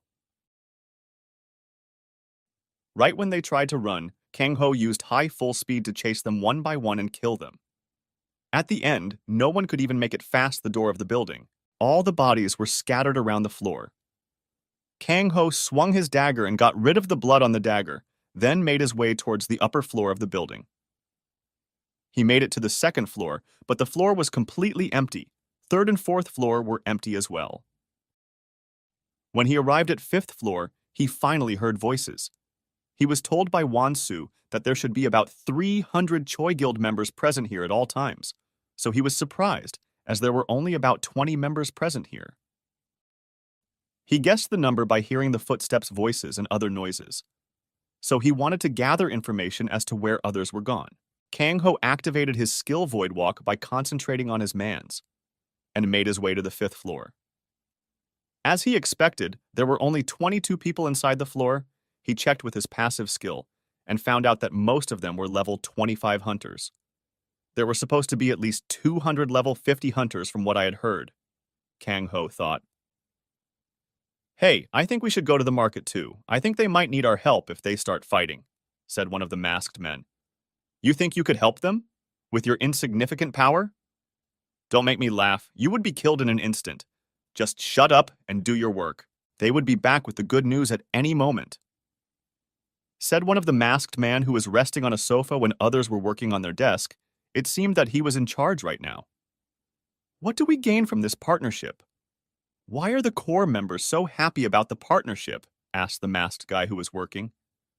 With this collaboration, we would get access to 2 more cities, and the strength of our guild will increase by a lot, said the man resting on the sofa. Kang Ho listened in on the conversation, and it seemed that most of the members had gone to a location to sign an agreement with different small guilds from 2 different cities. They didn't talk about where they went to, so Kang Ho decided to attack and ask for himself. He appeared behind one of the working masked man and swung his dagger and managed to kill him in one swing. He couldn't even handle his one attack. Seeing this, everyone in the room were shocked.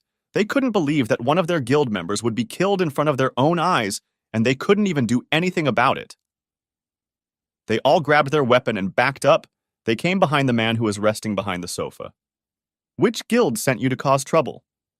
How much did they pay you? Whatever they paid, we will pay the double. Just tell us what you need, and we would forget what happened. Although he said such words, Kang Ho could feel his killing intent. He just wanted to kill Kang Ho, but he didn't have choice, as Kang Ho attacked them when they were most vulnerable. So he tried to woo Kang Ho with money. Kang Ho had successfully evaded his senses as well, so he didn't have the confidence to face Kang Ho. Kang Ho didn't reply to the offer given by the man. He checked the level of the man. It turned out he was level 50, and his name was Ko Min Chul. Kang Ho ran toward them. Seeing that Kang Ho was in no mood to talk, they gripped their weapon, were ready for the clash. When Kang Ho finally reached the group, Ko Min Chun initiated the first attack. Kang Ho dodged the attack quickly and ignored the guy. He wanted to clear all the low-level people first, so that he could talk to the boss in private. Kang Ho jumped towards the rest of them and stared, killing rest of them with a single swing. Some of them tried to run, but they were the first one Nag Ho targeted. F. Kerr. What do you want? Why are you here? Yelled Min Chul in frustration. He had to watch his men die in front of his eye as he could do nothing. All the time he tried to attack Kang Ho, he dodged his attack easily and went to do whatever he was doing. Min Chul felt this helpless for the first time in his life. Kang Ho didn't answer to the yelling Min Chul as he continued to kill others one by one. By the end, Min Chul gave up on attacking Kang Ho and was on his knees with a horrified look in his face. There were some headless and brutally butchered body all around him. He just prayed to God to spare his life. Kang Ho killed the last remaining hunter and turned towards Min Chul. Where can I find the others? Asked Kang Ho. They are in the market doing deal with some guilds, said the Min Chul. Where in the market? Asked Kang Ho. He was happy that he wouldn't have to go too far to find them. In the middle of the market, there is an auction place. Go there. Opposite to the auction place, there is a restaurant. You can find Theme there having a meeting. Please don't kill me, said Min Chul, and begged Nag Ho. Kang Ho, on the other hand, found what he was looking for, so he didn't have any more use. So Kang Ho swung his dagger and killed Min Chul. After he was done in the place, he made his way back towards the center of the market where he saw the auction house. After some time, he finally reached the place and found a restaurant opposite to the auction place. The restaurant was guarded by 4 level 25 guards. He walked towards the restaurant. What business do you have? Go somewhere else. The restaurant is closed for customer for now, said one of the guards as he pointed his spear toward Kang Ho. Kang Ho didn't back away. Instead, he took his dagger out of his ring and directly attacked the man. Kang Ho swung his sword once and beheaded the man with just one strike. The guard couldn't even react. Welcome, Sir Kim Chul, welcome. Please sit down. said one fat guy with a mask as he stood up towards a well-built man with a sword hanging on his waist and was wearing a mask to conceal his identity, entering a private cabin of a restaurant. The man named Kim Chul didn't respond to the fat man. The fat man didn't take offense to that. He knew if he got upset and said something, he wouldn't leave this in one piece. The man then sat opposite to the fat man. After he sat down, a knife suddenly appeared on the neck of the fat man. The fat man didn't notice anyone coming behind him. He was scared by the new development. He started sweating. Suddenly, his subordinates grabbed their weapons and wanted to attack the man with the knife, but he signaled them to stop immediately, as he clearly knew that this was the work of Kim Chul. "You know the reason we wear a mask when meeting, right?" After maintaining a moment of silence, asked Kim Chul with anger apparent on his eyes. "Yes, sir. I am very sorry, sir. I will never do it again. If this repeat, I will cut my own tongue off. I hope you would forgive me for this mistake," said the fat man in a hurry. He knew if Kim Chul wanted him dead, his guild members could have done nothing, as he clearly knew the strength of Choi Guild. They were basically the bosses of the underground in Busan. He knew if he offended them, his guild would be wiped off the existence in a matter of days. "If your guild was not necessary for our plan of expansion, you would have been headless before you could finish my name. Seeing that we need you for our plans, I will spare you this one time," said Kim Chul as he was angry at the fat man. In reality, Kim Chul knew he couldn't hurt the fat man because their guildmaster had told them to not hurt the man. But he intimidated the man just to let him know his position in their deal. "Yes, sir, I will do as you say," said the fatty with a relieved expression on his face. The fatty clearly didn't know what kind of role he played in this deal. "So, let's begin the talk, fatty. Now tell me, what are you hoping to gain from the business deal?" asked Kim Chul directly, as he didn't have time to beat around the bush. "Sigh." Even before the fatty could answer, they heard a loud bang from outside the restaurant. "Who the FK wants to die? Check who is causing the trouble and kill whoever it is without any exception. I don't care which guild they come from. They must die if they cause trouble here. We already have too much trouble paying money to the money-hungry BARDs in the Hunter Association. If they find out we are causing trouble down here, even they might not be willing to help us," said Kim Chul to his guild members. As that was going on inside the restaurant, outside right after Kong Ho killed the guard with the sphere, all the Choi Guild members who were hiding in corners, among the crowd and surrounding places, came out of their hiding with their weapons pointed at Kang Ho. Kang Ho took a look around and saw there were many people surrounding the area. It seemed everyone from the Choi Guild were gathered here. He came to the right spot. Just then, all the guard present in front of the restaurant attacked Kong Ho simultaneously. Kong Ho easily beheaded them in an instant. After seeing this, all the Choi Guild members were just about to pounce towards Kong Ho. They stopped when they heard footsteps coming from inside the restaurant. After some time, two guys wearing masks exited the restaurant. "So, you are the one who is causing the trouble?" "Boys, kill him, sir, instructed not to sphere anyone who causes trouble," asked the man, and quickly turned towards his men in the crowd as he didn't want to listen to Kang Ho. After saying this, he again entered the restaurant as if he had more important things to do rather than fight an insane guy. Kang Ho didn't stop the guy from entering the restaurant, as he would die in his anyway later. He then turned towards the hundreds of the Choi Guild members. Using his ability, he found out that there weren't many level 50 members among them. It seemed that most of them were inside the restaurant. After hearing the man, they attacked Kong Ho at the same time.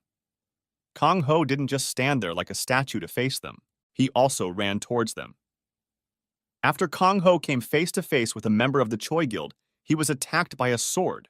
Kong Ho dodged the attack before it could hit him. After dodging, he attacked the man and killed him in one strike. Kong Ho was about to attack the next guy, but he suddenly noticed some arrow and balls of fire coming down to hit him in a very fast speed. Kong Ho dodged the attack successfully. After he dodged the attack, Kong Ho took a glance towards the area where the attack came from.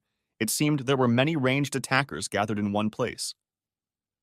Kang Ho hated a group of ranged fighters when he was fighting close quarter battle, as he had to look around for the attacks from all the directions. So, Kang Ho decided to take care of the ranged attackers first.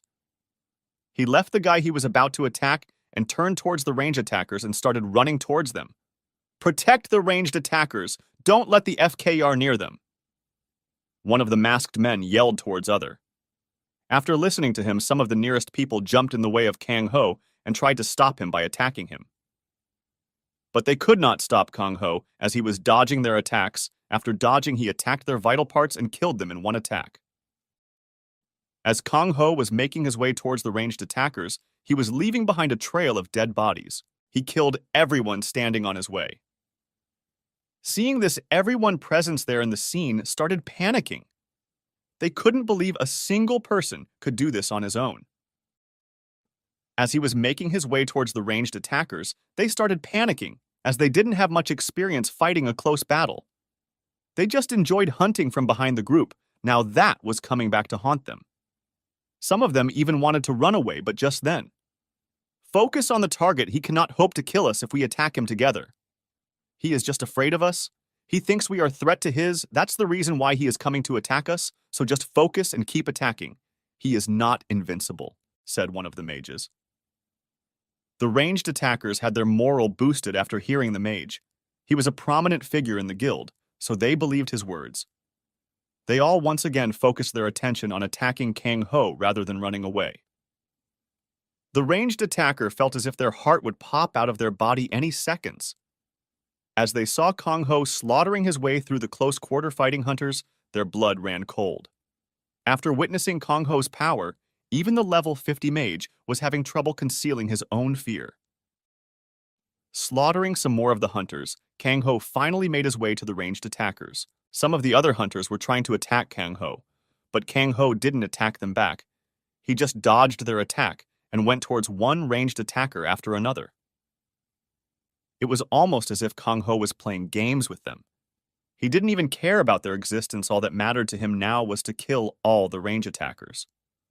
After they were played around by Kang Ho and had enough of it, the ranged attackers tried to provoke him by saying some stuffs, but even that didn't budge Kang Ho from his goal. All they could do was to watch as Kang Ho started his one-sided slaughter of the Choi Guild's ranged hunters. When Kang Ho started his attack, some of the ranged attackers tried to run off, but Kang Ho didn't give them any chance to run, as he started to target those hunters that tried to run. Watching all of this, the mage who was boosting morale earlier was now shivering in fear. He didn't get his class on his own, rather. He took the magic pill that helped hunters to gain a class, so he was not that good at using some of the skills. The pill had a severe side effect on the consumer, which was that it would cripple their growth by a lot. And the people who consumed this medicine for their class would be weaker than the normal level 50 people. He knew if Kang Ho targeted him, he would not have a choice but to die, so he started attacking like a madman, hoping to kill Kang Ho before he reaches him. But in Choi Guild, he was not the only one who consumed the pill. There were many hunters in the guild like him who consumed this pill to gain the power. They knew that they didn't have a chance to get class normally, so the pill was the only thing that could fulfill their dream. Only the Choi Guild that provided so many of these pills to their members with these kind of pill in the entire Busan. That was the reason why they were able to attract so many people to join their guild, and most of them who joined the guild had total loyalty towards the guild because they gifted them the pill for free. They didn't care what Choi Guild did in the market. They didn't care if they were seen as evil. Choi Guild had provided them with a chance in their life, which they could never have done themselves. They saw Choi Guild as a source of light in the dark world. They would do anything to protect it. "We must not let the market fall in the hands of the enemy. We will give our lives to protect what's ours," yelled the mage as he continued his attack. His words were like fuel to the fire for the other guild members. It ignited their fighting spirit again. They all started to attack Kang Ho like some mad people. They were determined to kill Kang Ho today. Kang Ho was troubled by the increased attacks. He had to dodge attacks more often, which slowed him down. Kang Ho decided to kill the Mage Fist after the change of the event. He wasn't invincible. He could also die if they managed to attack him in the vitals. So his first priority was now to kill the mage. Kang Ho turned towards the mage. He wanted to finish him as fast as he could, so he started running towards him. The mage didn't feel scared this time. Rather, he had already forfeited his life when he decided to say those words. Kang Ho closed in on him and beheaded the mage with one strike, which made the surrounding people shudder. Kang Ho was killing level 50 people like he was chopping cabbage. They couldn't not believe the level 50 mage could be killed so easily. For them, it was a nightmare. They had now all the hopes they had to defeat Kang Ho. Manchemtu. So when can start the work? Asked Kim Chul to Fatty. They were still having the chat between the cooperation of the guilds. When?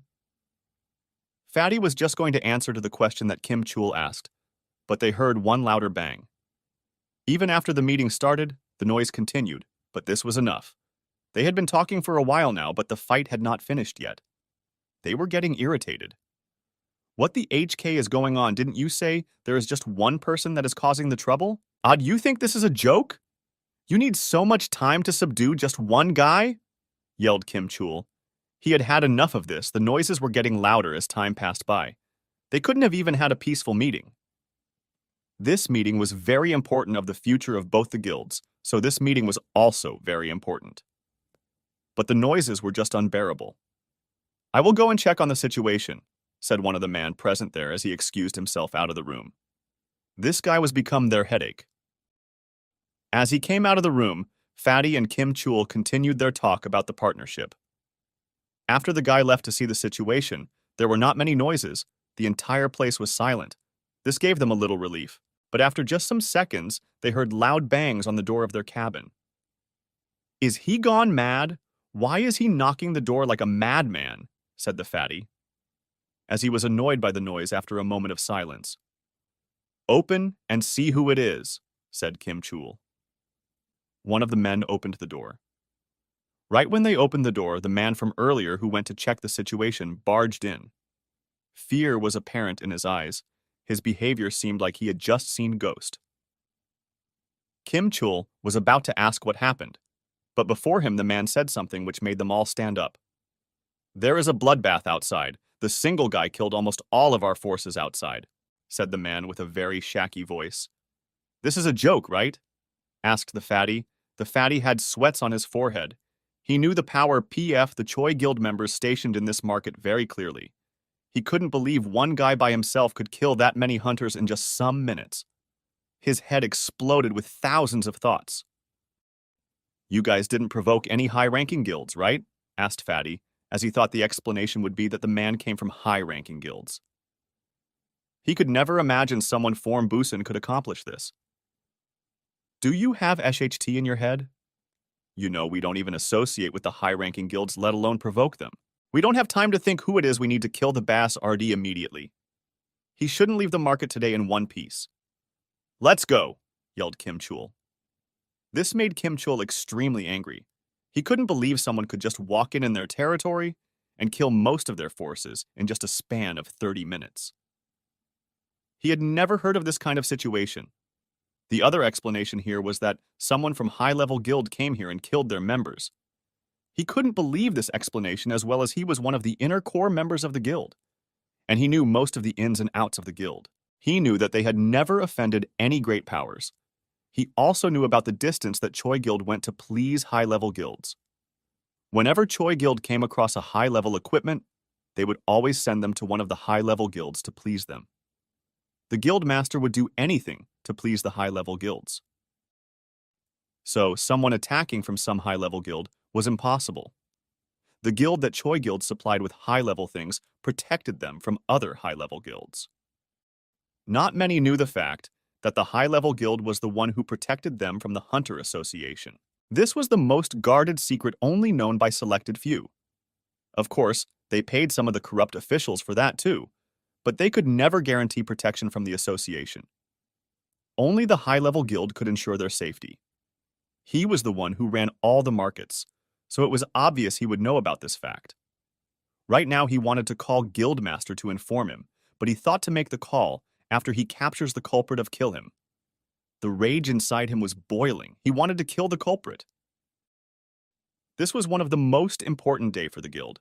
If the deal he was in process of making was successful, they could expand their influence in the region. He didn't want anyone to ruin that. While he made his way out of the guild, he was thinking about capturing the culprit and torture till his death. He wanted to know who wanted to challenge their hegemony in the region. After so much thinking, the conclusion he came to was this incident was orchestrated by one of their rival guilds. They must have paid the expert to cause trouble here. Just as he was thinking about the guild that could be responsible, they finally made it out of the restaurant. When Kim Chul saw what had happened outside the restaurant, his expression changed rapidly. First, he had an astonished look in his face second. He had rage apparent on his face. And lastly, after controlling his emotion, he had a serious look. He couldn't believe the scene he had just seen. Kang Ho killed all the Choi Guild member present outside of the restaurant. It didn't take him that long to finish them, as most of them didn't even have a class. As for the ones who had a class, they were extremely weak. Even they couldn't last longer than 1 to 2 strikes from Kang Ho. Killing them was very easy for Kang Ho. He didn't even break a sweat. When he was about to finish the last guy from the group, the restaurant door finally opened. He saw Kim Chul standing there. Using his skill, he found out that Kim Chul was actually level 60. It seemed he did come to the right place after all. All of the people beside Kim Chul were level 50. "Stop!" Kim Chul yelled with a demanding voice. When he saw Kang Ho was about to kill one of his men, he couldn't help but yell.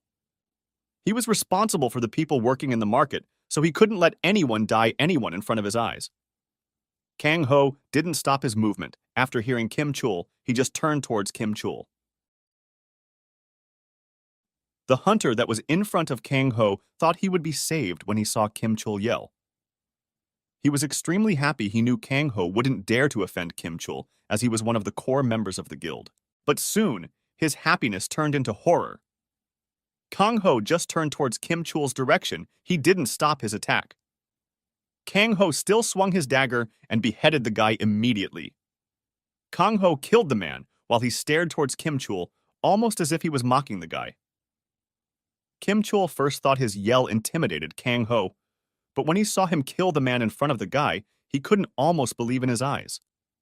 This guy entered their territory and even dared to provoke him, the one who oversaw everything here. "What are you fools waiting for? Go kill the BSRD now!" "Attack!" yelled Kim Chul, as he had never seen a guy like this, who would provoke them in their own territory. They had been ruling over this land for past 1 year. How could Kim Chul let this matter go?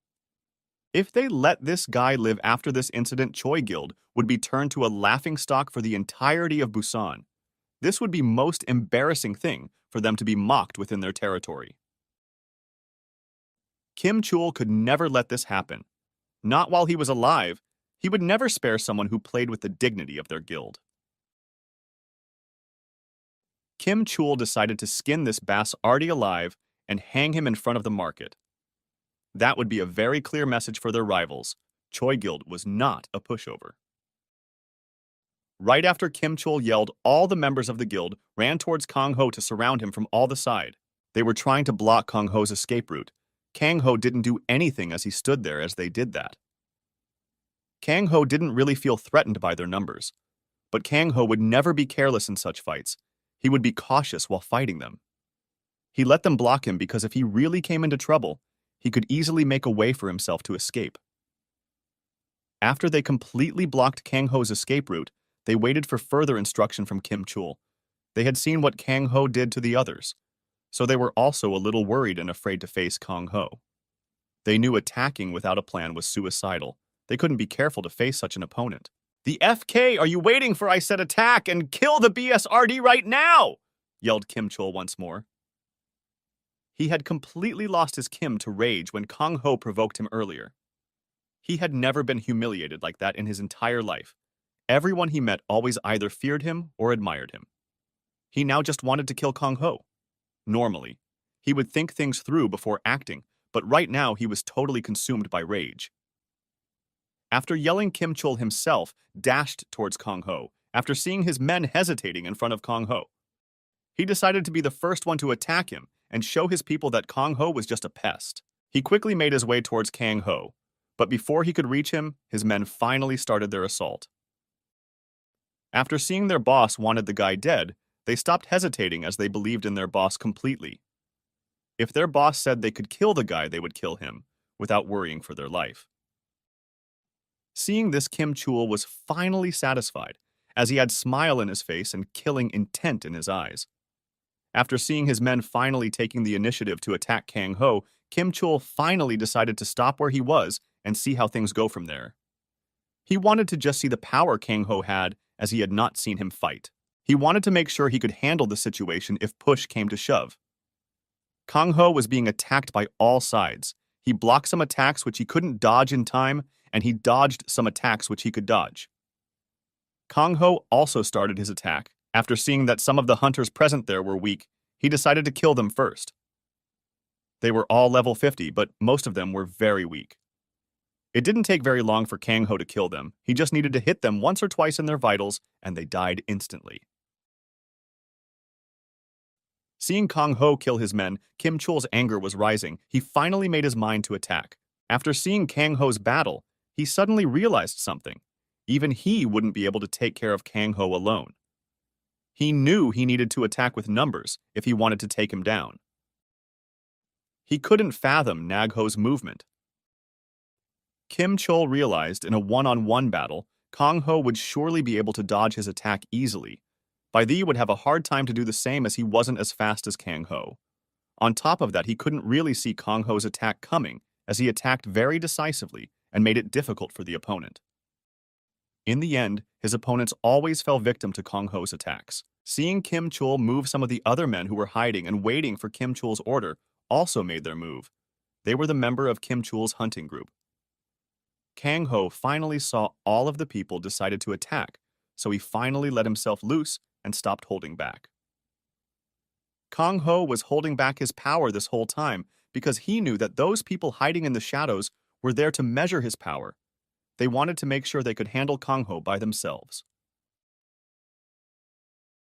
If Kang Ho were to unleash his full strength, they would have scattered and ran away. The one thing Kang Ho hated the most was letting his prey slip away. So he just showed a little bit of his powers and not going overboard. Kim Chul and his team of hunters finally clashed with Kang Ho. They weren't that strong, but their teamwork was on a different level. They attacked Kang Ho without giving him a chance to recover. Every move they made was well calculated. They were in perfect sync with each other. They had a very strong teamwork, the type that came only after experiencing hundreds of life and death situations together. After they joined in, Kang Ho was pushed back a little because he didn't get a chance to retaliate. He was just busy dodging and blocking their attacks. After some time, Kang Ho finally decided to take a step back. After regaining his foothold, Kang Ho decided to target all the remaining hunters around him, avoiding Kim Chul's team. He began to distance himself from them while he battled. He was always 2 steps ahead of them. Whenever they came towards him to attack him, he would leave that place before he was attacked by the group. This made Kim Chul really angry. He always had pride in his group's teamwork and strength. He always felt they were comparable to Choi Guild's main hunting team, if not better than them. Keep your attacks going, I want to see, until when the rat keeps running from us. He will fall prey to our bladed eventually if we keep going like this. Kim Chul commanded his men. After seeing Kang Ho running around avoiding them, he felt Kang Ho was afraid of them. He felt if they keep on going, Kang Ho would eventually fall victim to their might. But in reality, Kang Ho was just trying to kill all the pest before confronting them. Kang Ho wasn't really afraid of them, rather he was being cautious, as you never know when he would make a mistake. In a fight, if you were cornered, you had more chances of making a mistake. He wanted to avoid such situation as much as possible. He knew if he continued to fight them with so many other hunters around them, he was bound to make some stupid mistake. Kang Ho continued to fight like that sore some more time, and managed to kill most of the remaining hunters as he was moving around. Most of the hunters remaining were very badly injured. They were barely able to stand on their feet, let alone cause Kang Ho any harm. Seeing the hunters being killed in front of their eyes, while they could do nothing to stop HM, Kim Chul and his men felt as if they were being toyed by Kang Ho. After Kang Ho had taken care of all the pests in the surrounding, Kang Ho finally focused on the Kim Chul and others. They were fuming with rage at the moment. Kang Ho finally made his attack towards them. This time, when Kang Ho attacked them, they were not as organized as before, as most of them were filled with rage and lost their mind, The only thing they wanted to see now was Kang Ho's headless corpse. This made things much easier for Kang Ho, as there were many flaws in their attacks, and if Kang Ho took advantage of those flaws, he could kill them quite easily. Kang Ho started his attacks on the now disorganized group of men. He, without taking a break, attacked them with his daggers. After some time of clash, there were just about 6 men remaining alive in the group. Kim Chul was devastated after seeing his group of friends being killed by Kang Ho so easily. He couldn't believe Kang Ho could kill so many of his men. He was losing his mind. Right now, he didn't care about anything. There was only one goal in his head, that was to kill Kang Ho. Kang Ho suddenly felt mana being the mana was coming from Kim Chul. It seemed he had used his skill. Kim Chul suddenly pounced towards him when he was examining what was going on. Before he knew it, Kim Chul was right in front of him. It seemed that Kim Chul's skill gave HM boost in speed, as his attack was faster than earlier, and his speed also had a major boost. This didn't change his situation though, as he was killed by Kang Ho in just some seconds. Even after boosting his speed, he wasn't able to land a hit on Nag Ho. He still couldn't follow Kang Ho's movements. After Kim Chul died, his followers tried to escape, but Nag Ho attacked them and killed them, even before they do so. With this, Kang Ho had destroyed one of the markets owned by Choi Guild. He wanted to head towards the next market. He cleaned his dagger and put them back. He was about to leave the market, but before he could, something interesting came in his view. After he started his killing spree in the market, most of the people gathered there started running away, but some started to cause havoc in the chaotic situation for their own gain. There were people looting things in shops. Most of them didn't even care if Kang Ho was still there. They just wanted to gain some benefits even if their life was in danger. "Sir, I don't think this place is safe for you right now. The Choi Guild has fallen. There is no one protecting this place right now. It would be best for you to leave this place immediately. If that guy who killed all the men from Choi Guild decided to kill everyone present, I don't think even we could kill him. He is just too powerful for us to handle. Also, this place is starting to get a lot chaotic. People are starting to loot each other. You will be the center of attraction in this kind of situation," said one masked man. He was wearing black suit like a bodyguard. He was talking to a fat, masked man with all kinds of jewelry on his neck and his finger. In the crowd, he stood out the most as he was covered with precious material. There were 5 bodyguards around him. The man was getting very worried of the fat man's safety as the situation was worsening as the time passed by. He wanted to immediately leave the place. He had seen how Kang Ho killed all the Choi Guild members. He didn't want to risk his life by staying here. "All of you surround me and protect me. I won't leave this place until I get my property. After paying 1 million for that thing, you want me to leave without it? Have you gone crazy? You think I pay you every month to keep me company? Shut the FK up! And go bring my property to me then, after we can leave this Esthol," yelled the fat man. He was fuming with anger, as he paid these men to protect him from any danger. He expected them to protect him, not run away. In middle of all the chaos, he started yelling, and it seemed that he gained bad people's attention. All of the people who were busy seemed to have heard what the man had said and turned towards him. When all the people saw the fat man, they were immediately attracted to all the valuable things on the fat man.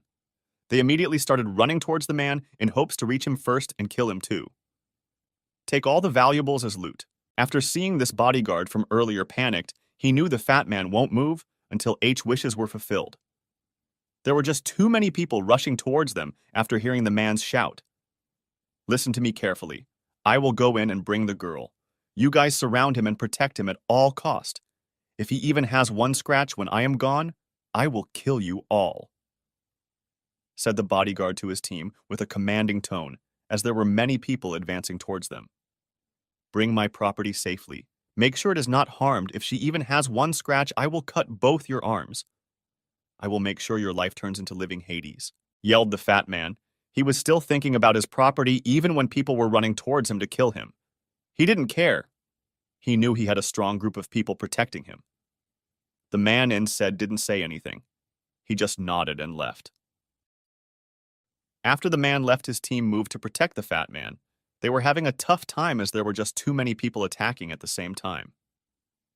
The fight to save the fat man continued for some more time. Meanwhile, the man who left finally came with the girl from the auction. She had a collar on her neck, and she was being dragged by the man to the fat man. "Give me my property. Let me see if it's been damaged," the fat man said to his bodyguard. Under the mask, the fat man was drooling after seeing the bare thighs of the girl. He had a disgusting look on his face under the mask. After hearing the fat man, the bodyguard handed the chain to the fat man. He was in a hurry because his team were in a very bad condition in the fight. They were being pushed back by the crowd. If he was a little late, the crowd would probably have been able to come past the guards and attack the fat man. This was a really serious situation, but the fat man didn't seem to care about it as he was busy checking out the girl. Oh. Nag Ho was just about to leave the place right then he came across the crowd. He didn't want to stay there, but he suddenly witnessed a scene which made his steps stop suddenly.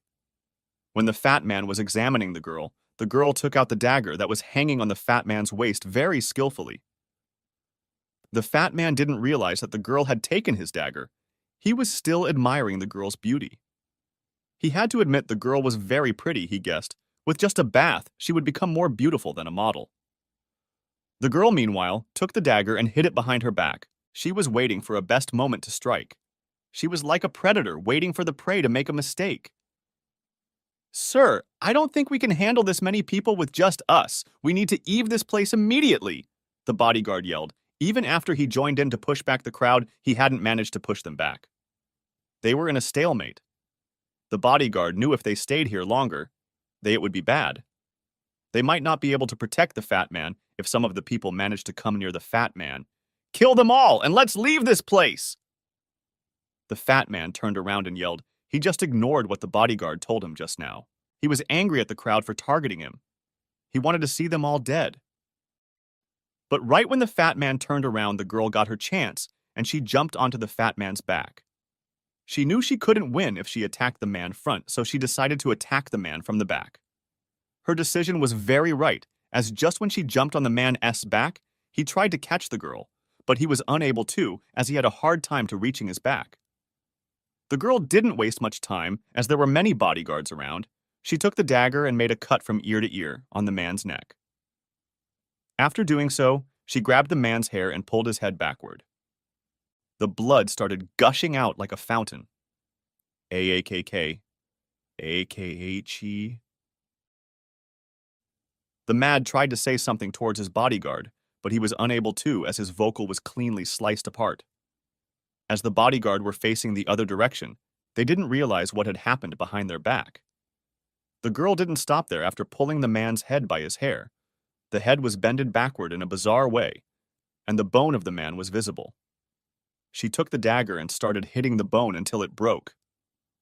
After the bone was broken, she cleanly chopped the head off. The girl had jumped off the fat man's back. After the girl came off, the headless body fell to the ground with a thud. The girl was standing there looking towards the corpse of the man. She wasn't horrified, she wasn't not happy, she just seemed like she was dead inside. She just had the will and desire to live. She didn't have emotion, but her eyes told everything that she was feeling. She had a fierce look in her eyes. It revealed that she would kill anyone who would want to harm her. The girl had blood on her cheek. She used her other hand, which was holding the dagger, to remove the blood. After killing the man, she was still dazed, so she didn't run away right away. One of the bodyguards turned around to check on the situation, but right when he did, he turned around. He saw the fat man's headless body falling to the ground. He was enraged. "FK," the bodyguard yelled. Other bodyguards were busy to control the situation, so they didn't care about the bodyguard. The bodyguard didn't say anything else and charged towards the girl right away. He was totally enraged. His mind was clouded by anger. When the man Acme running towards her, the girl finally came to reality. He wasn't afraid seeing the bodyguard run towards her. She prepared herself to fight the man. She threw the head away and maintained a fighting position. She knew in this situation she had only one option, that was to fight. She would kill anyone that came in her way. After the man made it to the girl, he directly started the battle with a swing of his sword. He was the weakest among the group, but he had the confidence to take the girl down in just one swing. He didn't believe that a girl that was being sold on market could be better than him. After all, he was level 15. A sewage rat dares to point a dagger at me? I will show you what Hades feels like. Hoo hoo hoo hoo. I think I will spare you for us to enjoy tonight. The fatty paid 1 million for you after all, can't let that go to waste. The man thought while he attacked the girl. Even he was over the girl's unparalleled beauty. He was too focused on the girl's thigh rather than focusing on the fight. He was too conceited. This would be the cause of his doom. The man swung his sword sideways. The girl was focusing on every move that the man was making, so it wasn't hard for her to duck and avoid the attack. The girl didn't stop there. She used her bended legs to give herself a push. That little push gave her a little momentum she was aiming for the man's throat. With the momentum, the girl attacked the man with the dagger. The man was initially not focused at the battle at all, but when the girl avoided his attack, he was jolted awake. He had chills running down his body when he saw the girl attacking from below. He wanted to move out of the way of the dagger, but the girl attacked so fast that the man didn't even have time to react to the attack.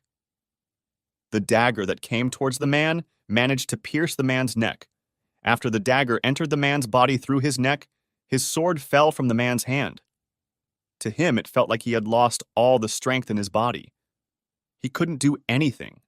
All he could do was look the girl in the eyes as she repeatedly penetrated his neck with her dagger, with a face which showed no emotion. Demon, that was the last thought of the man before he died in the hands of the girl. After he died, the finally let the body of the man go. The body fell to the ground with a thud. On the other side, after the man left his position, it became impossible to control the crowd. The masses finally broke through. They directly went to the dead body of the fat man. They were all elated that the man was already dead, and they just needed to pick the valuables up and run away. The bodyguards finally turned around to protect the fat guy, but when they turned around, they say the corpse of both the people and the girl carrying bloody dagger. BCH, I will kill you, yelled the leader of the bodyguards. He was totally enraged after all they did to protect the fat man. The girl killed him even after all their effort to keep him safe. In addition, he had also killed their brother. The man's eyes became red with anger, and he pounced towards the girl he wanted just kill the girl. When the man pounced towards her, she could feel by his speed he was way stronger than her. But she still didn't run away with fear, she stood her ground. Few days ago, Haji-1, I told you becoming a hunter is very dangerous. You should just work with us in the store. Even if we don't earn much, we can still earn enough to feed the three of us. We don't need anything, we just need you to be safe, said a middle-aged woman to a girl of age 20. The girl was the same from the market, but she looked very pretty. She could give a model run for her money. No, Mom, I heard that a high-level potion could easily heal injuries like Father has, the girl said with enthusiasm as she pointed towards her father who was sitting on a wheelchair. Her father met with an accident before the dungeon started appearing. Ever since the accident, her father's legs had become useless. He could only move around with the help of wheelchair. Ji-1 really wanted to change this. She wanted her father to walk again and move around like past. That's the reason why she wanted to go to a dungeon and risk her life. She could do anything to see her father walk again. I am happy as I am. I just want our family to be together, safe and happy. That's all I want. Don't go to risk your life in a dungeon. Just stay with us, her father said, while he pushed his wheelchair towards the mom and daughter. He didn't want to see his daughter suffer. He knew how dangerous the dungeons were. The dungeons had taken many lives of the people who went in. He didn't want his daughter to be the next victim of that Da-Ed thing.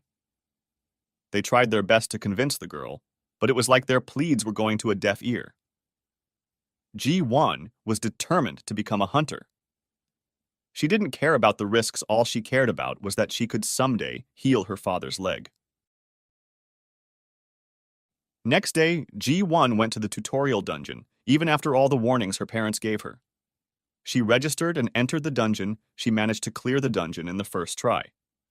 She entered the dungeon again after, and this time she wanted to challenge the hard mode. Ji-1 had cleared the normal dungeon in a record time, which lit up alarm all over the guilds.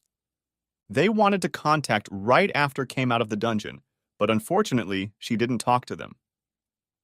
After coming out of the dungeon, she had an idea of fighting stronger foe. She had the urge to clear the entire dungeon in one day. She wanted her parents to see if she was to become a hunter, she would be a very powerful one and would be able to handle herself. If she cleared the hard mode, she thought her parents would be finally able to understand that she had the potential to become a great hunter, and they didn't have to always worry about her. After she exited the dungeon, she was contemplating to risk it or not. She didn't even care about the people waiting outside the portal to talk to her. She was busy in her thought. Ms. Haji 1, we are representative of high-level guilds. We want some of your time to discuss about something. We want you to join our guilds. We will listen to all your demands, and as long as the guild can fulfill it, we will do it of you. Join our guilds. One of the recruiter representing the high-level guild spoke on behalf of all the recruiters present there. With your potential, you could even become member of one of the hunting teams of our guild within 6 months or a year, depending on your growth speed and merits. One of the recruiters eagerly said to Ji-Wan. He desperately wanted to recruit her, as this kind of potential was hard to come by. He couldn't miss this great opportunity presenting itself in front of him. The recruiter pushed everyone ahead of him to declare that. He was given hateful glare from other recruiter, as they had an agreement that only one person could speak when someone exited the portal with a great potential. And only after the hunter agreed to talk would they propose their deals. But all they could do was send a hateful glare at him, nothing else, as he was representative of one of the influential guilds in Seoul. They knew if they spoke up about this unfair incident, they wouldn't have heads above their shoulder at the end of the day. Even if the guy seemed friendly in front of G1, they knew he was a madman. He would kill anyone without facing consequence. Right now, all they could do was stay silent and hope that G1 wouldn't be attracted by the deal. But they didn't have much of hope, as they knew how valuable this kind of deal was. Getting into a high-level guild was prestigious in itself. But if they were presented a chance of entering hunting team, no one could ignore that kind of sweet dream. Every teenager had the dream of entering a hunting team of a high-level guild. This was the main reason why they risked their lives every day inside a dungeon. The days when boy-girl bands used to be famous were over. This was a new age. Hunting teams of high-level guild were now the thing that people paid attention to the most. Most of the people followed popular hunting teams as if they were idols. Most of them had their own fan clubs. They were more famous than the celebrities. Every move they made would be closely watched by their fans. They were loved by people from all walks of their life, young, old, adults. Everyone loved them. There was also a reason behind so much love. People saw them as heroes as they endlessly fought monsters, risking their lives each time to protect the people. So, most of the teenagers these days just wanted to be famous and gain fame by protecting people. That was the reason for the other to be angry at him. They knew most of the people won't think twice about the deal if they heard this kind of offer just from the get-go. Most of them became depressed after hearing the man's offer, but they regained their confidence after seeing that G1 didn't have any reaction after hearing this. She just acted like she didn't hear anything and entered the dungeon again. Some of them sighed in relief as they were happy to see that she wasn't moved by the offer. That meant they still had some chance to convince her to join their guild. After being ignored by G1, the recruiter wasn't upset, rather he was happy. If the girl entered the dungeon again, she would have to inevitably come out after some time. This meant he had some time to contact the guild he represented and talk to them about the matter. He wanted to make a very attractive contact which she couldn't reject. After Ji-won entered the dungeon, no one stayed there. They ran back to their own tents to contact their guild to have a talk. They knew if they didn't present a good offer, they would lose a change to get a hunter with great potential. No one wanted that. After Ji-won entered the dungeon, she managed to clear the hard mode too. It was a little difficult from before, but she managed to clear it nonetheless. She was totally exhausted when she cleared the dungeon, but she still had a wide grin as she was really happy. Maybe now they wouldn't worry that much about my safety, she thought as she exited the dungeon. Right after she exited the dungeon, she was greeted with alt of recruiters waiting outside the portal for her to make her appearance. There were a lot of them this time around. A lot of the local guilds and height-level guilds were alerted about the new hunter. They all wanted her to join their guild as it was very rare for hunter with potential like her to appear. If they managed to take her in, they knew she had unlimited potential. Many of the other high-level guilds were also alerted as they were always looking for a talented hunter, so there were many new representatives from high-level guilds. Their appearance made the low-level guilds' representatives disheartened, as they knew no one would be willing to choose them between those two.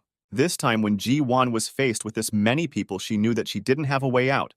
She had to listen to all of them, so she agreed to talk to them. After she agreed, everyone became happy. They took her to a huge tent built there for people to have meetings. They, one by one, started to present their offers to Ji-won. She, on the other hand, was very exhausted from the battle today and wanted to go home quickly and to show her parents her hunter ID. But even if she wanted to leave, she knew these recruiters won't leave her be and pester her endlessly if she didn't listen to her. There were many people. Everyone took their turn and presented their offer. The low-level guild went first, following the high-level guilds. The most powerful guild went last as they wanted to offer her the best deal, so they wanted to hear other offers and then make their offer. This way, she would be attracted to the high-level guild more. G1 had it worst. She had to listen to all the offer that the guilds were making when she was feeling extremely exhausted. She somehow endured the hour-long talks of all the recruiters. But she didn't show her emotion when she listened to the offers. She just acted neutral when she heard all the offers. She knew even if the guilds portrayed their offer as best, they could. There would surely be loopholes in the contacts that the guild would later on use to exploit her. So she didn't accept the offers even if it seemed the awesome from hearing. If she were to join a guild, she wanted to be sure that whatever she signed was loopholes-free, so that the guilds won't have the opportunity to exploit her. After hearing all the offers, she had to admit she was pleasantly surprised that even huge guilds wanted to recruit her. She never saw that coming. It was a huge shock to her. But even so, she didn't want to blindly trust even these high-level guilds, because she had heard cases where these guilds took advantage of new hunters with great potential. Thank you for the offers. I am too exhausted right now, so I would like to have some time to think over. There are too many great offers. I want to choose what's best for me. Please provide me with your contact numbers so that I can contact you after I choose the guild I want to join. Ji-won said tactfully. She didn't want to provoke any of the powers present here, so she decided to take contact info from everyone present. After she requested the info from everyone had a glimmer of hope that she would join their guild. Even if some of them were disappointed by her decision, they didn't show their disappointment. They knew if they acted inappropriately, she wouldn't even consider to join their guild. These people present here received huge profits from recruiting hunters with high potential, so no one wanted to lose out on the chance. Even if she didn't have a guild in her mind that she wanted to join, she still took all the info and left the place. She went straight to their shop as she knew her parents would be in the shop today as it was a working day. G1 didn't live in slums area. Even though her parents weren't poor, they weren't rich either. They lived in the area where the middle-class people lived. The area wasn't too poor, neither was it rich. When she was relatively close to her house, she saw the glasses of her parents' stone were all broken. Her heart skipped a beat. The place where their store was located usually had cases of robbery and theft. When she saw the condition of the store, she hoped her parents were fine. She ran to the store. When she was in front of the store, she stopped. She wanted to see if anyone was around. The entire area was empty. It was very suspicious, but she didn't have time to think about that. She slowly made it inside the store. Clank. When she finally made it inside the store, she felt as if someone had torn her heart out with bare hand while she stood there. She lost all the strength of her body. It felt as if she had lost control of all of her body parts. She couldn't move a muscle. She stood there watching a pair of goblins as they were eating her parents' body. Her parents had a horrified expression on their face before they dies. Her father's hands and head were torn apart by one of the goblin. There was a bone beside the goblin. It seemed that that was one of the hands of her father, as the other one was still in the goblin's mouth. The other goblin seemed to have tore her mother's belly and was chomping down her internal organs. Seeing this, she stood there petrified. 2 drops of tear ran down her cheeks. Moment later, that fear turned into endless rage. She wanted to turn those goblins into fine meat paste. She wanted to make them suffer. The goblins finally realized that someone was behind them when they heard the sword falling. They turned around while still chomping down on their food. Ji-won picked her sword up and they started fighting. The goblins were level 10, but she didn't care, she just wanted to see them dead. They fought for about 30 minutes. Ji-won could have killed them faster, but that wouldn't have calmed her rage down. She was slowly chopping the goblins into pieces. All they could do was scream in pain as they slowly lost their body parts. If people watched this, they would have been horrified as Ji-won was covered in goblin blood, and the entire store was too. She looked like a mad person when she fought the goblins. She had lost all the senses when she fought the goblins. All that was in her mind was kill. She continued the fight until she had no strength left in her body. When the goblins died, they had horror written all over their eyes. They died a miserable death. Even after killing them, Ji-won wasn't satisfied. She crawled over to her parents' side as she started weeping. She didn't even have strength to life an arm after the intense fight. A shadow suddenly came behind her Ji-won's back. She was too weak to notice that. The shadow suddenly hit her in the head, which made her slowly lose consciousness. Wow, it seems we are going to be extremely rich today. I never expected to come across this kind of beauty in this dump hole. We would surely get at least $100,000 if we sold her in the market as a captive, said the person who hit Ji-won. One more guy came into the store after him. Brad, don't you think it would be a waste if we don't taste the item first before selling? Asked the other guy with dissatisfaction. Shut the FK up, Chad. Didn't you see how she fought those goblins? You think you are a match for her? With both our combined strength, we could barely fight off both the goblins. She played with them like they were some kind of child. And also, if we sold her like this, she would be sold for 10 times more money in the market anyway. We won't need to use goblins to earn money for quite some time, said the guy named Brad. It's true. It's so easy to fool the hunters associating with these kinds of cheap tricks. Who would have thought? This wouldn't have been possible if we didn't get support from the Fighter Guild, said the guy named Chad. They continued their talks and started to clean up all the evidence of them being here. But they made a severe mistake. Ji-won wasn't totally unconscious when they talked about this. She could still hear what they were talking about. Ji-won knew these guys. They used to help around her parents in the shop, and the neighbors, they were orphaned brothers. They lived in this area. She also knew about the Fighter Guild. They were one of the small-time guilds in the area. The members of Fighter Guild portrayed themselves as very nice guild. They used to help people around the area.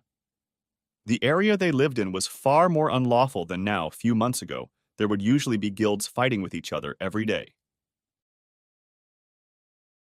The only reason they fought for was to gain control over the markets around the small area. But then suddenly one day, the Fighter Guild appeared. They somehow managed to subdue all of the guilds under their flag. Some days after they gained the trust of the people, mysterious disappearances started to happen all over the small town. The Fighter Guild then caught the culprit responsible for the incidents and brought them to justice. At least that was what the Fighter Guild told the people. But even after that, the disappearance and murder of people kept happening. Then came the monsters attacking the area. The Fighter Guild made the people of the town believe that the monsters came from Dungeon Break. They were the ones who escaped. The people believed even that as there was no Hunter Association office in the small town. The Hunter Association didn't have the manpower to spare for a small town as theirs, so the locals could only trust the Fighter Guild. The people didn't even bother to go to Hunter Association headquarters to file and complain.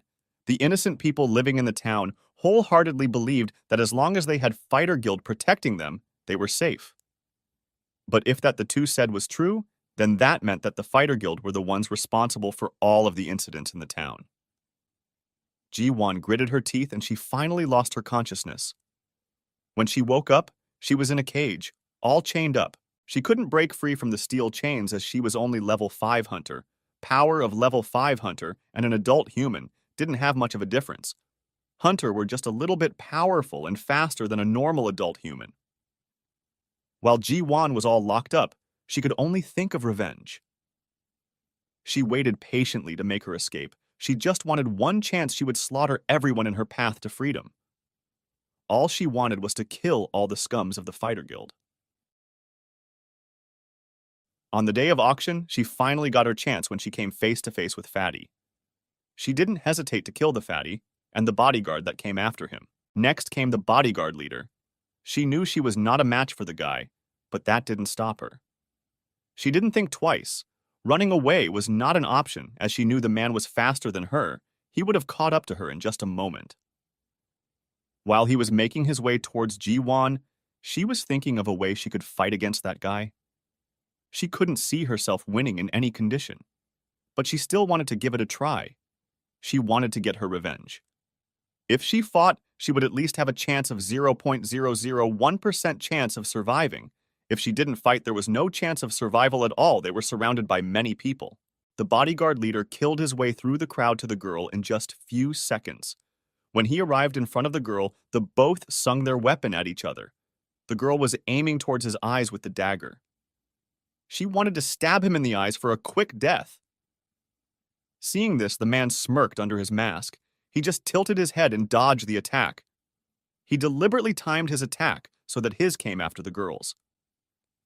His sword was aiming towards the girl's neck. He wanted to cleanly chop the girl's head off. Seeing this, the girl's face became pale. She knew that she didn't have enough time to dodge.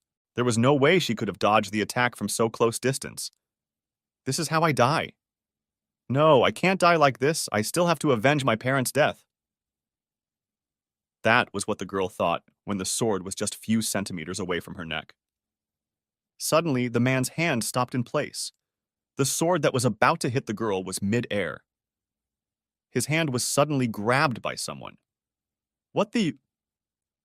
The man tried to turn his head back and was about to say something, but he didn't get a chance to finish as he felt a hand grab his neck, and suddenly he felt a great amount of force pushing him down. He-Man was unable to control his body as the power that pushed him was far greater than his. His was pushed downwards head first towards the floor. He didn't even see the man who was doing this to his body. Before countless eyes, the man was pushed head first to the ground. This was naturally done by none other than Kang-ho himself. Kang-ho used all his strength. He didn't feel pity for the girl. He just saw the determination to live and fight in the girl's eyes. It reminded him of himself when he first arrived in that Hades-like place. He knew the girl wouldn't survive fighting with the man as he was way stronger than her. So he moved. He didn't care if he lived or died after this. This was all he could do for her. Everyone had to fight their own battle to survive. He wondered if the girl would survive the cruel world. In front of everyone, when the head made contact to the ground, the skull popped as if it was a water balloon thrown from a height. The blood-brain substance flew everywhere. A piece of brain flew and entered mouth of one unlucky guy who was watching the scene with a wide-opened mouth. He started vomiting right where he was standing. The scene was like out of a scary movie. It was surreal. No one would believe such an incident if they didn't see it for themselves. There was silence on the entire area for a while. God, we are doomed! Run! It's the Sei guy who killed all the Choi Guild members alone. Run, run, run! One guy ran yelling. After hearing him, everyone realized the same thing as they started to run away. All of them ran away.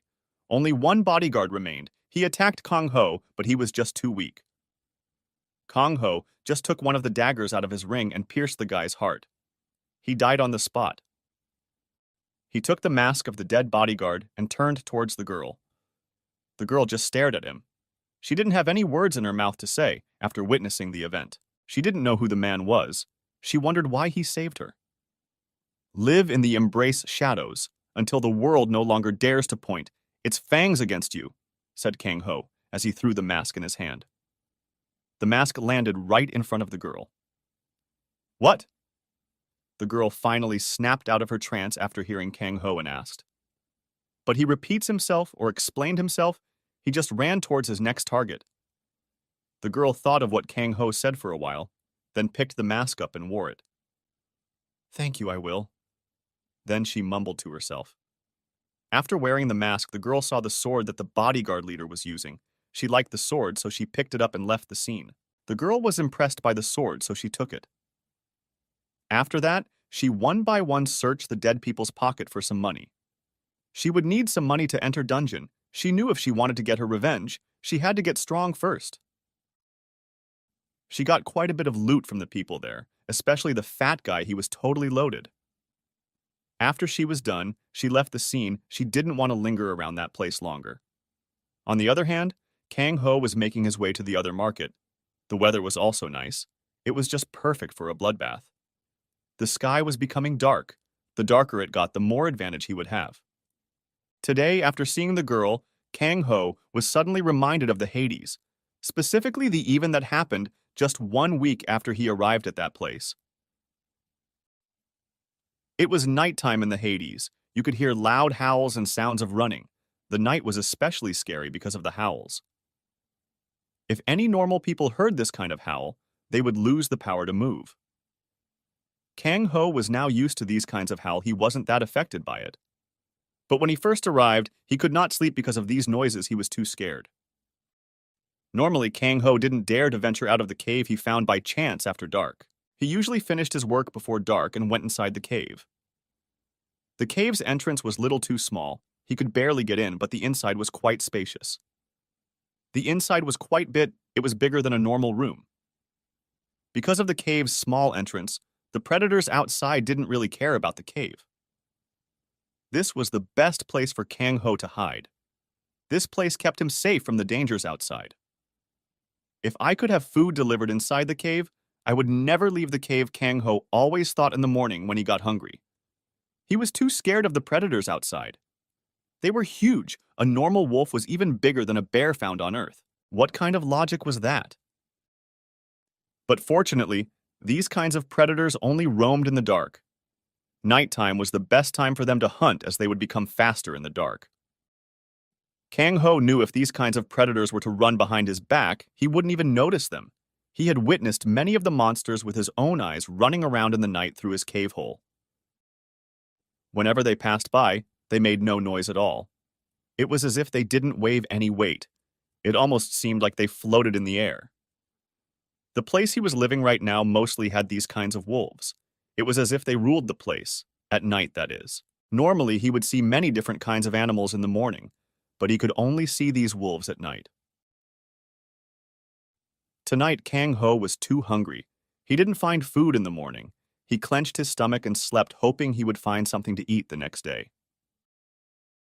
In the morning next day, Kang Ho woke up early, as he was too hungry. The sun was yet to come up. He decided to go out in search of food. He wasn't worried about the wolves, as they would disappear by this time after having their meal. He made his way through the jungle in search for food. He searched for food about 3 hours after not finding anything. He was disappointed, but suddenly he found a plant he ate some days ago. These plants were the favorite food of the rabbit with huge fangs he encountered when he came here first. Seeing them eat that, he figured that the plants didn't contain poison, so he tried the plant, and surprisingly they were delicious, so today he decided to eat the plant. After eating these plants, Kang Ho didn't know why, but he felt satisfied. He couldn't quite explain the feeling he got after eating these plants. Ever since he came to this place, something was happening to his body which he couldn't explain. He felt as if his strength, speed, senses, everything were rising along with that. He could also feel things he never felt before, like something was flowing through his body. Something different. Something he couldn't touch nor see, he could just feel it. Whenever he killed something, he would feel his strength growing. It felt like he was growing crazy. How can someone's strength grow by just killing something?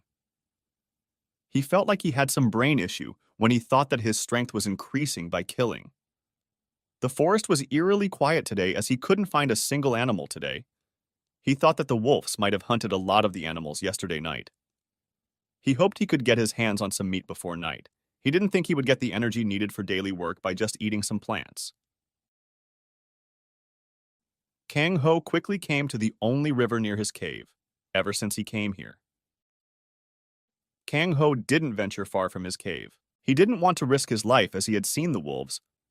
He didn't even want to know predators waited outside of this area. He could at least get food in this area. He felt extremely safe in this place, as he had never seen the wolves roaming out in the morning. The thought, as long as he stayed inside the cave in the night, he could survive the place. After coming to the riverside, Kang Ho found some dried up wood and dried bushes. He started to light the fire up. While he was on Earth, he loved camping, so he taught himself how to light fire with stones or other medieval ways. Surprisingly, when Kang Ho arrived in the place if his clothes were left back on Earth. He was depressed for quite some time, but he was used to staying in jungles, so it wasn't too difficult for him to adapt to the situation. He wanted to return to his family, so he could never give up, he thought. Kang Ho was very determined he would never give up. He would never bow down to anyone. That was the kind of guy he was. After starting the fire, Kang Ho boiled the water in some kind of cup made up of stone. He had accidentally come across the cup. He took it, he knew it would come in handy. He first washed the plant and started to boil it. He didn't want to get sick, so he boiled it first to kill any germs present in the plant. Whenever he would boil this plant, the plant would give off a very nice smell. He loved the smell. Sometimes the smell would attract some nearby animals. He was hoping something would come his way today too. He was ready with his dagger.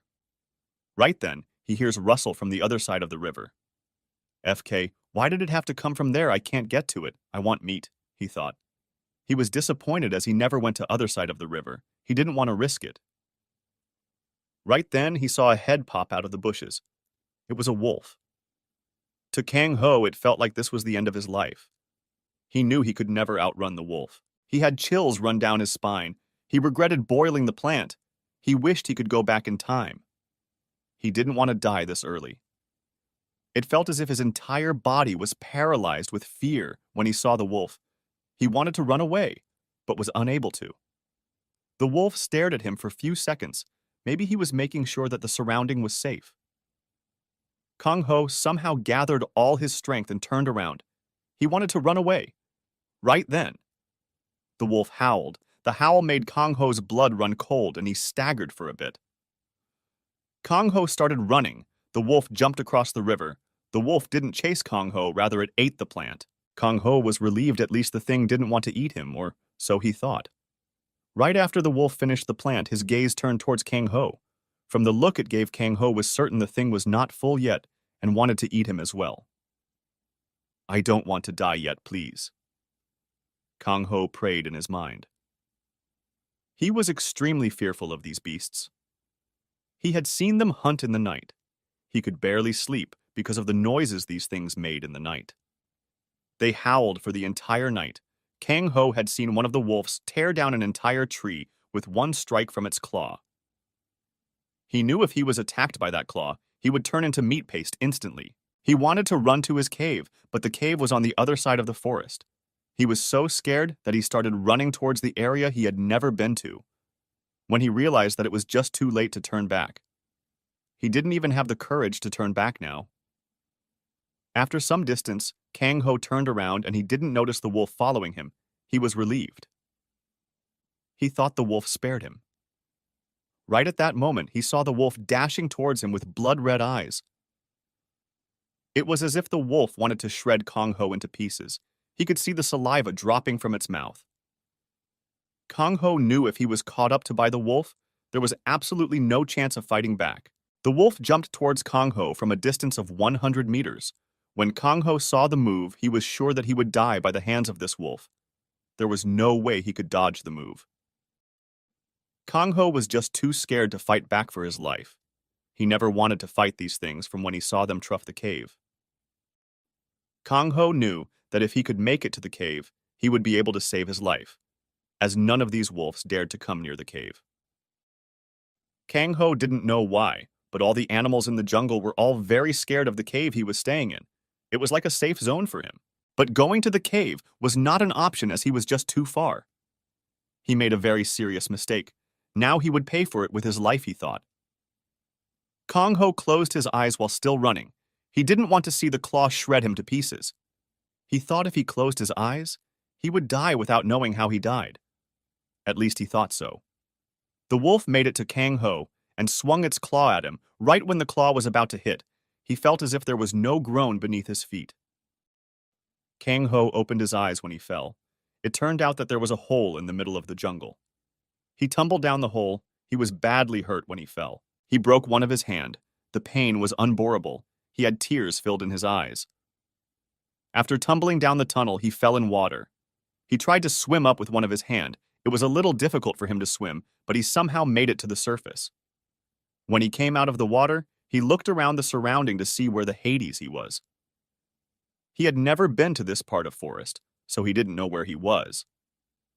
He didn't worry about where he was just happy that the wolf wasn't chasing him anymore. After looking here and there, he confirmed that he was in some kind of pond, but surprisingly, the water was giving off light that illuminated the entire cave-like area. After looking around the area for some time, he dragged himself out of the water. When he looked towards the pond after coming out of it, he was awed by the beauty of the pond. He had never seen a place so beautiful. He admired the beauty for a little while. Like the pond, don't you, little rabbit? Kong Ho was suddenly jolted awake by the voice. At first, he was scared by the voice. The voice sounded like an old man's voice. He couldn't find the origin of the voice. It felt as if the voice was coming from all the direction. But after a while, he was extremely happy this was the first time. He had heard someone else's voice in a week. He wanted to dance in happiness, but he wanted to make sure that the other party didn't want to hurt him first. "Did you come here to rescue me?" asked Kong Ho with anticipation. Even after living in this place for 1 week, even after seeing animals he had never seen before, Kang Ho still thought he was on Earth. He knew that couldn't be possible, but thought of him appearing in a similar place like Earth by toughing some weird thing didn't make any sense.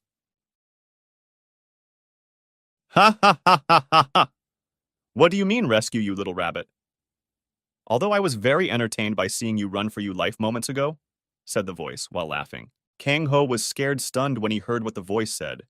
He knew that the person wouldn't help him. He wanted to run somewhere and hide, but looking here and there was no way out from the place. He was stuck here. The only way out was from where he came in, but reaching that place was impossible. The hole was above the ceiling, and below it was the pond. "Who are you? What do you want?" "Do you want to kill me?" asked Kong Ho. Couldn't see the man. He wanted to know where he was hiding, and how did he see him running above the forest? He was sure he was the only person who entered the pond. He had no idea what was going on. "You don't need to know who I am." "Why would I want to hurt a little rabbit like you?" the voice asked. Kong Ho was looking here and there to find the source of the voice, but to no avail. He was still too afraid. He didn't trust what the voice said. Who would even believe that? "If you were watching me run for my life, why didn't you save me?" asked Kong Ho. He was angry as the man didn't save him. If he really saw him running for his life, why did the person not save him? After that question, the voice didn't reply to Kang Ho. Kang Ho thought the man had disappeared. He started to explore the cave to find other exits. He wanted to know if there were any other places that the man had come from. But to his disappointment, there was no such place in the entire cave. "You won't find what you are looking for, rabbit." The voice sounded again suddenly. The sudden reply made Nagho startled. He was extremely angry right now. "Why didn't you save me from that monster right now? Seeing a human flee for his life, does that make you happy? Do you even have a shred of humanity left in you?" Kong Ho shouted angrily. He was furious because that man kept calling him rabbit, like he was better than him. The man didn't even have the guts to confront him face to face, but he dared to insult him by calling rabbit. That was the part which annoyed him the most. He just wanted to find the guy and hit him in the head. After some time of searching, Kang Ho finally gave up on finding an exit. He knew it was only possible to get out of the cave only from where he entered. He started despairing on the fact that the hole was so high in the sky and there was no possible way to reach it. "Monster? Why do you call that wolf a monster?" the voice suddenly asked with curiosity. His curiosity was evident in the way he asked. "Didn't you see that thing try to kill me? I didn't even do anything to him. I was just minding my own business when that thing attacked me out of the blue," answered Kang Ho. He was angry at the voice for asking such question, but he still answered the question anyway. After a bit of a silence, the voice answered again. The silence felt as if the man was speechless from the reply that Kang Ho gave. The reply that the voice gave Kang Ho startled him. He felt chills run down his spine when he heard it. This is a place where strong lives and the weak dies. There is no place for weak to live in this place. Here, if you want to live, you fight. This world has no place for those who don't fight for themselves.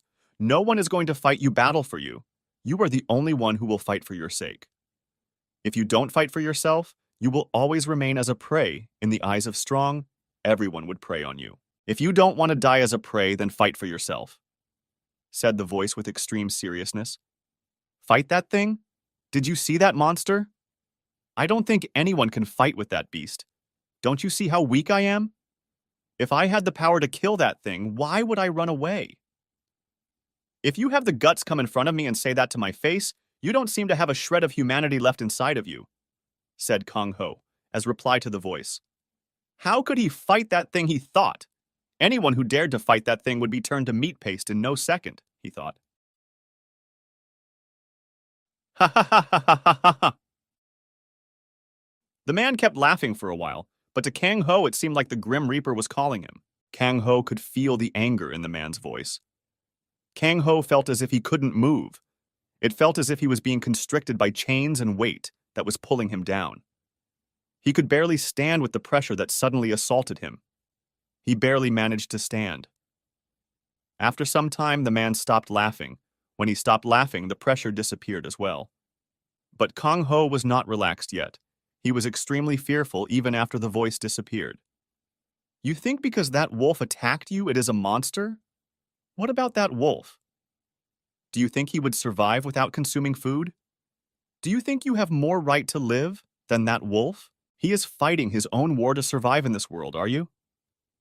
You are so pathetic that, rather than fighting to improve your weakness, you would use it as a shield to protect yourself. You don't even fight for what you want. Still, why do you think it is you that should survive than that wolf? If you tell me that you are weaker than wolf, so he shouldn't attack you, I have watched you killing an innocent deer to quench your hunger a few days ago. Now tell me, why did you kill that weak being that was just eating grass to fill her stomach? That thing didn't attack you, did it? But why did you kill her? Just yesterday I saw her 4 little fawn die of hunger. They were just child, all they could eat was milk, but their mother was not there to feed them. So now tell me what gave you the right to survive and not the fawns. Do you think of yourself as a higher being just because you have a way to communicate? Did those fawns, wolf, not have the right to live? If you have the guts to fight weak animals, have the guts to fight the strong ones as well. In this cruel world, those who fight and survived are hailed as strong. Those who fail are called weak, and those who are afraid of fights are deemed as cowards. There is no place in this world for cowards. There is no place for someone who won't fight for themselves in this world. At the end of the day, we are all fighting to survive. We are all equal survivor. Next time, don't make assumption of me being a human, said the voice with a little bit of anger in his words. Hearing this, Kang Ho couldn't say anything. He just stayed silent. All he could do was think about the things that he heard. He wanted to learn about the person behind the voice, or he wanted to know if he wasn't a human, then what was he? He had many questions that he wanted to ask, but right at that moment, the water started to move. A huge wave formed in the pond and sucked Kang Ho in. After struggling for some moments, Kang Ho was split out of the small cave by the water. I wonder what you will become next time we meet Little Rabbit, asked the voice. It seemed that throwing Nag Ho out of the cave was his doing. This was at this time that the naive Kang Ho died. The voice didn't know it now, but he had changed Kang Ho's life. When he came out of the cave, Nag Ho had the determination in his eyes. He finally knew what he had to do to survive. After coming out of the cave, Kang Ho gripped his dagger and stared towards the wolf from earlier. He didn't back down this time. He didn't try to run. He knew what he had to do to be a survivor. Refame! Kang Ho was reminiscing on these distant memories of the past as he made his way towards the guild. Meanwhile, most of the guilds in the city were in chaos. While Kang Ho made his way towards the market, he wasn't aware of the chaos he had caused in the entire Busan region. Inside the room of Pak Kyung, his phone started to ring up. He quickly picked up, hoping it was from the illegal market. Is the mission complete? No, Guildmaster. I haven't heard from those guys who went there yet. I'm still waiting for their call, said Pak Kyung. He had sweat all over his forehead. He knew that no was not the reply that the Guildmaster wanted, but unfortunately, he didn't have something concrete to give to the Guildmaster. What are you doing then? I need the answer in 10 minutes, or else I will have to come down in your office myself. How hard would it be for them to get rid of some lowly scums? Said the Guildmaster. He was fuming with anger. It's been a lot of time since they had gone. There was still no response. Yes, Guildmaster, I will find out right away, said Pak Kyung. He was nervous. He didn't want to anger the Guildmaster any more than he was now. Now, yelled the Guildmaster, and hanged the phone up. He didn't want to hear Pak Kyung talk anymore. Inside, Choi Guild Pak Kyung was pacing around the room while thinking of something. He was clearly very anxious. Where the second hunting team? They should have been done by now. Why aren't they calling? Did they start drinking after destroying the house? I have still not heard of the matter about the agreement from the market. What is going on today? Thought Pak Kyung. He wanted to know of the outcome of the deal that was set up to happen in the market. Fortunately, though, the Guildmaster didn't really remember about that important business, or else he would have been decapitated if he said he didn't even know of that important business. Pak Kyung didn't want to waste any more of his time. He wanted to leave and investigate the situation personally. He wanted to make sure everything was done quietly and fast. Pak Kyung first planned to visit the slum. He knew if he didn't get the report fast enough to the Guildmaster, his life would be at stake. As for the deal in the market, he knew the deal would surely pass as they have been having the talk for a long time, so he wasn't too worried about the deal. Just you wait. I will kill all of you myself if I find you all inside a bar, mumbled Pak Kyung and took his jacket. After wearing the coat, he took his car key and started walking towards the door. Just as he was about to reach the door, the phone suddenly started to ring. He was in a hurry, so he ran to the phone and picked it up. Hell! Pak Kyung was about to greet the person and was about to ask who the caller was. Right then, he was interrupted by the caller's voice. Sir, I heard the illegal market was taken down and all of our men were slaughtered. Someone from the scene just called and informed me that there was not a single Choi Guild member left, said the voice in a hurry. He didn't have the time to explain the matter, as they were in a very serious trouble. What? Have you gone crazy? Who would attack the market?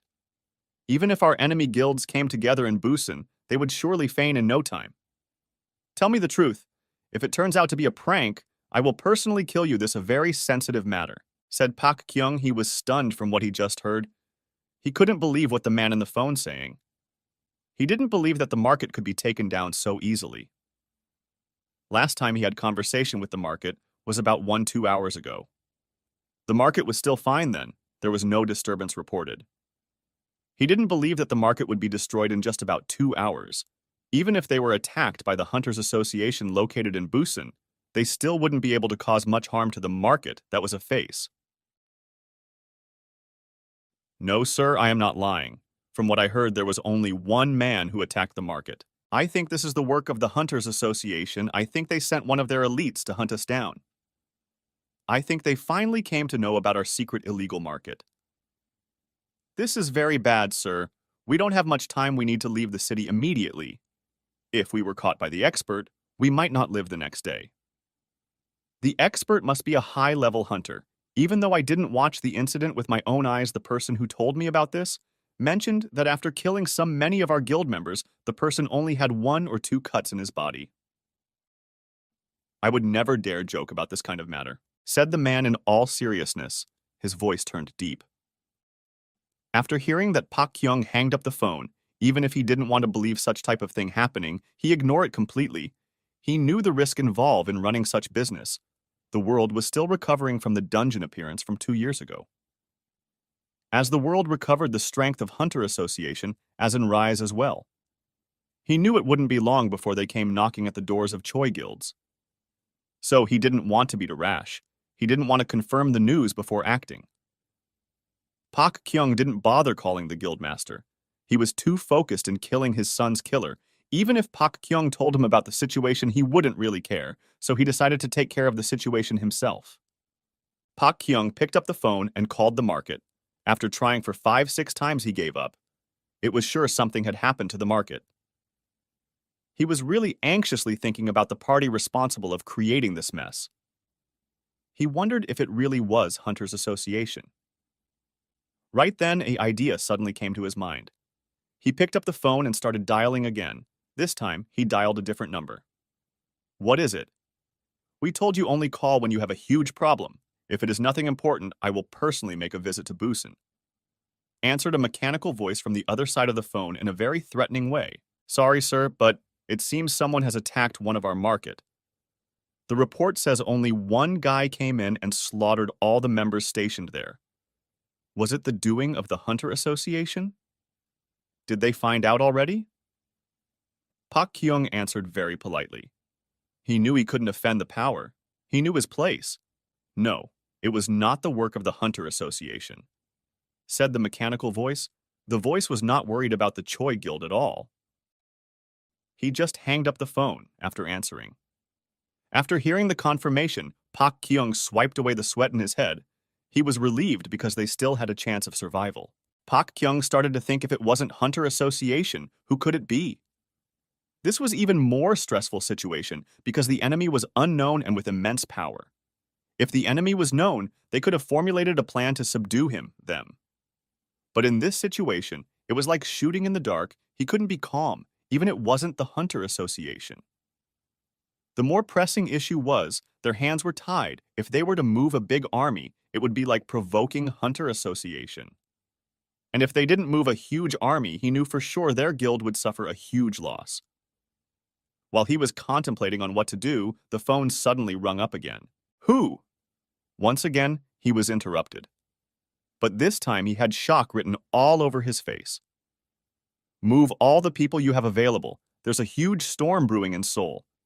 The Hunter Association wouldn't have the time to address the situation in Busan as they have their hands full. But remember, the situation should be cleared up in 1 day at maximum. The Hunter Association is busy doesn't mean that the big guilds are busy too. Here in Seoul, we have a minimum say in anything. If you get noticed by the big guilds, we will have nothing we can do to stop your destruction," said the mechanical voice. "Tha!" He tried to thank the man, but the man cut the phone off, not hearing what he had to say. That didn't make Pak Kyung angry. He felt better. This was the first time they called him themselves after all. Not only that the man gave him the green signal too, he felt like the shackles binding him was unlocked, and he was finally free. He had never felt it so happy in his life, like he did now.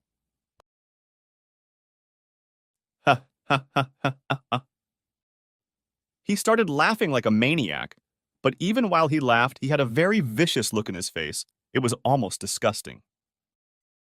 After a bit of laughing, he picked up the phone and started dialing a number again.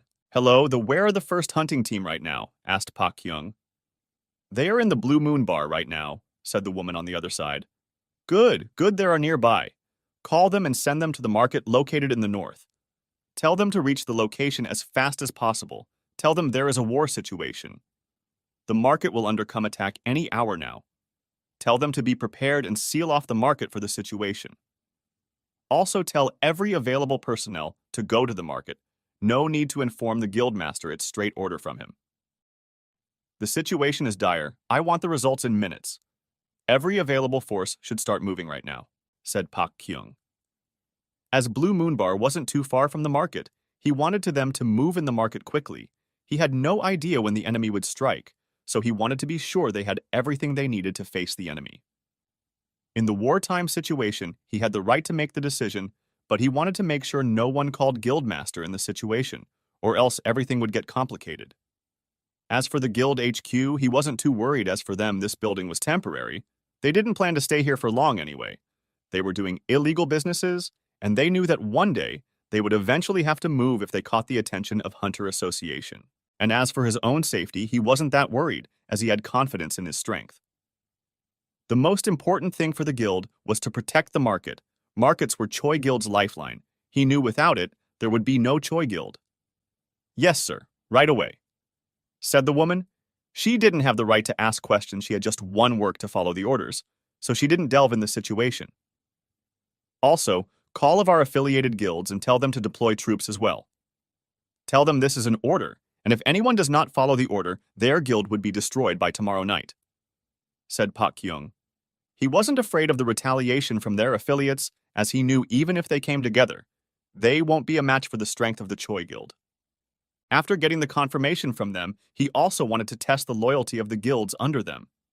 He wanted to destroy the enemy along with that weed out the bad apples.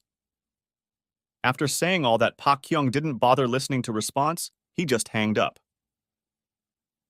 Pak Kyung right now had a solemn look on his face. He believed this much of force would be able to subdue the enemy, whoever that was. Again, he started to wonder which guild could it be that attacked them. After that call was made, phones started ringing in all over Busan. Most of the guilds who got the call started to prepare for a war. There were also those guilds who didn't do so. They wanted to watch the situation from the sidelines. By now, every guild were aware of the fact that there was a storm brewing in the Busan, and Choi Guild was smack in the middle of it. Those guilds that hated the Choi Guild, that hated Choi Guild from the guts, even started to get together. This small issue of someone killing someone's son was quickly turning into something very huge, something that the most of Busan was unaware of. Most of the Busan knew that these undercurrents were not small. After tonight, the power balance could turn anyway.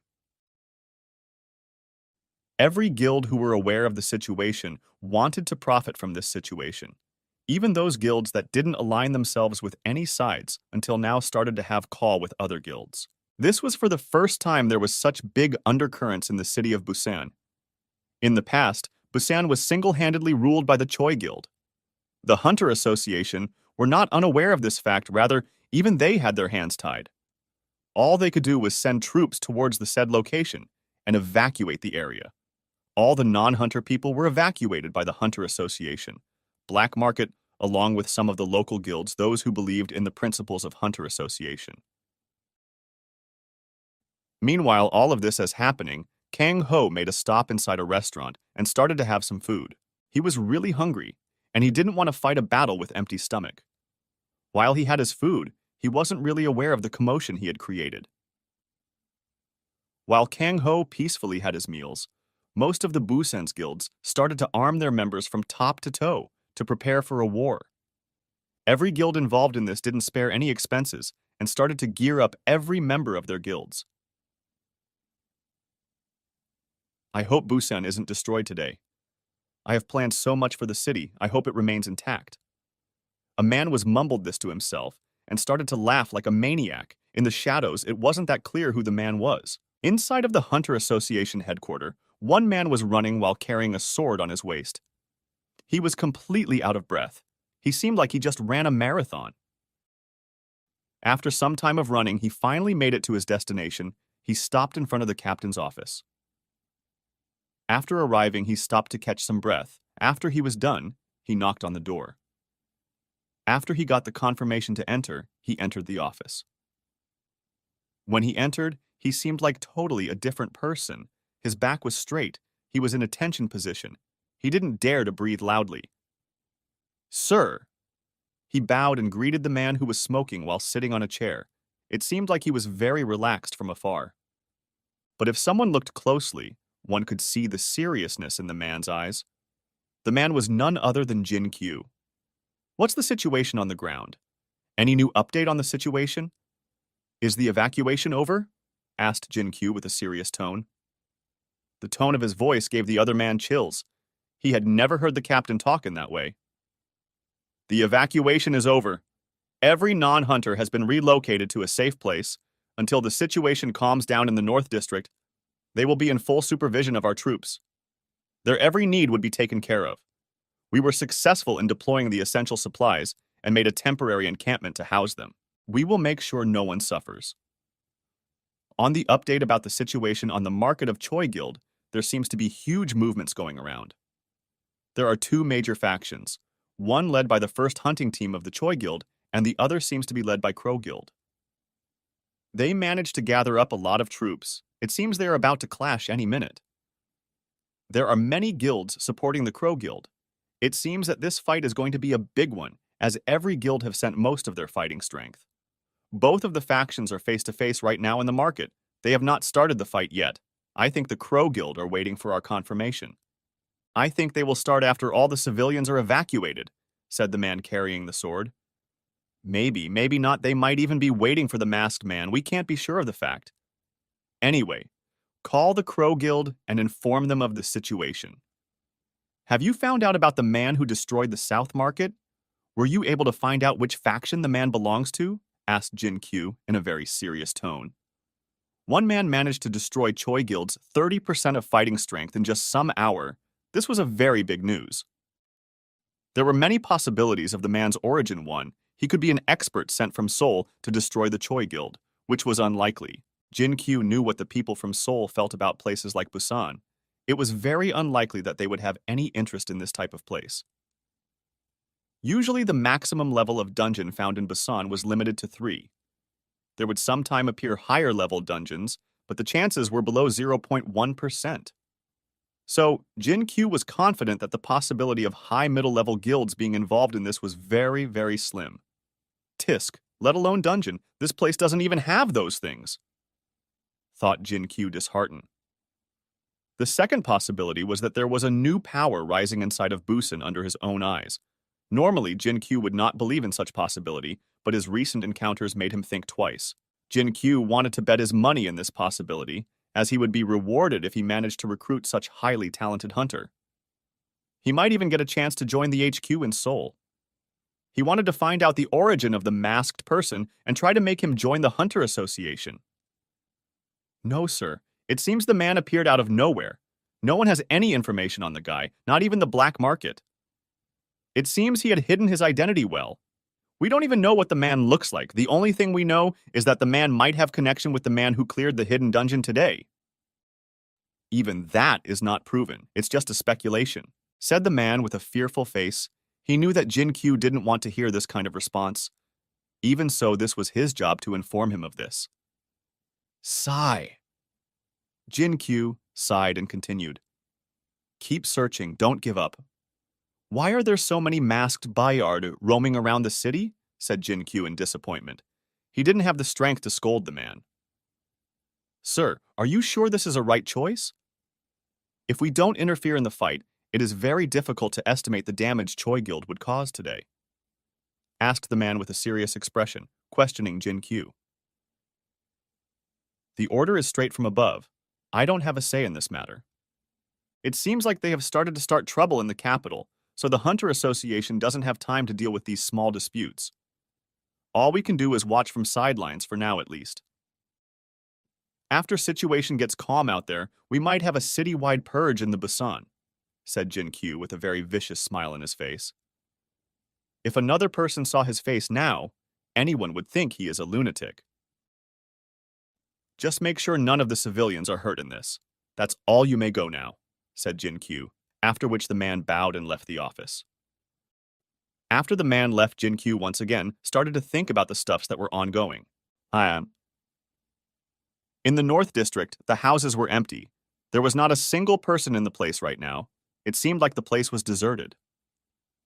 Kang Ho made his way through the place that looked like abandoned. He didn't have any idea what caused this. He was oblivious to all the fact, so he was carefully advancing to his destination. Kang Ho was a little anxious, as he didn't know what was going on here. After some time of walking, Kang Ho started using his skill Void Walk. After using the skill, Kang Ho started sprinting towards the market. After some time of running, the market was finally visible to Kang Ho. He stopped to analyze the situation. It seemed the entire market was shut down. Kang Ho knew the enemy were prepared, so Kang Ho became even more alerted. He didn't want to be too careless. He first wanted to check out the strength of his enemies. So Kang Ho slowly started to search for the Choi Guild's troops. When Kang Ho reached the middle of the market, he was surprised by the scene. There were a lot of people gathered there, but more importantly, from far, it was quite clear the hunters were divided in 2 factions. Kang Ho was confused on what was going on here, so instead of attacking, he started to observe the situation and learn what was going on here. Kang Ho advanced forward carefully, trying not to alert anyone. He didn't want to let the people gathered here know he was here. He first needed to observe the situation first, and then think of the action he should take. Right now, the market was filled with thousands of hunters. Kang Ho knew he couldn't fight them all. There were limits to his power, he knew that. Kang Ho didn't want to put himself in this dangerous situation. Even if most of the hunters gathered here had the average level of 20, if he were to get surrounded by all of them, escaping would be near impossible. His speed was main cause of concern for Kang Ho. With his current body and stats, he was not able to unleash his footworks he developed during those 400 years. He knew if he tried to move with his technique now with his current body, the pressure would surely crush all of his bones and tear all of his tendons. Kang Ho quickly found an abandoned building, and he hid himself on the dark corner of the balcony. From the balcony, Kang Ho could clearly see and hear the conversation that was going on between the leaders of both the sides' leader. At least he thought they were the leader, as no one dared to make a single noise as they spoke. Kang Ho tried to identify the groups and find out who they were. Every hunter present there had an insignia on their chest. One of the guys who was speaking had Choi written in Korean on his insignia. He then quickly glanced at the people standing behind him. There were a lot of people wearing different kinds of insignia. Kang Ho took note of all of them. Anyone supporting Choi Guild were his enemy. It meant he would kill every one of them. If they were pointing sword at him, he didn't care of the circumstance they were in. All he knew was that they were his enemy, and Kang Ho had no mercy for his enemy. Kang Ho then looked at the person wearing the insignia of a crow. It seemed the other group was led by that guild. He then took note of the insignias his sides were wearing. Kang Ho still didn't know if they were his enemies, but he didn't really care. Even if they were, Kang Ho didn't really care. Even if he might not be able to face them face to face and bathe, he could still use different types of tactics to separate them and kill them one by one. Although doing that was a little difficult, Kang Ho didn't care. He wanted to kill Choi Guild completely, and he wouldn't let anything stop him. Crow Guild, huh? Chukong, the guild leader. I didn't think spineless fools like would have the guts to organize this kind of attack. Were you the ones who hired that masked person to attack our market? Even if you did, it would be just waste of money. If he dared to show up here, we will surely kill him. After that, Choi Guild is planning to kill all of you. None of you would be spared. We will kill you. You think we, the Choi Guild, are pushover? Said the man with the Choi Guild insignia. The man was carrying a bow. It seemed he was a ranged fighter. Kim Min-soo. You think Choi Guild would exist after today? Even if we die today, mark my words, we will take down Choi Guild with us, said Chukong. The man was carrying a sword. Kang Ho listened to the two men for a while, and he found out what had happened when he was on his way towards the market. Kang Ho was little surprised. He didn't think his action would cause a chain reaction so big. From their conversation, it seemed that these guilds supporting Crow Guild had grievances with the Choi Guild. After Kang Ho took out one of the markets and killed the hunters there, it seemed to have motivated them to take action now and uproot Choi Guild once and for all. Even so, their armies were not on equal footing. The Crow Guild's group didn't have the same number of hunters that the Choi Guild had. Even so, that didn't stop them from coming here to attack. When they were having the conversation, basically mocking each other suddenly, Chukong's phone started ringing, so he picked up the phone. After the conversation, Chukong had a smile on his face. Seeing the smile, Min-soo had a bad feeling. He tried to negotiate a deal with the Crow Guild. If you go away now, the Choi Guild would not hold grudge against your guild, said Kim Min-soo. He knew he had to fight the masked person too. He was their main target, so fighting with Crow Guild now would be disadvantageous for them right now. It's too late! Attack! Yelled Chukong while he pointed his sword towards Kim Min-soo. After hearing the command, Kim Min-soo was enraged, but he didn't say anything more. He quickly backed away to take his position. After witnessing the turn of events, Kang Ho realized that this situation was advantageous for him, so he decided to take advantage of this situation fully. Kang Ho didn't move. He still hid where he was. He was looking for an opportunity to attack. He wanted to do huge damage with less efforts. Both the sides started fighting. Although from numbers standpoint Crow Guild seemed weak, but when it came to battle, they were more organized and well-managed. All of their attacks were precise and accurate. They managed to take some of the enemies down just when they collided. Hunters with high defenses were on the front line. They were taking on the spells, arrows, and attacks from melee classes head-on. From Kang Ho's point of view, it seemed like they had extremely well teamwork. Once the ranged attacks stopped or took a pause, on that moment the tank class gave way to the melee classes. They went out of the formation and dealt heaviest damage possible on the enemy. This led to death of some melee class players on the front line of Choi Guild. After dealing the damage, the melee class players quickly entered the formation again to brace for the range attacks once again. They continued this tactic for quite some time and managed to kill some of enemy hunters. After seeing this situation, Kim Min-soo was enraged. He knew their side didn't have that much of combat experience, but he didn't think it would be this bad. Healers start providing heals to the frontline troops. Although Kim Min-soo didn't want to use these hunters right now, he was left with no choice. The enemy were well-trained and had combat experience, so he had to use them to help the frontline troops. Kim Min-soo knew even if the healers they had weren't high-level, these healers could change the tide of the war in just seconds. With the support of the heal provided by the healers, the frontline troops of Choi Guild were empowered again. This time, when Crow Guild attacked, the Choi Guild didn't back down, rather. They came forward like an unstoppable force. Seeing this change, Kim Min-soo was extremely happy. Frontline hunters of Crow Guild faced the barrage of assault without much of difficulty. They were like a steel wall. No one could bend the wall, no matter what they tried.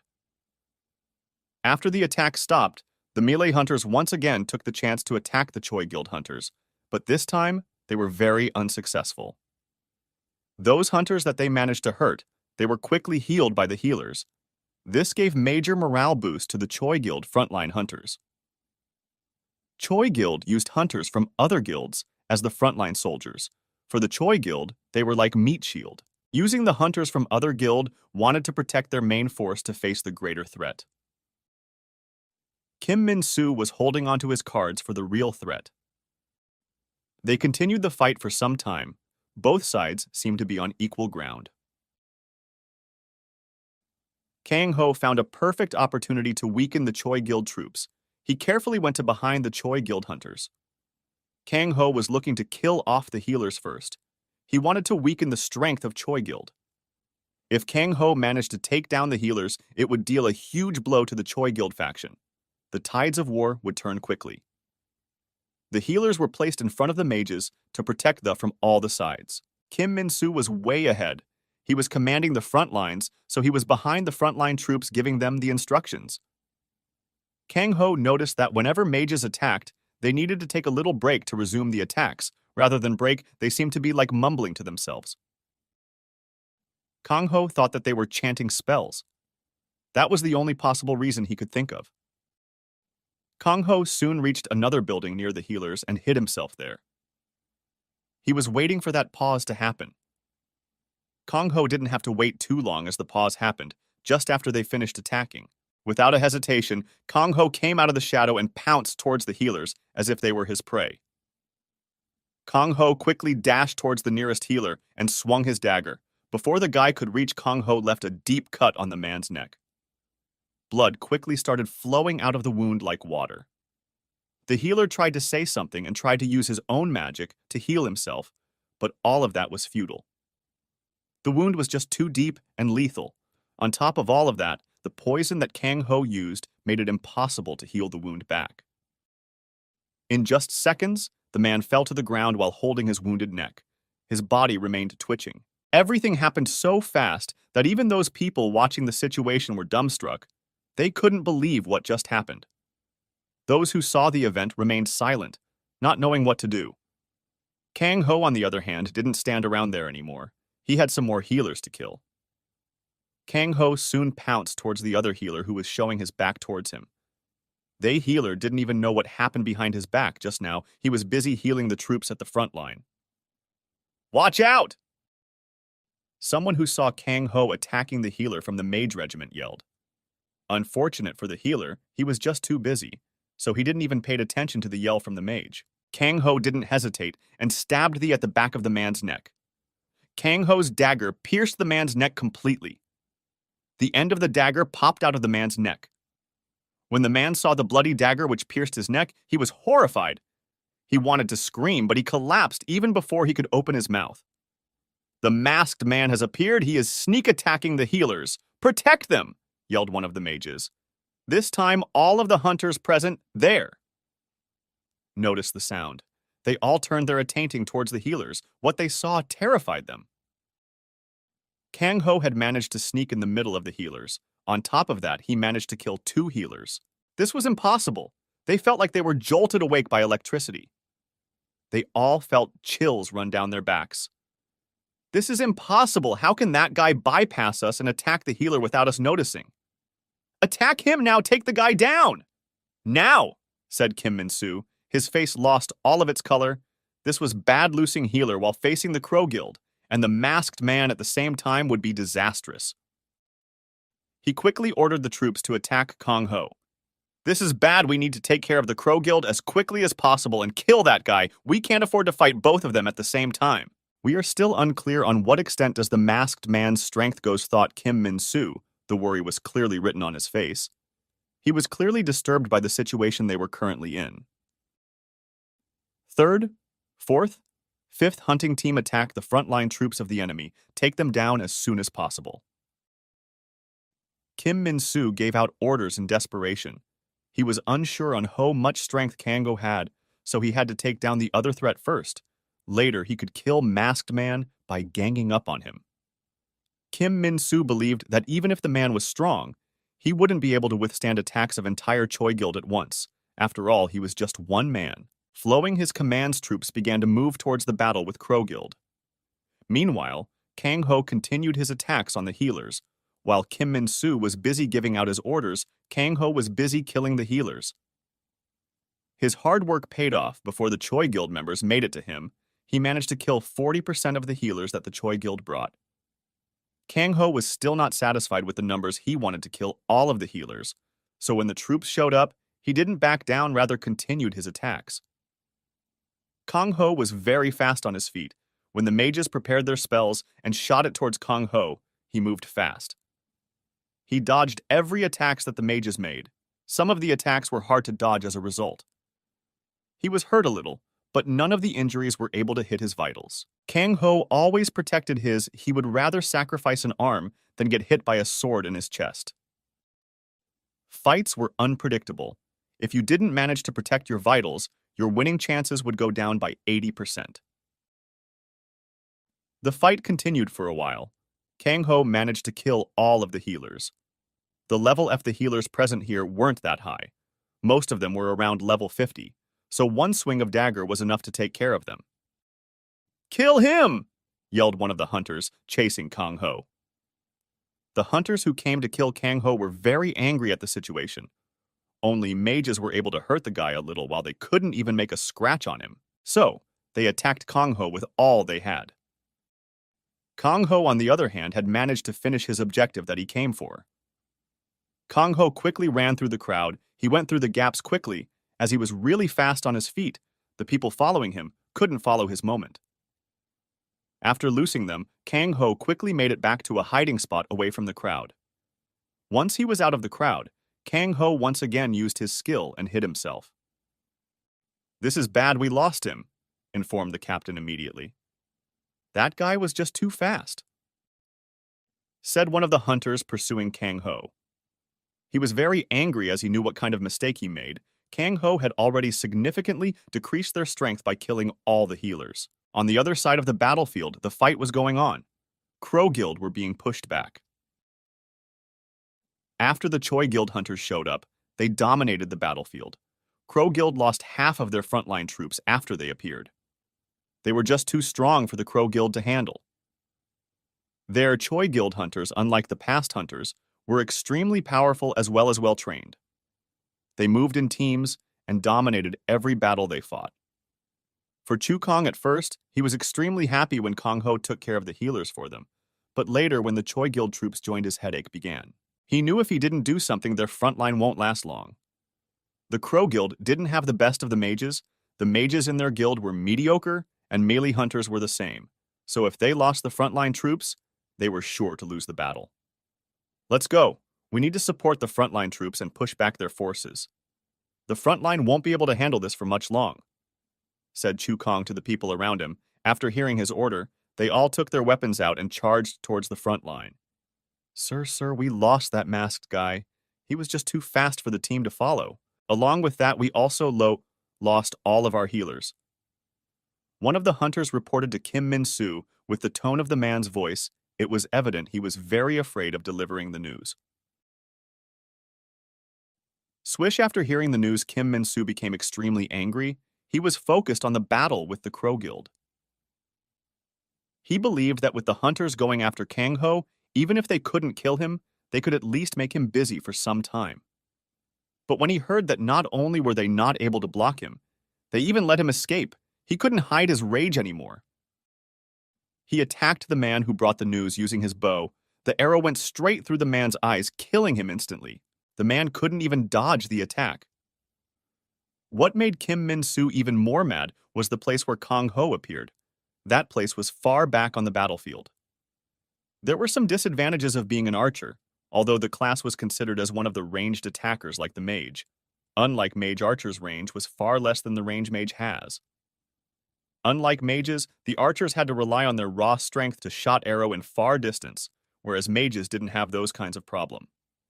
Although he had some intel that this type of disadvantage disappears after a certain level, but he was still too far from reaching that level. So, even if he was a ranged attacker, Kang Ho was just too far from his range, so he had to rely on others to take care of the guy.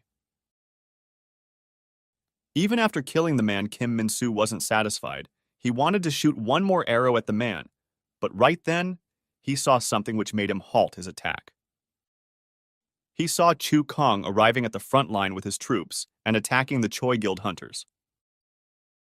Once a hunting team go, they won't be able to handle Chu Kong on their own. We need to finish that guy before anything else. If we manage to kill that guy, the fight is as good as over, said Kim Min-soo as he was turned around towards his team. No matter the differences, even he had to admit that Chu Kong was a difficult enemy to deal with. Kim Min-soo started moving forward. He wanted the front line to be in his range of attack. After hearing Kim Min-soo, the hunters from First Hunting Team started moving towards the front line as well. Kang Ho was secretly observing all of this and moved closer to the front line and hid himself. The real fight was just about to start. After the First Hunting Team reached the front line, two of the swordsmen ran towards Chu Kong to fight the man. They were hoping to kill Chu Kong, but when they started the fight, they were on equal footing. Chu Kong fought both the men alone, unfazed. Kim Min-soo positioned himself in a good location to carry on his attacks. After doing so, he started to observe the fight between Chu Kong and the both swordsmen. Kim Min-soo then started to look around the battlefield as if searching for something. He was on high alert. His arrow were drawn and always keeping an eye on the surrounding. Kang Ho was also observing the situation on the front line. It was clear for him that Kim Min-soo was searching for his movements. That didn't matter to Kang Ho. Rather, he was busy checking the situation on the battlefield. Even after the First Hunting Team joined the battle, the fight seemed to be on equal ground. No one had upper hand over other. At least the stalemate continued for a little while. Then suddenly it seemed like the Choi Guild members got some signal. Suddenly all of the Choi Guild members started retreating back. This change of event made the Crow Guild confused on what was going on. Even Chu Kong didn't know what was going on. When the Crow Guild were thinking what was going on, suddenly a huge fireball came crashing towards the front line of the fight. The aim of the fireball were the hunters, with great defenses. The fireball was clearly meant to kill them. "Dodge quickly!" yelled Chu Kong, finally realizing the severity of the situation they were in. He knew that the weakness of those soldiers was this kind of destructive magic attacks. After hearing Chu Kong's shout, some of the hunters escaped the disaster, but some of them were not that lucky. Those who were directly hit by the fireball were killed instantly. Their shield could do nothing in this kind of situation. About 20 of the hunters died of the attack. It goes to show the power of the mage who shot the fireball. Some of the hunters were injured, but they quickly drank the healing potion provided to them by the guild. It seemed that Crow Guild had spent a lot on this attack. They really wanted to get rid of Choi Guild. Taking down so many of the hunters at once was a huge blow to the hunters of Crow Guild. They were in state of chaos. Kang Ho, on the other hand, went to higher ground. He wanted to see who was the one who used such kind of magic. He didn't have to search for long. He spotted a mage who seemed out of breath. The mage had a problem with standing, but he drank some bottles potion, after which he started to recover. The mage was wearing red-colored robe. Even though Kang Ho was far from the middle-aged man, he could tell that the robe was a special item. When Kang Ho first saw the man was stumbling and had to grab someone for support, but he quickly drank some potion. Kang Ho figured that it must be some kind of mana potion. It seemed whatever spell that man used could not be used simultaneously. It was a one-time spell. Kang Ho was not sure about when the man was going to fire the same spell again, so he decided he should kill the man. The man possessed a great threat towards the Crow Guild army, although considering the mage only killed 20 hunters, whereas there were about 300 tank hunters. It seemed a small number, but if the man could shoot each spell every 1 minute with the help of the potion, the man would badly damage the Crow Guild hunters. So Kang Ho planned to take the man out. Kang Ho advanced towards the place where the mages gathered. This time, Kang Ho was going to have some troubles as it seemed that the mages changed their tactics after last time he appeared. Now only half of the mages were using their spells at a time, so whenever one was done with their spells, the other team on standby started to shoot their magic. Kang Ho was still a little hurt from the fight earlier, so he took some healing potions out and drank them. He quickly recovered. The wounds didn't damage any important areas, so Kang Ho didn't have any problems with movements. After finally arriving at the place, Kang Ho stopped to see the location and plan for the attack. Kang Ho knew the horrors of being surrounded by mages. He never liked mages, especially when they were gathered in number. Kang Ho didn't want to walk in without a plan. He knew those mages could trap him if they were strong enough, so he didn't want to take any chances. From the point where he was hiding, he could see the information of the hunter mage he came to hunt. It turned out that the man's name was Baron, and he was a 56-level mage. After getting all, he needed Kang Ho moved cautiously. Kang Ho was especially carefully right now, as he knew that mages had the best perception. They could sense the slightest bit of change in atmosphere. The perception was mages' special weapon, and bane for assassins. The main reason the mages had this kind of ability was because they were the most vulnerable to sneak attacks. Those mages who didn't have high enough power, they couldn't use the full extent of their powers, and those mages who possessed weak power, in the eyes of a sneak attacker, were like goat ready to be slaughtered. Kang Ho slowly made it behind Baron. Baron was chanting some kind of spell. Kang Ho hid himself behind the man, waiting for an opportunity. After some time of chanting the spell, Baron seemed to be ready to launch the attack. He suddenly raised his hands in the sky and looked towards his hands. Kang Ho too looked towards the man's hand. Suddenly, a ball of fire was forming on the hands of the man. It seemed the man was already ready to launch the same kind of attack, like he used earlier to kill 20 Crow Guild hunters. The magic was the same when Kang Ho could tell that the fireball was same attack. Kang Ho could feel that Baron's complete focus was on controlling the spell. To Kang Ho, who had seen all types of magic, it seemed that Baron was very bad at controlling the magic. From the looks of it, Baron had acquired the skill not too long ago and didn't understand the use of the magic because most of the mana he was pouring in was going to waste. If Baron could control the magic properly, the magic could have more fata and dangerous. For Kang Ho, who had lived in Hades for countless years, he felt as if the interface that helped hunters in dungeons and the support it provided were all tailor-made for the humans. It almost felt as if they were all there to help the humans grow in power. Kang Ho didn't understand what was going on, but kept the thoughts aside for the movement as he was still in the battlefield, and he didn't have the time to think about unnecessary things. Kang Ho finally moved towards the man who was preparing the magic skill. Kang Ho didn't want the attack to be successful. Kang Ho moved with extreme caution. He didn't want to alert the nearby mages. Swish.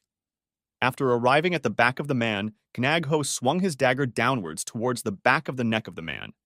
Kang Ho was so fast and nimble that the man didn't even notice what had happened. Suddenly, the mana the man gathered in his hands all disappeared. The man was shocked by the event. This had never happened to him while casting a spell. Before he could figure the things out, the man felt difficulty breathing. It felt as if something was stuck on the man's throat. Baron took one of his hands towards his neck to feel was wrong. Suddenly, Baron felt chills run down his spine. He couldn't believe what had happened. All he could feel was a sharp object sticking out of his neck and as if someone had spilled over warm water on his chest. Baron suddenly felt a kick on his back and he fell to the ground. He no longer had the strength to stand up. After killing the mage, Kang Ho had alerted all the mages in the area and all of them were pointing their wands towards him. Kang Ho didn't feel the need to kill all of them, but he knew he had to leave the place immediately. Kang Ho started running towards the place he came from. On the way, he killed all the mages he could get his hands on. Although Kang Ho planned Nei didn't need to kill all of the mages, he still killed 35% of the mages while escaping the area. This further damaged the Choi Guild's power in the field. After killing some of the mages, the pressure on the Crow Guild reduced by a lot. "Call Sir Kim and inform him of the passing of Sir Baron," yelled one of the mages while grinding teeth. "Yes, sir," replied one of the mages. Then he took his walkie-talkie out and started to send the message. On the other side, when Kim Min-soo heard of the news of so many mages, he almost went berserk. After controlling his rage, the Kim Min-soo started calling someone Yu on his phone. What? How could this be possible? There is no way in Hades. Park Kyung was about to say something, but he stopped midway. He knew he couldn't change the outcome in any way. All he could do now was to go there himself. He suddenly cut the phone off and took his weapon and started running out of his office. The worry and anger were written all over in his face. Every step he took felt as if some boulder was trying to squash him. He just kept running towards the upper floor. Park Kyung was running fast as he could up the stairs. After he reached the top floor, his speed became equal to of a turtle. He no longer had the strength to move, but he still had to deliver the news. With the remaining power he had left in his body, he rushed to the place he wanted to be. After finally reaching a huge door, Park Kyung stopped in his tracks. He adjusted his breathing and changed his face from a fearful one to a neutral one. He wanted to act as if he just found out about the attack matters. He knew if he told the truth, he would surely die. In front of the door, Park Kyung was standing. There was a nameplate hanging which read out the name Choi In-kyu. Park Kyung looked at the nameplate and cursed inwardly. After standing there for a while and thinking things through, he finally got enough courage. He first took a deep breath in, then pushed the door open. The door was not a normal door. It was really heavy. When he opened the door, his blood ran cold. All the courage he had was gone up in flames. The fear he had for the guildmaster was a real one. He had seen how powerful the man was. He had seen him going crazy. Whenever Choi In-kyu got angry on someone, Park Kyung would always pity them. He never wanted to be the one on the receiving end. But here he was now waiting for disaster to happen to him. Inside of the office was very huge. The office was decorated with all kinds of things, like a monster carcass, monster fur, etc. The office had an eerie vibe to it. Any non-hunter who came to this floor wouldn't have the power to move, as the carcass present in the office belonged to a high-level monster. Even if the thing was long dead, the pressure that thing still emitted was huge. Unless you were a hunter or by some other means, normal human didn't have the chance to come near the thing. But at the same time for hunters, this kind of pressure would almost have no effect on the hunters. But for some reason today, Park Kyung felt as if the pressure that carcass produced was making it difficult to walk. Although that wasn't the truth, he still believed that. These kinds of carcass costed a lot of money. The carcass could be used in making potions and other purposes. Choi In-kyu had spent a lot of his money to buy that thing. Straight ahead of Park Kyung, there was a huge photo of the late son of Choi In-kyu, and in front of the painting was Choi In-kyu, sitting on the chair drinking alcohol while looking at the photo. You could feel the sorrow the man was feeling from that far. It was as if the Park Kyung himself was feeling the grief while standing there. This was absolutely worst time for Pak Kyung to come with the bad news. Pak Kyung knew if he were to tell the man the truth, his lifeless body would exit the room, so he started to think of a way to save his neck. Even if Pak Kyung's plans had failed to work until now, he knew how to manipulate the man sitting in the chair.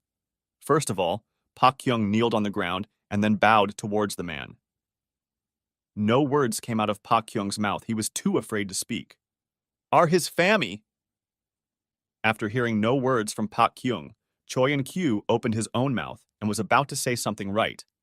Then he was disrupted by Pak Kyung's voice. Sir, all of the soldiers I sent there were killed by a masked man. The market was then attacked by the man next and managed to destroy one of the markets.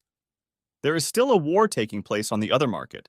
They just called and informed me that if support was not sent in time, they would lose a lot of troops to win against the enemy. A lot of our enemy guilds like Crow Guild joined their hands in attacking our guild with the masked man. From the reports I just now received it stated that all of our healers were killed. The situation looks too grim for our guild. The enemy side is commanded by Crow Guild. Many of the neutral guilds have also joined their hands. They are serious on taking us down this time. I have already called them, and they confirmed that the attack is not instigated by Hunter Association, and they gave us the permission to use full of our force. All we lack in the battlefield is you, said Pak Kyung, while interrupting Choi Kyung in the middle of his speech. A lot of the things he said was lie. Pak Kyung didn't care about the lies right now. All he wanted to do was survive the crisis he brought on himself. What? After hearing what Pak Kyung had to say, Choi In-kyu was enraged. All he wanted to right now was to kill Pak Kyung. All of this time, Choi In-kyu was thinking of when the news of his target being killed would reach him. As every second went by, his anger increased. Choi In-kyu couldn't believe what he just heard. How hard could it be to kill the family? Choi In-kyu thought as he stared down at Pak Kyung. Choi In-kyu was extremely angry at him. He just wanted to kill the man. Choi In-kyu took his long sword. The long sword was really long and too heavy. Whenever Choi In-kyu swung the sword, it packed heavy power behind the attack. After taking his weapon, he turned towards Pak Kyung and stared running. Choi In-kyu was determined to kill the man. Sir, we need to leave now, and also I am the only man who knows where the family and the guy who killed your son are. If you kill me, you might not be able to find the man who killed your son. Pak Kyung once again lied Choi In-kyu. Right now, he was just making up whatever he wanted to save himself. Even if what Pak Kyung said was not true, he was the only one who knew the truth, so whatever he said didn't matter. The lie that Pak Kyung made really worked, as Choi In-kyu stopped running towards him and signaled him to keep talking. After seeing that reaction, Pak Kyung was extremely happy, but he didn't dare to show that on his face, as he still had a neutral face. Pak Kyung started telling all the event that happened until now to Choi In-kyu one by one as he listened without saying anything or reacting, but you could tell how angry he was as his expression was becoming angrier every second. As Pak Kyung told the events that took place, he didn't dare to say all of them truthfully. He mixed in some lies to save himself from his anger. After they were done talking, Choi In-kyu started running towards the elevator. He wanted to reach the place as fast as possible. You could see his eyes were red with anger. Inside a huge mansion on the balcony, there was a man sitting on a chair. He was holding a glass of wine in his hand. The man was slowly sipping on the wine. The man was not enjoying the peaceful environment. On the contrary, he had worries written all over his face. When the clouds that covered the moon moved, the moonlight fell on the balcony, lighting up the face of the man. The man was none other than Yi-man-young. Yi-man-young was sipping on the wine that was given to him as a gift from his old friend. While drinking, he was still worried, and he was thinking of the problem. Who were those people? Why did they want to hurt us? If Moon-jung was not there today, we might have lost our lives. Where is Kang-ho? Is he safe? I hope he is. If not, I will kill whoever was responsible for this. Thought Man-young. You could see the anger all over his face. With the anger on his face looked somehow scary. He quickly retracted his expression to that of a worried person. There was no one who witnessed the sudden change in his expression. Yi Ha-nul and Yi Hwa-young were sleeping on the bed inside the room. It seemed that today's event startled both the mother and daughter pair. Little Princess had her arms tightly wrapped around her mother, not wanting to let go, and her face didn't have the peaceful emotion that every child should have while they slept. She was deeply distressed by what has been happening to her family. Just some days ago, Little Princess had to witness the scene of her father's arms being broken by some bad men, and now they had to leave their own house. This was a lot to take in for a little girl like her. Yiman Young looked towards his family. Then after some time he turned towards the moon, then slowly taking out the envelope that he received from his friend. Man Young tried to open the envelope, but when he tried, it seemed like it was glued together. After failing to open the envelope, Man Young sighed, then brought his thumb close to his mouth and bit his own finger. After cutting his own finger, blood started to come out of his finger. He took the thumb and placed the thumb above the envelope and let one drop of blood to fall over the envelope. After the blood fell over the envelope suddenly started to glow with a red color. The glow didn't last for long, for just 3-4 seconds, and it came back to normal. After that, Man Young once more tried to open the letter, but this time he didn't face any resistance. The letter opened, and he started to read the content. I really didn't want to receive or read this kind of letter. If not for the situation I am in right now, I would have never considered opening this. Thought Man Young as he was looking over the message that was written on the letter. His face clearly showed the dissatisfaction as he was staring over the letter. Hey, you know who it is? There is a very bad news. I hope you are reading the letter alone. I really didn't want to send you a message, but the situation is dire right now, so I had to.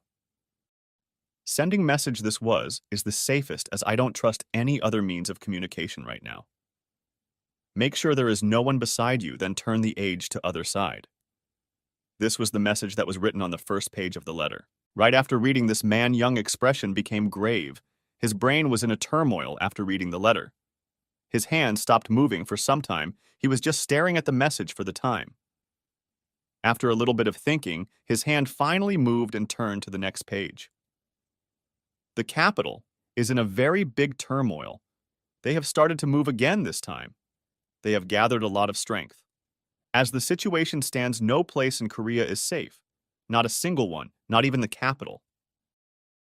I hope for you to come to the capital. I know that your son has not shown up yet, but I promise that if you come here, I will use all of my power to search for your kid. If you stay in Busan, you might lose your entire family, not just your son. I know that the capital isn't safe, but Busan isn't either. At least in Seoul, I can protect you and your family, friend. I beg of you to come to the capital, please. That was the end of the letter. After reading the letter, Man Young's face didn't show any emotion. It was very hard to know what was going on in his brain, or what was he thinking. But one thing was sure, that the letter might have been written before Kang Ho returned, as he mentioned in letter that his son was still missing. After the Man Young was done reading the letter, it started burning on its own. After some time of burning, the paper quickly turned into nothing but ashes. The ashes flew out of Man Young's hand because of the strong breeze. After reading the letter, Man Young sat back on the chair and started thinking about the stuff that was written on the letter. Man Young seemed to be focused on the matter about moving. He was lost in thoughts. What if Kang Ho went to the house? Are those guys still in front of our house? I don't think he would be able to defend himself if he encounters hunters from earlier. Suddenly, this thought jolted him awake of his thoughts. Yi Man Young stood up as if he had been electrocuted. He slowly opened the window, wanting to enter the room. Then he slowly moved towards the little princess and patted her head gently. He didn't want to wake her up.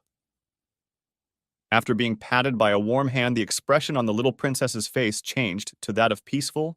There was a smile on her face. Man Young turned around towards the door of the room. Suddenly, his hand was grabbed by someone. When he turned around, it turned out to be his wife. Is he back yet? Asked Yi Ha-nul. From her expression, you could tell she was extremely worried. It seemed she didn't sleep. She was still worrying about Kang Ho's return as well. From her expression, you should tell she was in pain. Any parents would be in this situation. Moreover, Kang Ho had just returned some days ago after disappearing for 2 years. She didn't want to lose him again. I will go and call his phone again. Don't worry, he would be fine, said Man Young, trying to console her. Even though he was also worried, he tried his hard to console her. After he said few more things, he exited the room. Man Young once more tried to call Kang Ho, but still the result was same. Kang Ho didn't pick the phone up. This made him even more worried. After that, he went towards the ground floor where Moonjung was. Sir, we can't seem to find the whereabout of your friend. Our men have been searching all over the city. Ku Chin Mai told Moonjung with a serious expression, as he didn't dare to neglect, as he knew that the situation was dire. All of the bodyguards were thinking that the attack was targeted upon Moonjung. They didn't think that there was any reason for some hunters to attack the Yi family, as they were just a normal family. So if Kang Ho somehow died by the hands of Moonjung's enemy, they knew that Moonjung would blame the incident on himself. They anyhow wanted to avoid that from happening, so they were giving their all to find Kang Ho. Also, the bodyguards knew about the friendship Moonjung's father and Yi Man Young had. So, if Kang Ho were to die under their watch by the hands of the enemy, they couldn't dare imagine what consequences they would have to face from the situation. What? Have you used all the forces we have available? If so, just hire some mercenary hunter, post job on the official Hunter Association page as well as the black market page. Offer a huge amount of reward for whoever finds him. Remember, don't be stingy on rewards. If needed, take some of the money from me. I don't care what you do. I want him in front of me in 1 hour. Busan is not safe today. Fights have broken out everywhere in the city. I don't think the situation would cool down anytime soon. If he were to stumble upon a place where the hunters are fighting, or even if he goes home, he is not safe anywhere. Remember, he has just become a hunter, said Moonjung with a very grave expression. Moonjung was Hades, bent on finding where Kang Ho had disappeared. He was well aware of the situation out of the city, so he decided to release a search order in the 2 major websites where all the hunters search for jobs. These sites were used by guilds or individual to create a job request for the hunters. These sites were very popular among the guilds as well as rogue hunters. They all gathered here to get a great job request. In this kind of websites, it functioned like this. Party A would release a job request, and the pay for the completion of the job would be determined by Party A while they post the job. Then the Party B would look for the job, and whichever suits their interest, they would work for the job. This system was quite simple and easy to use. Mostly rogue hunters were the one who loved these websites, as some of the hunters would not get a chance to join a guild or wouldn't want to join the guild.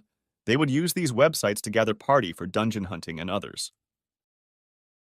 Yes, sir, right away, said Ku Chin Mei, after saying that he didn't have anything else to report on, so he moved towards the office they had temporarily set up for the situation. He then provided with the request Moonjung made. Seeing the moving back of Ku Chin Mei, Moonjung was lost in the thoughts. All he could think of right now was how his father would react if he found out that he couldn't even protect his friend. When he thought of that thing, Moonjung's eyes were filled with horror. Have you found him yet? A voice approaching from Moonjung's behind asked with a worried tone. Moonjung was jolted awake because of the voice. Not yet, uncle, but I don't think it would take much more time. All of men are searching for his whereabouts right now. Moonjung replied as he turned round. He didn't even have to look behind to know who the man with that voice was. Moonjung had seen Man Young countless times with his father drinking alcohol, even after the dungeons appeared. But it has been 1 year since he had last visited.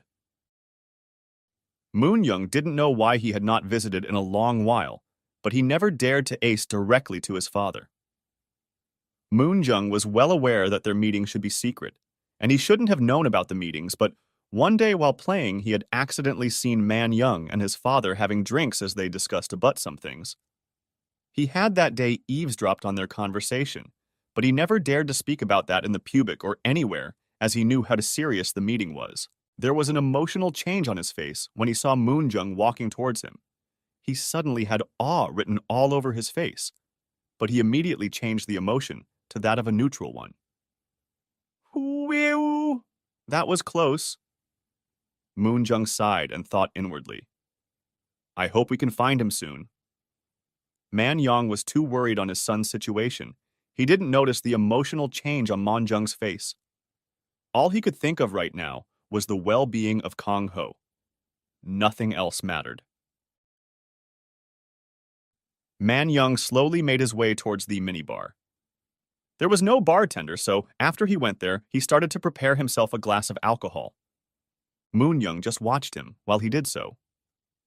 Moon Young also wanted to have some, but he had a lot of things to do, so he controlled himself. He didn't dare be careless, or else God knows what his father would do to him. On the battlefield, on the other hand, after killing the mages, Kong Ho found out that the strength of the Crow Guild increased significantly. They were not being pushed around by the Choi Guild anymore. Seeing this kind of development, Kang Ho was elated. He suddenly decided to take out all of the mages. Kang Ho believed that if all of the mages were to be killed, Crow Guild and the Choi Guild would have an equal footing. So Kang Ho stuck around and started to give all a mage's nightmare. Kang Ho hid himself and waited for the opportunity to arise. Whenever any of them made a mistake or gave him a chance, he wouldn't miss it. He would strike the mages whenever they were very vulnerable. He would always only attack only one of the mages, and whenever he attacked, he would make sure the mage was dead. He would finish killing a mage in just under 1 minute every time. The way he killed them made it seem like he was swatting a fly. If he laid his eye on one of the mages, he would make sure that they died anyhow. On the process, he would get hurt, but he would always heal the injuries with potions. He used potion as if they were water. He didn't care about the money he was wasting on the process.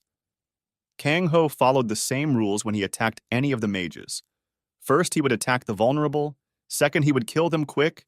And the third and the last one, he would never stick to one location. He would use his speed as an advantage to dodge the attack as well as to hide from enemies. When Kang Ho attacked anyone, he would do it quick. When he was done hitting the targets in the vital places, he quickly ran away. The main reason why he ran away was because he was being chased by a group of melee hunters, and it was not that he was afraid of them. He didn't want to face them when he was surrounded by mages. Even when he was attacking the mages, Kang Ho was being bombarded by many spells. All he could do was dodge so that attacks didn't hit any vital spots, but still, he couldn't dodge every attack that was thrown at him. Even if he had a lot of healing potions, the attacks were having a lot of negative effects on his body. All the spells constricted his movements, so if he were to fight so many melee hunters at the same time with all the restrictions in place, he would surely lose. That was the reason why he was running. He was trying to distance himself from the melee attackers. Kang Ho continued his fight in the same way for some more time and managed to wipe out all of the mages. By the end, Kang Ho was just left with only some of the health potion. But Kang Ho was still happy as his efforts paid off. Right now, the situation on the battlefield had changed drastically. After Kang Ho successfully killed all of the mages from the Choi Guild's side, the melee fighters from the Crow Guild were no longer constricted. They finally freely moved on the battlefield. Now, after the annihilation of the Choi Guild's mages, Crow Guild finally used their own mages and used the same tactics against the Choi Guild they were using on them. Crow Guild too started to constrict the movements of the Choi Guild's damage dealers. After their damage dealers got restricted, the Crow Guild didn't lose the opportunity to attack the Choi Guild. They started to get aggressive. Sir, it seems that all of the mages were wiped out. One of the hunters came up beside Kim Min-soo and said, he had horror written all over his face. He knew what consequences there would be to lose all of the mages in a single battle. The man already knew that he was in a one-way ride directly leading to Hades. What? Why did no one informed B about mages being attacked? And what do you mean by they are already dead? You want me to believe that some people came and killed all of our mages? Are our mages that powerless?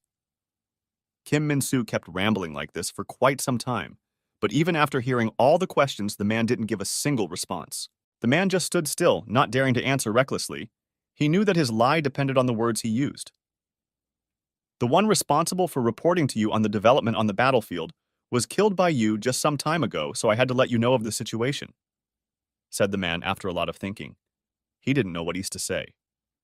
Either way, if he didn't answer, he would be killed anyway, so he just answered whatever that came to his mind. Ah! Yelled Kim Min-soo as he pulled on his bow and released an arrow towards the incoming Crow Guild member. After killing the incoming man, Minsu stared towards the man who informed him on the situation. "You stay here and report to me about all of the development happening on the battlefield," said Kim Minsu, although he really wanted to kill the man. But he restrained himself from doing so because he didn't want the situation to repeat itself again. In this battle, he was the one who was commanding the troops. If he were to lose contact with the troops again, this would be disastrous, and he didn't want that to happen. So he started to think rationally. After that, Minsu started to think of a way to reverse the situation to the favor of Choi Guild. After finishing his mission, Kang Ho once again hid himself in a building under a shadow. He wanted to see what he could do next to increase the chances of Crow Guild succeeding. After having a while of look for a while, at first Kang Ho thought everything was okay. But suddenly, Kang Ho realized that someone was killing the most powerful peoples in the Crow Guild. When Kang Ho realized the problem that Crow Guild was facing, Kang Ho got very serious and started to find the source of all of this. After a bit of looking around, Kang Ho found out that the one doing all of that attacks were none other than Kim Minsu. Although taking down some of the members of the Crow Guild seemed insignificant, but in truth, Minsu was dealing very heavy blows to the Crow Guild. The hunters that Minsu was targeting were very strong hunters with rich experience in fighting. Killing them was equal to cutting off the roots of a tree. Without roots, a tree would die out. That was what Minsu was trying to do. He was trying to kill the people who were in commanding positions to throw the Crow Guild troops out of order. The strongest advantage that the Crow Guild had was their coordination. If Minsu managed to disrupt that Choi Guild, would have no difficulty to destroy them. Seeing the development, Kang Ho knew that if he didn't take Minsu down soon, the Crow Guild would have no chance of winning the battle. Kang Ho decided and started running towards Kim Minsu. It was time for him to confront him. After some running in between the buildings, he finally made it to the place where Kim Minsu was. He was in the middle of the melee hunters. That was the best place for him to attack the Crow Guild. From that location, he could attack the Crow Guild from all of the sides. He was currently being surrounded by one mage, one healer, 2 tanks, and 3 melee attackers, which included 1 assassin and 2 swordsmen. They were not focused towards the battlefield, rather they were concentrated towards the surrounding. It seemed that they were trying to protect Kim Minsu from any sneak attacks. Even the healer was not healing the frontline troops, he was just standing there with his staff, not caring for the battlefield. Kang Ho waited there to see if he could find flaws in their formation. But they were just too concentrated towards their duty to protect Kim Minsu. There was nothing that could distract them.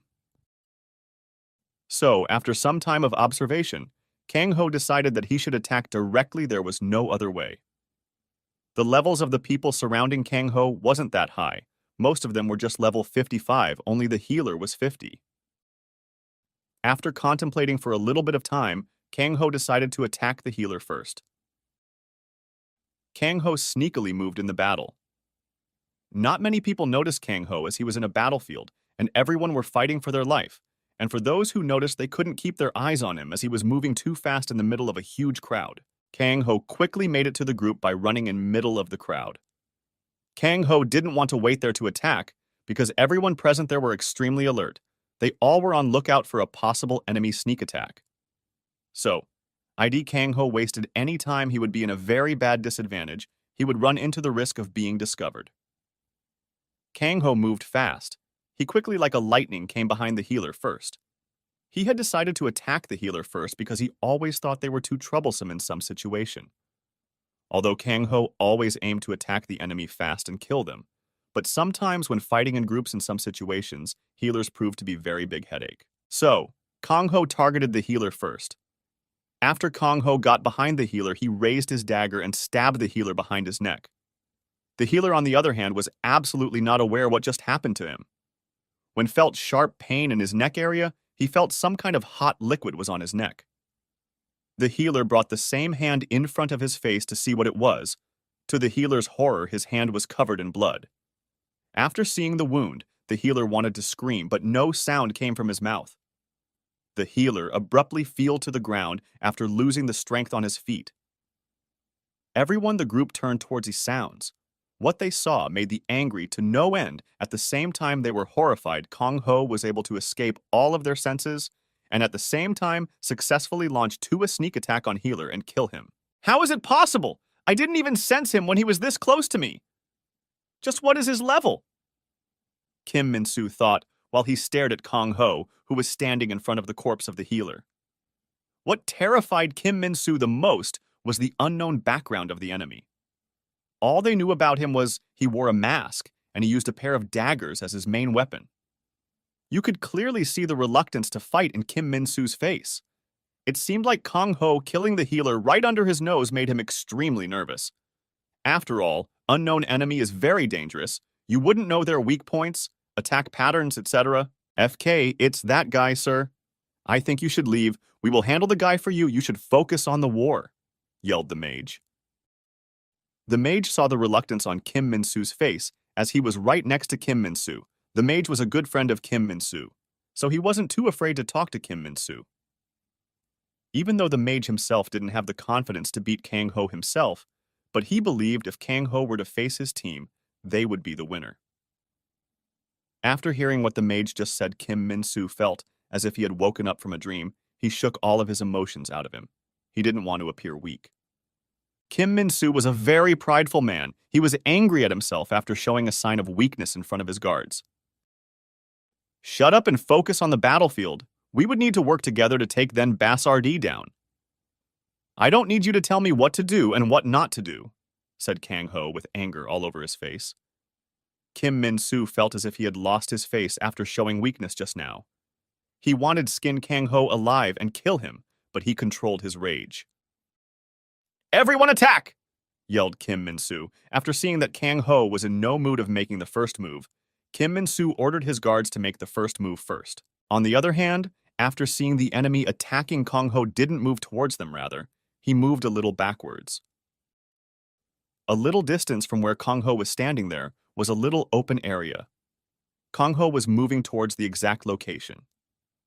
As they were fighting in the middle of an active battleground, Kang Ho was sure when he started fighting it was inevitable that he would be attacked by the people, other than the guards as well. So Kang Ho decided to move towards an open area rather than fighting in a packed area. This would give Kang Ho an advantage. Kang Ho's one of the main advantages was that he was extremely fast. If he were to fight in a small area, it would be like crippling himself. Seeing Kang Ho backing away gave the team a little bit of relief as they thought that Kang Ho was afraid of them. Although it seemed like a minor thing, that gave them a major morale boost. Although morale seemed like it was unnecessary in battle, morale sometimes decided the outcome of the battle. After reaching the place he wanted to, Kang Ho stopped. He looked behind him. As expected, there were many new hunters in the team. When Kang Ho looked towards Kim Min-soo, he had a nasty smile as if he was asking Kang Ho, "Where do you plan to run now?" Kang Ho had a smirk on his face, which the enemy couldn't see as he was wearing a mask. The smile seemed sinister. If people were to see the ominous smile with the emotionless eye, they would be terrorized. Sir, I just got a signal that the masked hunter is attacking the first squad leader. Also, I heard that the mass is being chased around by the Kim Min-soo's guards as well as the surrounding troops. The informant also said that the masked mom seemed to be panicking as he was being chased by the group of people, said Chu Kong's assistant. It seemed that his informant thought that Kang Ho ran because he was afraid to face Kim Min-soo. Chu Kong fought for a little while after the battle began, but after taking care of some strong hunters, he quickly retreated to recuperate. He knew he would need strength to confront Kim Min-soo. When he heard that the masked man's next target was Kim Min-soo, he was elated. He thought he wouldn't need to fight too much, but when he heard the second half of the report, black lines started to appear on his forehead. After hearing that, Kang Ho single-headedly killed all the mages, as well as the healers. Chu Kong thought that Kang Ho would be able to take care of Kim Min-soo on his own, but it seemed he was horribly wrong. After thinking some things, Chu Kong's face suddenly changed from a worried one to a very happy one. Just now he had thought of a very brilliant plan. Although Chu Kong didn't know who the masked man was, he knew one thing, that Kim Min-soo was his enemy, so he thought enemy of his enemy is a friend. So if Chu Kong were to help the masked man in his time of need, he could get some benefits on the sideline. Maybe he could even get the support of the guild behind the masked man as well, Chu Kong thought. Chu Kong was not an extraordinary hunter, he was just a normal one, compared to the hunters that get public recognition. And he perfectly knew that, although Chu Kong was the guild leader of the Crow Guild, but he had no idea of the workings of the city and the turmoil within. The reason was before this day, Choi Guild was like the hegemony of the region, and no forces dared to compete against them. Chu Kong was the same, he never dared to act against the Choi Guild before this day. He always focused his guild on internal development while not provoking the Choi Guild. That was the reason why he never contacted any guild out of his region. He never planned to fight the Choi Guild. But after seeing what happened with the Choi Guild market, the way just one guy went and destroyed the entire thing motivated him the most. Chu Kong wanted Crow Guild to be the new hegemony of the Busan. Chu Kong also knew that with his only strength, Crow Guild wouldn't be able to become the hegemony. Chu Kong knew that he needed a powerful ally, so when he heard that Kang Ho was in trouble, he instantly became happy. Chu Kong believed that Choi Guild must have offended some foreign guild, a powerful one at that, and ended up being their target. He believed that Kang Ho was sent here to destroy Choi Guild, and just by seeing Kang Ho's powers alone, he believed that the guild he belonged to was a very powerful one. It's just normal, no matter how much powerful one became, one would always fear masses. This is a very good opportunity. We can go in and save the masked man. By doing so, we can hit 2 targets with 1 stone.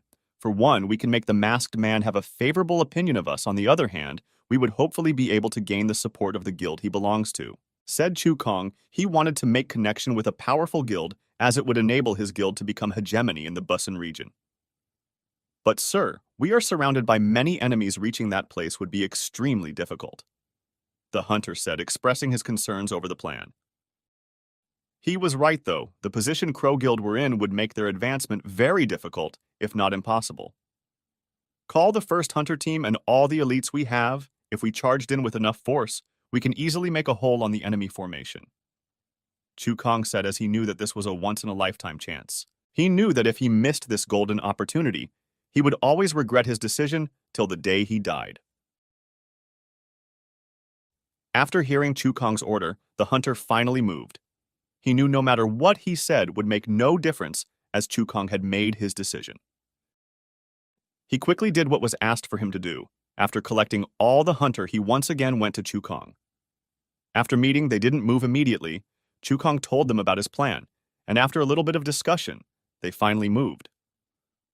Where do you plan to run now? If you surrender now, we might let you have a peaceful death, said Kim Min-soo, although he knew that his words wouldn't work, but he tried. Kim Min-soo knew that even if Kang Ho was scared of them, he would not go down without a fight. If they were to fight, he knew that Kang Ho was capable enough to kill some of his man. After seeing the man fight, he now somewhat knew the capabilities of Kang Ho. Although Kim Min-soo had many troops, he didn't want any of them to die as they were fighting Crow Guild as well. This was his last desperate attempts to save some of his man for the fight later. Kim Min-soo waited for some moments for Kang Ho's reply. After not getting one for quite some time, he was getting impatient. Suddenly, one man from his guild came running to them.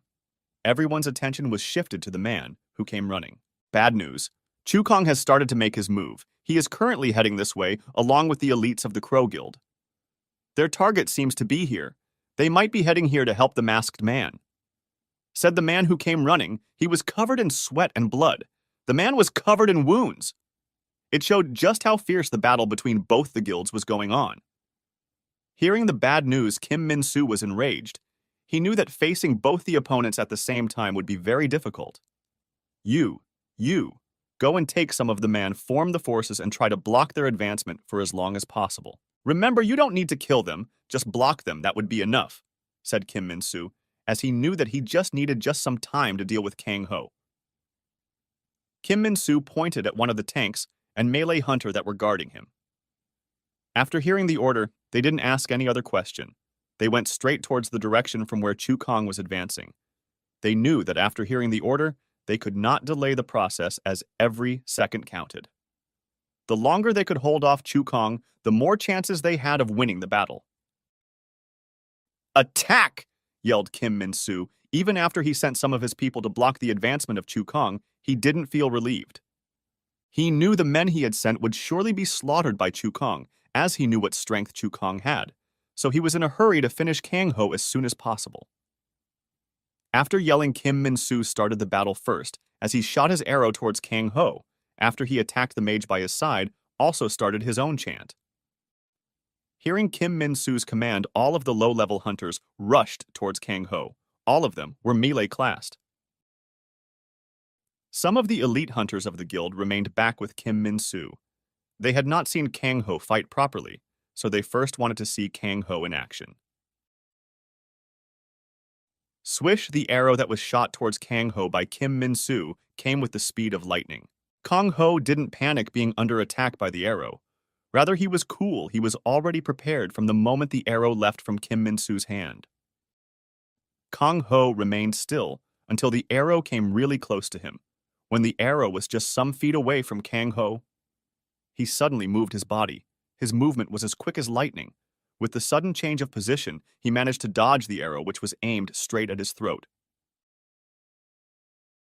From this one shot, Kang Ho could tell just how good of an archer Kim Min-soo was. After Kang Ho dodged the arrow, that was not the end of Kim Min-soo's attack. Kim Min-soo made it seem like that shot was just the prelude. The shots that continued the initial attack were more aggressive and faster.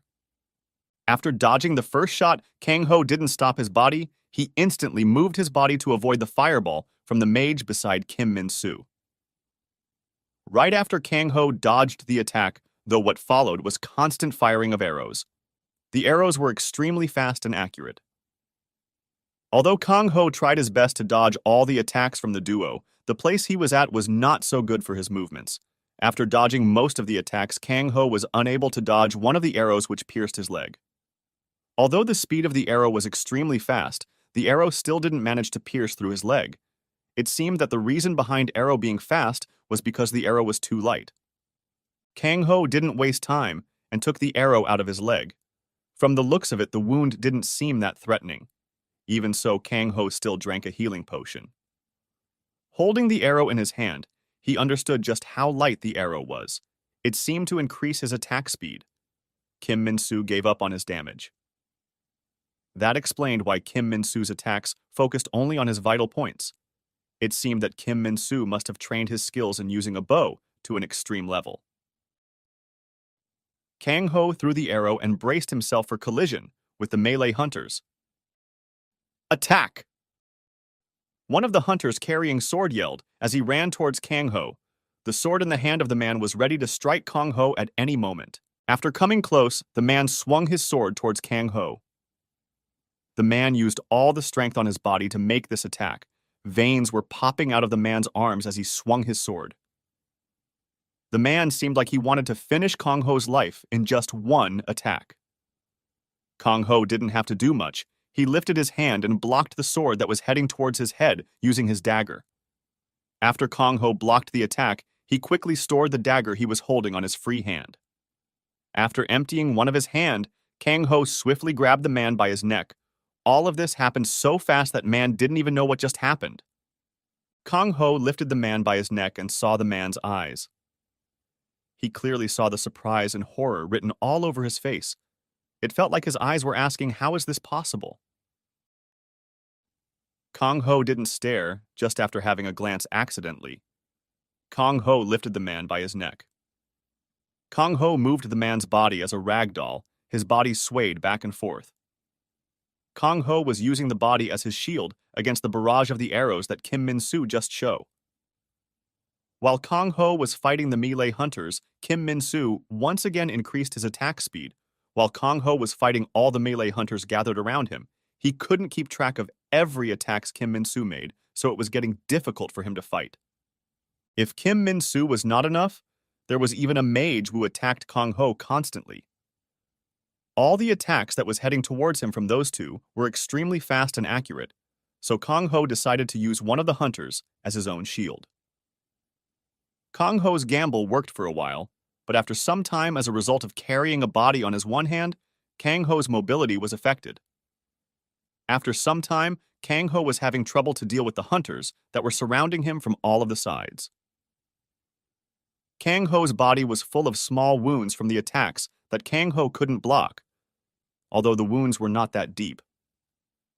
Kang Ho was still losing a lot of blood from the wounds on his body. After his attempts of blocking the arrows using a body failed, Kang Ho threw the body away. "Keep going!" screamed Kim Min-soo. Seeing the development on the battlefield, he was extremely happy. From the place he was standing, he couldn't see how leather the wounds on Kang Ho's body were, but he could clearly see the blood flowing out of his body from the wounds. From the amount of blood that was oozing out of Kang Ho's body, Kim Min-soo guessed that the wounds were lethal, which made him extremely happy. If we continue on like this, we would be able to finish the masked guy in no time. Ha ha ha ha ha ha ha. The mage beside Kim Min-soo said maniacally. In their eyes, it seemed like Kang Ho was just about to fall down to the ground and die. They laughed for a while and then continued their attacks. This time, they were more lethal than the last time. Kang Ho's body was full of wounds, but he didn't feel much pain. Kang Ho still had the attack strength and agility in his body. After failing the attempt of blocking the arrows, Kang Ho just had a brilliant idea on his mind after seeing arrows and magic spells coming towards him. Kang Ho made use of his agile body. This time he didn't grab one of the hunters to protect himself. Rather, he adjusted his body and hid behind the hunters. After making sure he was out of Kim Min-soo's sight, he quickly moved between the crowd. Kang Ho was moving as fast as he could. This way, Kang Ho managed to dodge the attacks. Kang Ho continued to dodge the enemy attacks in this way for quite some time. He was successful in this tactic. Whenever the duo would shoot their attacks towards him, he would use the same maneuver to dodge the incoming attacks from the duo. This irritated the both of them a lot. Where is that rat running to whenever we attack him? After receiving all of those wounds, why isn't that rat dead yet? Kim Min-soo asked to himself after failing to land a hit on Kang Ho for quite some time. If missing the target wasn't enough, all of their attacks straight landed on their own troop as well. Kim Min-soo was so frustrated right now that he wanted to bash his own head on a wall somewhere. He was quickly losing patience. Sir, I think we have a very big problem on our hands. It seems they weren't able to hold the Crow Guild back. They are here with full force. We are going to have a very big trouble in our hands. Chukong is bringing the elites of his guild. It seems we are surrounded from the both sides, said the mage anxiously. While Kim Min-soo was busy finding and attacking Kang Ho, the mage seemed to have been looking at the condition on the battlefield. While they were busy attacking Kang Ho, it seemed that Chukong had managed to bypass the troops they sent to stop them. What? What do you mean? How is that even possible? Are you kidding me? Asked Kim Min-soo back with a surprised tone. From his questions, it seemed like he didn't believe what Mage was saying. But if one were to look at his face, they would know what he was feeling right now. There was absolute horror all over Kim Min-soo's face. Even before he could turn around and confirm if the report was true, his face couldn't hide the fear of the possibility of that event happening. Kim Min-soo was currently having a mental breakdown. He didn't think that the situation would turn out this way. From the current situation, it was evident that the possibility of them surviving this disaster was very slim. On the one hand, there was Chukong. Kim Min-soo knew how powerful he was, as they had fought each other on many occasions. Kim Min-soo wasn't that worried about facing Chukong, though, as he knew that with the support of his team, he would be able to easily take him down. The main problem that plagued his mind was the existence of Kang Ho on the battlefield, whose strength was unknown till now. In this battle, if Kim Min-soo were to neglect Kang Ho, and it turned out his strength was higher than Chukong, he knew that the outcome could be disastrous, and if he were to ignore Chukong, that would turn out as same. Kim Min-soo right now was stuck in between a rock and a hard place. Nabartam. A black car stopped inside the black market where the battle was taking place. The roadhead was blocked by some kind of barricade set up by the Hunter Guild in a hurry, so that no uninvolved people would be able to enter the place. Also, they didn't want the fight to be spilled outside. One of the Hunter Association staff came in front of the car to inquire about the people inside the car. Park Kyung opened the window so that he could have a chat. There's a battle that's been happening inside. Are you sure you want to go in? Asked the Hunter Association staff to Park Kyung. Yes, we are from the Choi Guild. We are in a hurry. Could you please let us in immediately? Asked Park Kyung politely. No matter how powerful their guild was inside the city of Busan, they were nothing compared to the might of the Hunter Association and the high-level guild. They knew too well that the Hunter Association wouldn't even have to lift their finger. They wanted to destroy the Choi Guild. So, no matter how powerful they were inside the Busan city, they would never disrespect any member of the Hunter Association. All right, let me see your ID. The staff didn't immediately let them go. He still needed to know that they were the person they were claiming to be. Without saying a word, Park Kyung took 2 IDs out and handed they to the staff.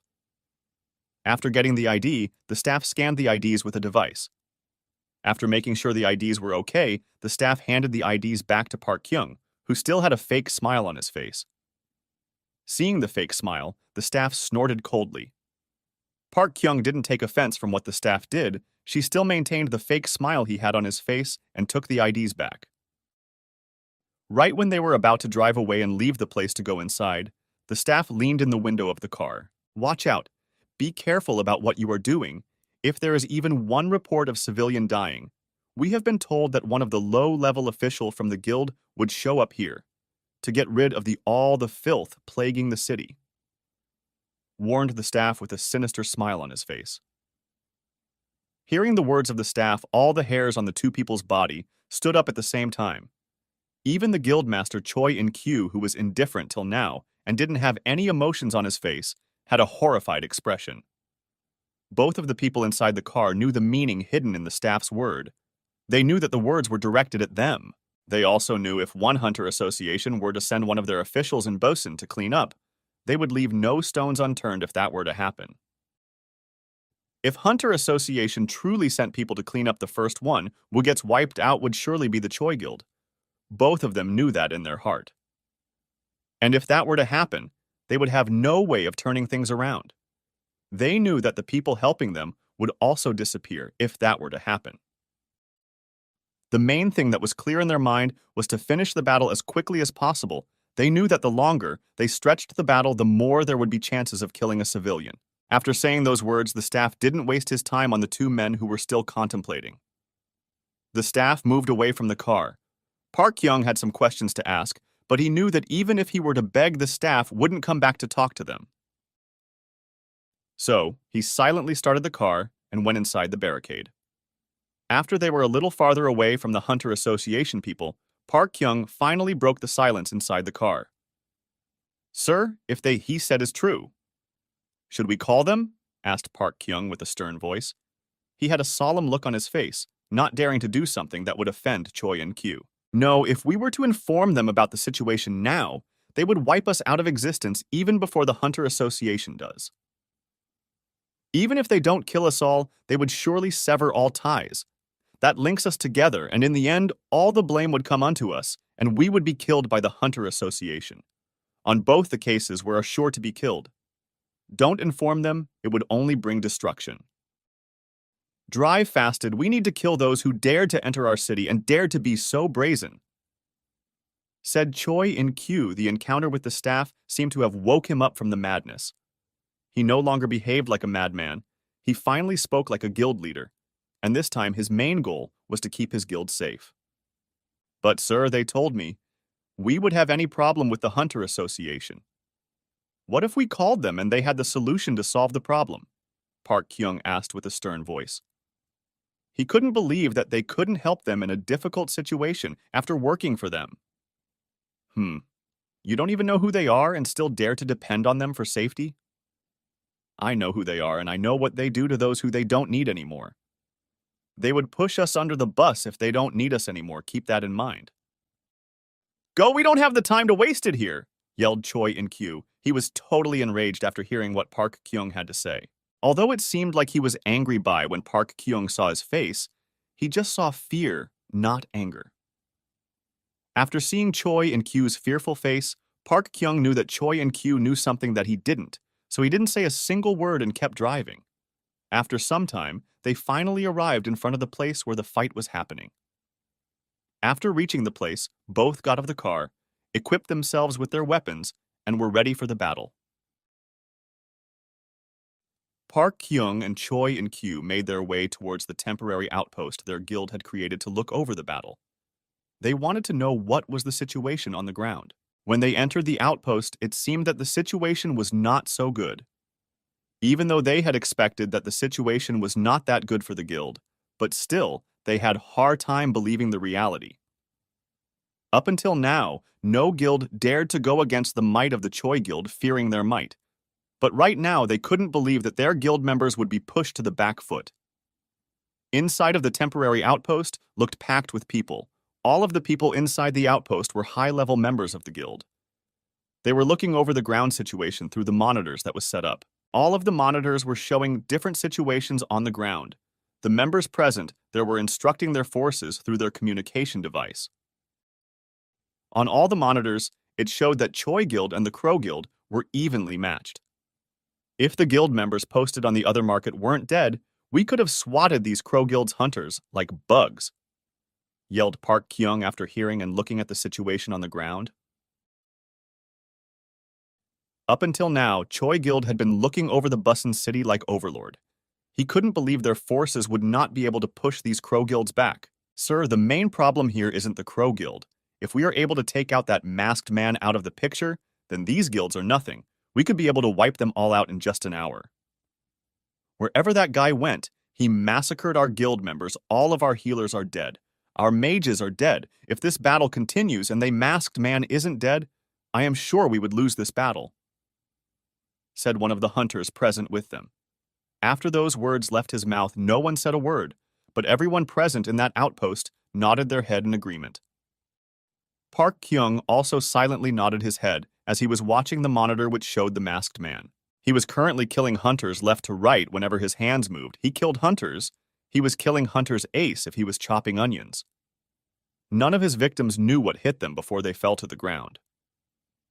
Currently, he was being surrounded by some of the finest of the guild members, but still, he acted as if it was nothing to him. After seeing the damage that Kang Ho was doing to the guild, Park Kyung instinctively turned around towards Choi and Kyu as he felt his back drenched with sweat.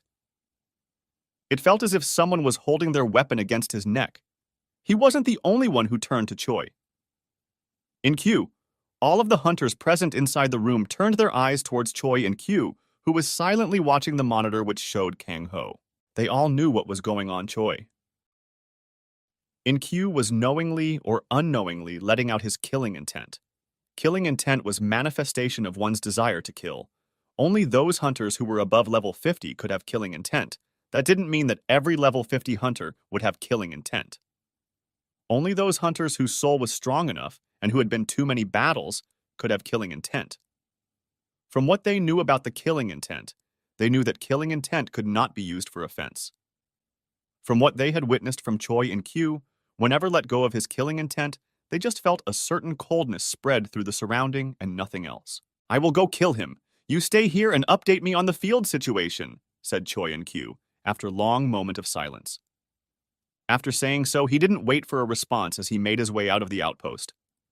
Inform Kim Min-soo that guild leader is heading their way. Tell him to face the Crow Guild while guild leader takes care of that masked man.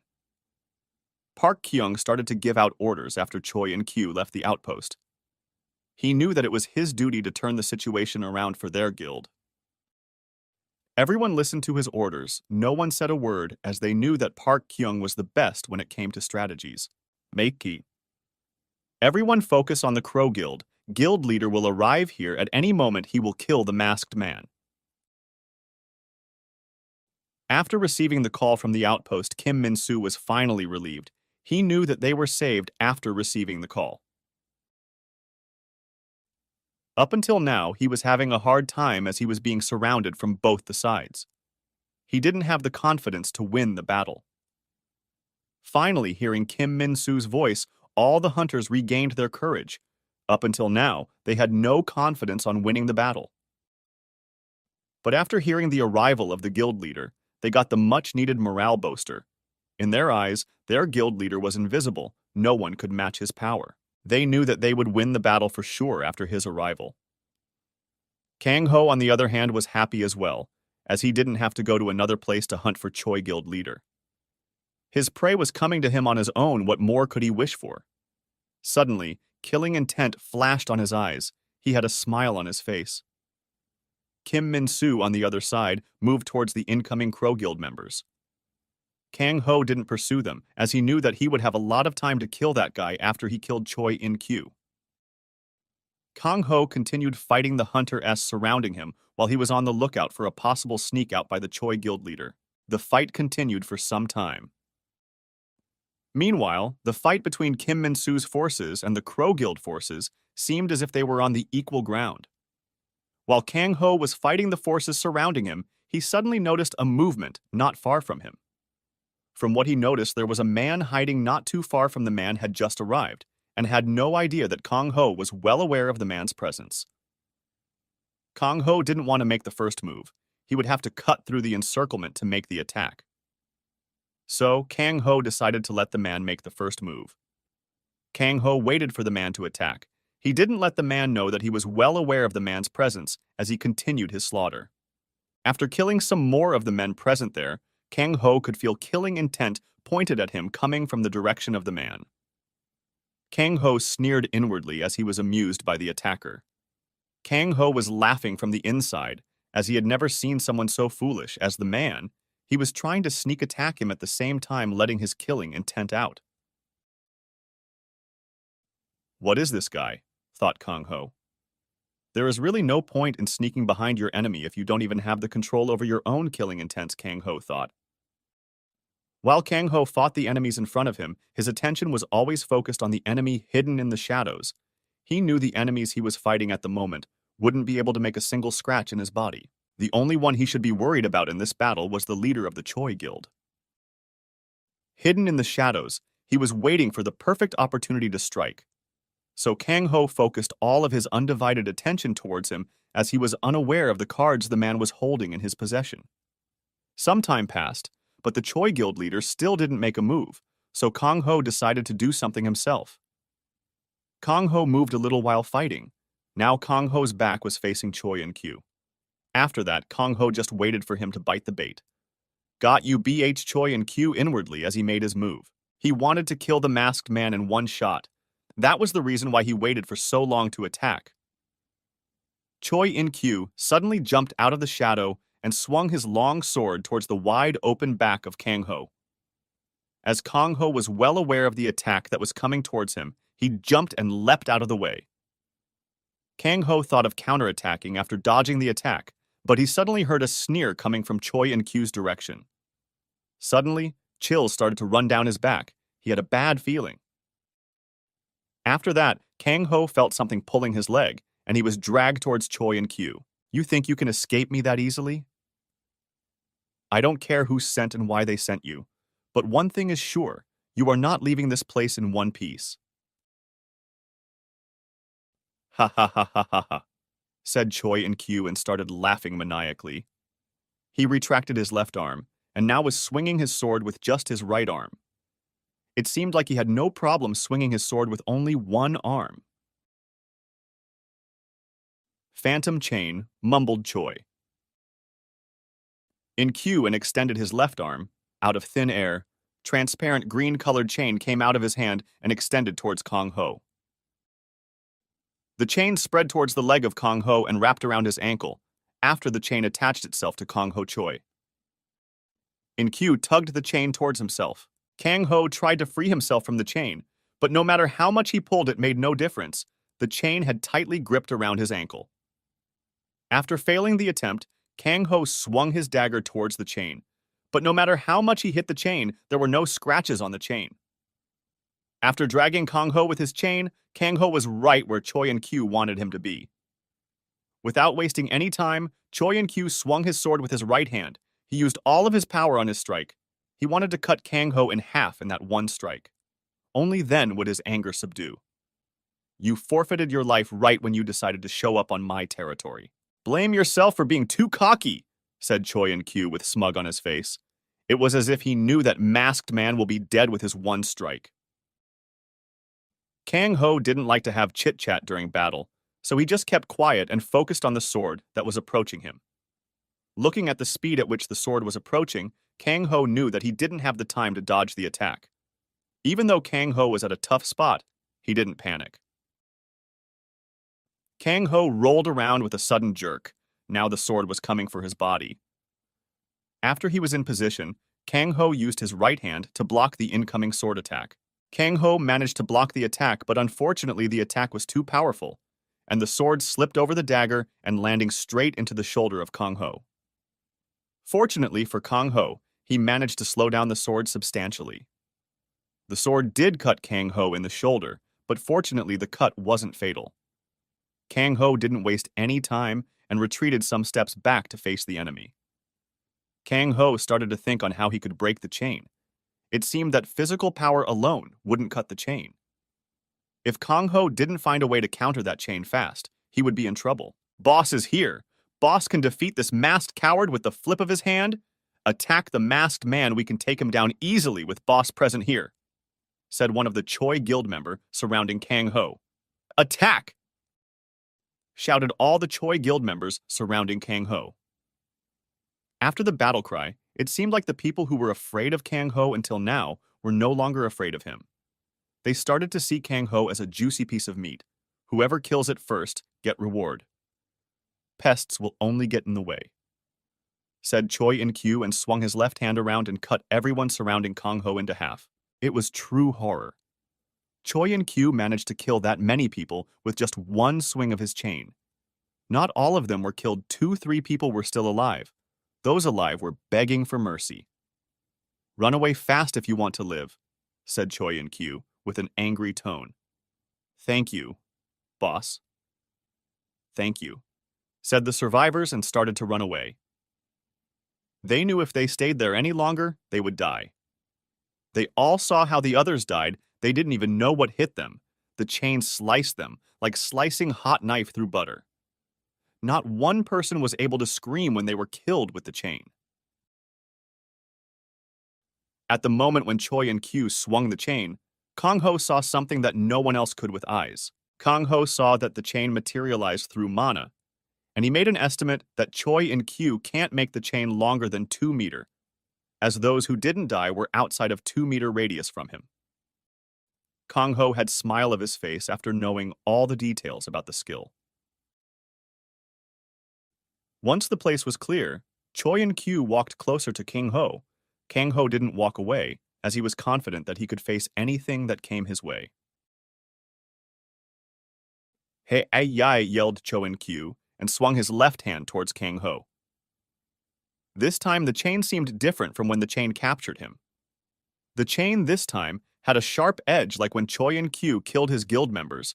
The chain was approaching his body very fast. It seemed that Kang Ho was done playing around. Kang Ho didn't move an inch even while the chain approached him. He just stood there waiting for the chain to reach him. Right when the chain was about to hit Kang Ho, he swung his right hand. Kang Ho wanted to intercept the chain on its way. Ha ha ha ha, you think you can block my Choi In-kyu was trying to say something, but he couldn't finish the sentence because of what he saw. Choi In-kyu's mouth was agape from what he was seeing. He couldn't believe how it was possible. Oh, how is this possible? No, this is impossible. How did you break my chain? This is just an illusion. This is not possible. You did not use any skill. Heh. After seeing his chain break, Choi In-kyu began to go crazy. He couldn't believe that Kang Ho was able to break his chain without using any skill. It is true that I didn't use any skill, but I used mana. I simply coated my dagger with mana. It seems skills works the same way. I can control mana on my own, but it seems hunters from Earth are getting help from something to use skills. This is bizarre. I clearly felt mana being manipulated in his body to make the chain, but he wasn't the one who was doing the work.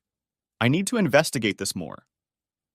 Thought Kang Ho, when he was in that Hades-like place, he learned how to manipulate mana. So coating his dagger with mana was not a difficult task for him. The reason behind Choi In-kyu's surprise was because he didn't see Kang Ho use any skill, but he still managed to break his chain. This led Kang Ho to only one conclusion. That was that Choi and Q couldn't manipulate mana on his own. Anyone who can manipulate mana can feel it flow through the surrounding and feel it being manipulated. One more question bugged Kong Ho. That was if they can't feel the mana, how can they use skills that requires manipulation of mana itself? Kong Ho decided to investigate about this later.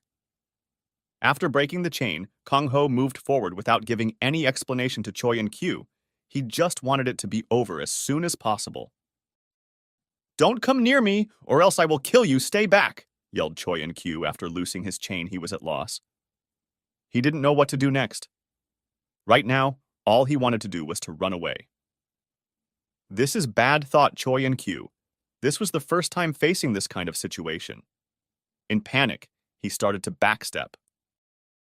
Kong Ho didn't want to drag it any longer, so he leaped at Choi and Q. Rage was clearly flashing in his eyes when he leaped towards Choi and Q. It was almost as if he wanted to shred Choi and Q into pieces. Anyone who wished my family harm dies, even if it is God, thought Kong Ho to himself when he slashed his dagger onto the neck of Choi and Q. Choi and Q fell on his knees, and his head rolled backward in a weird degree. His head was just hanging because it was still attached to some of the skin. He had many expressions on his face when he dies. It was as if he was asking, "What have I done to you?" Why me? After killing Choi and Q, Kong Ho slashed his dagger in air to get rid of the blood on it. He then stored the dagger inside his ring. Kang Ho noticed something after Choi and Q's death which was peculiar. The measly amount of mana that Choi and Q had in his body dispersed, leaving no trace behind. Kang Ho found that bizarre. Kang Ho moved his attention towards the battle that was going on between the Crow Guild and the Choi Guild. It seemed Crow Guild were suffering badly. Kim Min-soo was standing on the higher ground, and he was sniping out the strong hunters from Crow Guild's side. The Crow Guild was losing their stronger hunters fast. At the rate this was going, they would lose the battle for sure. Kang Ho wanted to erase the Choi Guild from its root. He wanted no one from Choi Guild to be left alive. After thinking up to that point, Kang Ho didn't waste more time and ran towards the battle. "Boss, look! Choi and Q is dead!" someone yelled from Crow Guild. "What?" Chu Kong, in the middle of the battle, turned around to take a look at the place where Choi and Q and the masked man was fighting. He was so surprised after hearing about the news that he forgot he was in the middle of a battle. At first, he just thought that the news was just meant to distract him. But after seeing it with his own eyes, he had no other choice but to believe. He did it. He did it. Ha ha ha ha ha ha. All right, guys, half the war is won. We just need to finish the half of it. Glory to the crows, yelled Chu Kong and turned towards the battlefield. Booze, look out, someone yelled to Chu Kong. When he heard the warning, it was already too late. One arrow was headed straight his way. The arrow was aimed at his head. There was no time for Chu Kong to dodge the attack. Is this it? If it is, at least I got to see that scumbag Choi and Q die. I have no regrets, thought Chu Kong, as he saw the arrow inching closer. For him, it was as if he was seeing his life. Right at that moment, a dagger came from nowhere and intercepted the arrow on its way. Chu Kong felt as if he was given a second life. Chu Kong turned around to see who it was that saved his life, and there he was, the masked man, standing from where the dagger came from. Chu Kong was confused. He didn't know who the masked man was and why he helped him. But what? Chu Kong was trying to say something, but before he could finish his sentence, the masked man started running towards Kim Min-soo, the one who fired the arrow. Seeing that his question wouldn't be answered, Chu Kong was a little bit upset, but he continued his battle. Kill all of Choi Guild, yelled Chu Kong. Yeah! Yelled all the Crow Guild members. Someplace in the dark where the battle was being held, there were two shadowy figures standing there discussing something. Did you see just now? It seems that the masked man is someone that Chu Kong knows. Our plan is dangerous. If we attack the Crow Guild after this battle, we might make the masked man our enemy. I don't think it worth the trouble. We will all be wiped out, said one of the men. Same here. I will rather work with him than go against him. I will support Chu Kong, said the other man. Me too, both agreed to support the Chu Kong. Me? Kang Ho had good a reason to save Chu Kong. If he were to die today at the battlefield, more leaders would rise up for the throne of Busan City. The battle for power would continue for a long time. Meanwhile, where they contend for power, there is bound to be fights, which would make the city dangerous. Kang Ho wanted the city to be in peace. He didn't want there to be any chaos for the safety of his family. Today, by saving Chu Kong, Kang Ho accomplished two goals. First is, he made Chu Kong the prime candidate to hold power in the Busan city, and on the second, he made sure destruction of Choi Guild. Kang Ho was planning to move to Seoul with his family after he visited the mass dungeon anyway, but he still needed this city to be peaceful, so he decided to make Chu Kong Gai the leader. After saving Chu Kong from the arrow, Kang Ho went straight to Kim Min-soo. Who sent you? Why did you save Chu Kong? Do you know him? Come on, man, you don't have to kill me. We can make the... Kim Min-soo started to beg for his life, but before he could, Kang Ho slit his throat with his dagger. After killing Kim Min-soo, Kang Ho didn't wait around there. He had more things to do. He started to move towards Chu Kong next. Hey, thanks for saving my life. I am Chu Kong, by the way. How can I ever thank you for saving my life? Chu Kong said, as he extended his hand for a handshake. Just don't let anyone from Choi Guild get away, that's all, said Kang Ho as he shook his hand. That's for sure, but... Chu Kong was trying to say something, but before he could say something, Kang Ho started to walk away. Well, I guess I won't know who you are after all, huh? I hoped we could have drank sometime, thought Chu Kong. A lot of things happened on the same night. Kang Ho was worried about his parents and his little sister the most. He couldn't wait to meet them. He hoped they were all fine. At least his sister didn't see the man who was attacking. That was a relief. But he wanted to be with his family as soon as possible. He didn't want them to worry. Kang Ho used his skill void walk to disappear in the shadow and then started to run towards his house. He changed his clothes on the way and threw away the dirty ones. Then he went to a store and bought some instant ramen and soju. Kang Ho knew that his parents wouldn't be in their house, but there would at least be someone to pick him up. That's why he bought some stuff, so that he wouldn't look too suspicious. After some time, Kang Ho finally arrived in front of his house, and just as he expected, there were some men and women in black suit, and their cars were parked right outside of the house. Who are you? Why are you in front of my house? Kang Ho asked politely after approaching them. It seemed the guy named Ku Chin Mai was present there too. The guy was taking on phone with someone. Kang Ho used his skill and found out that the man was level 200. He was somewhat shocked. He was wondering, why is a guy like Ku Chin Mai working as a bodyguard for his friend? Kang Ho turned his head around and found out that most of the people present here were about level 150. It seems that Moonjung was some kind of important person. He decided to ask him later.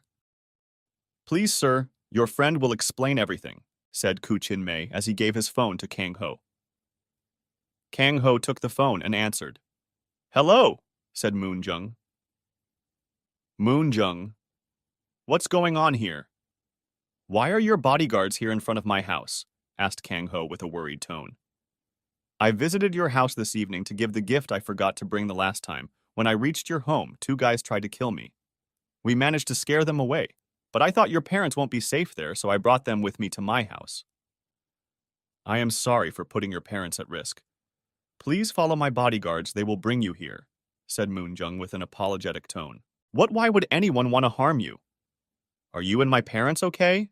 Asked Kang Ho with a worried tone. But inside Kang Ho as relieved that Moonjung thought the attack was on him and not his parents. Come here, I will explain everything to you. That place is not safe, said Moonjung. All right, said Kang Ho, and handed the phone to Ku Chin Mei. After that, he was escorted to a car and was taken to the location where Moonjung and his family were. It seemed Moonjung brought them to his own old house where they used to live even. They lived in Busan. Even after they left it, seems they kept the house well checked. The house looked as good as new. Right when the car Kang Ho was in entered through the gate of the mansion, Kang Ho felt as he just penetrated a force field created through mana. Kang Ho didn't know if others could also feel the same, but he was pretty sure that they couldn't. One needs to have deep understanding of mana like Kang Ho to feel these kinds of force field. If Kang Ho wasn't wrong, the force field was set up to find any intruder that entered the vicinity of the mansion. It seemed that the security was airtight in this place. After entering the gate, Kang Ho could see many people hiding in the shadows, most of them high level. It seemed not even a fly could enter the mansion without their permission. After some time, the car stopped outside of the mansion, and there they were standing his parents, little sister, and Moon Jung. Right after he got off the car, his sister came running and hugged him with teary eyes. "Appa, you are okay. We were worried about you," said Hua Young while erasing her tears. "Don't cry, Appa is here," said Kang Ho as he patted her head. "I will never let anything happen to you no matter what." Seeing his sister cry pained Kang Ho's heart as he made resolve. "Where did you run off to?" asked his mother with a worried tone. "I just went out to get some fresh air," said Kang Ho as he lifted the bag in which he carried the stuff he brought from the store. "Don't go out at night, it's not safe," said his mother with a worried tone. "All right, let's go in and have a talk there. Let's not stand outside," said Man Young as he turned to leave. He didn't show it through words, but his eyes couldn't lie. He too was worried. Everyone entered the house and had dinner together. They laughed and talked. After the dinner, Kang Ho's parents went to their room with his sister and Moon Jung, and Kang Ho went to the minibar in the house. "I have to tell you something. I am sorry I hid this until now, but my father is the Hunter Association president. I know I should have said it sooner. Now I have even put your family at risk. I didn't think anyone would know me here as the president's son, but I guess I was wrong."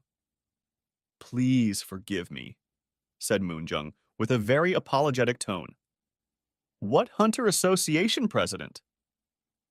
Kang Ho acted as if he was shocked, but in reality he wasn't in that much of shock as he knew that this was the only explanation for so many high-level bodyguards. But he still was quite amazed. After saying that, Moon Jung started to explain how his father became the president. Moon Jung's father was a very wealthy man, even before the dungeons started appearing. He is also a very great businessman. When the dungeons started appearing, his father saw an opportunity in investing in the dungeons, and his father started a guild. His father, with some friends, started exploring dungeons. After seeing the profits that he gained from the dungeons, his father invested all his money in dungeons.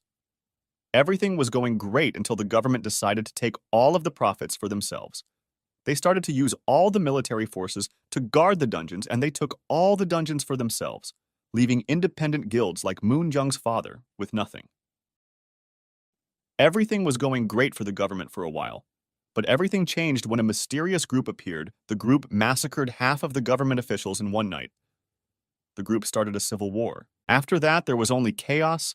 Dungeons break used to happen regularly. You could find dead bodies lying in the corners of the street. It was a very dark time.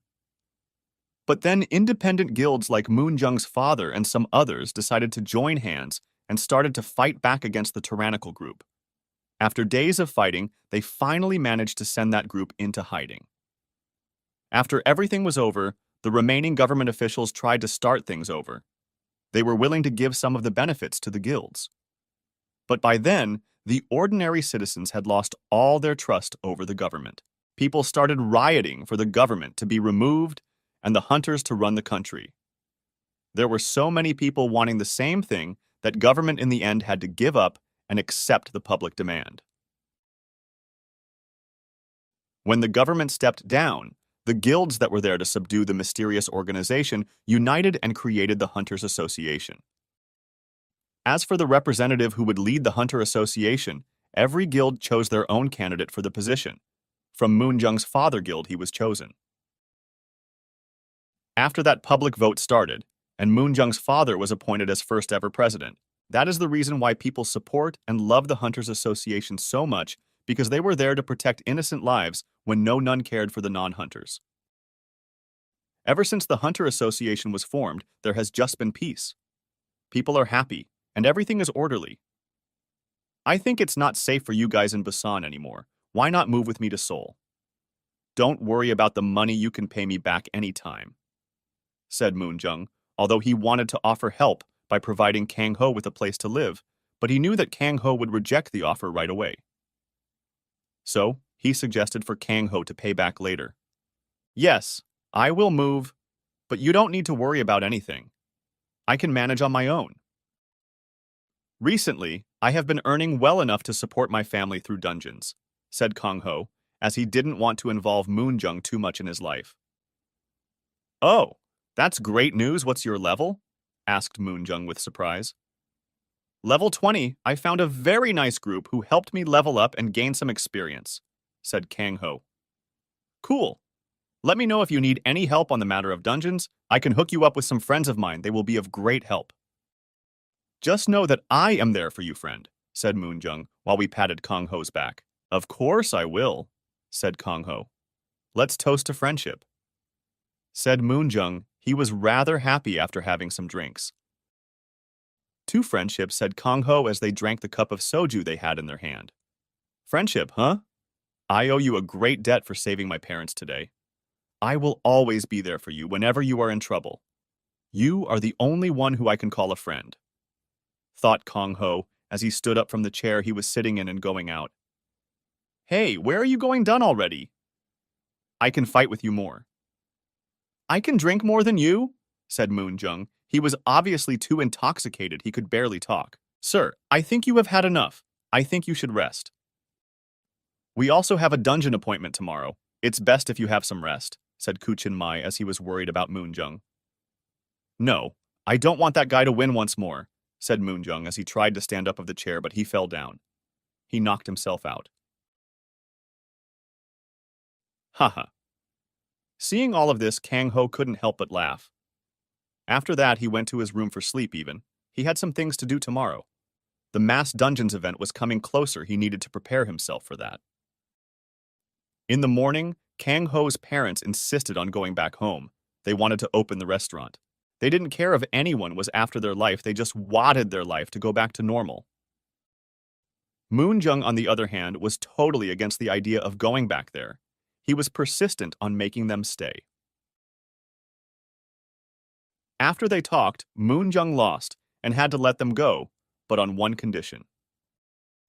The condition was some of the guards guarding Moonjung will go with Kang Ho's family and protect them. Kang Ho's parents had no other choice than to obey.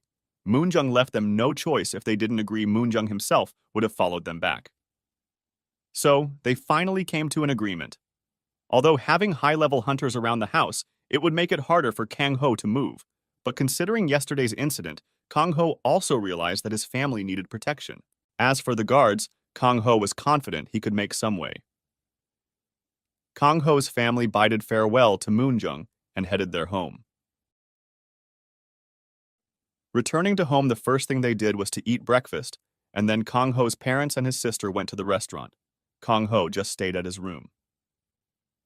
Kang Ho surveyed the surrounding, and it seemed that there was only one guard guarding the house and him. Others left for the restaurant. Kang Ho used his void walk in his room and made his escape from the back window. It seemed that had done the trick. After making his escape from his house, Kang Ho was headed towards the black market. He had a lot of things to take care of. Good morning, sir. How may I be of help to you today? Asked one of the masked employees of the black market politely. Kang Ho, without bothering to speak, took his black market card out and handed it to the masked woman. Taking the card, the woman swiped the card on her device.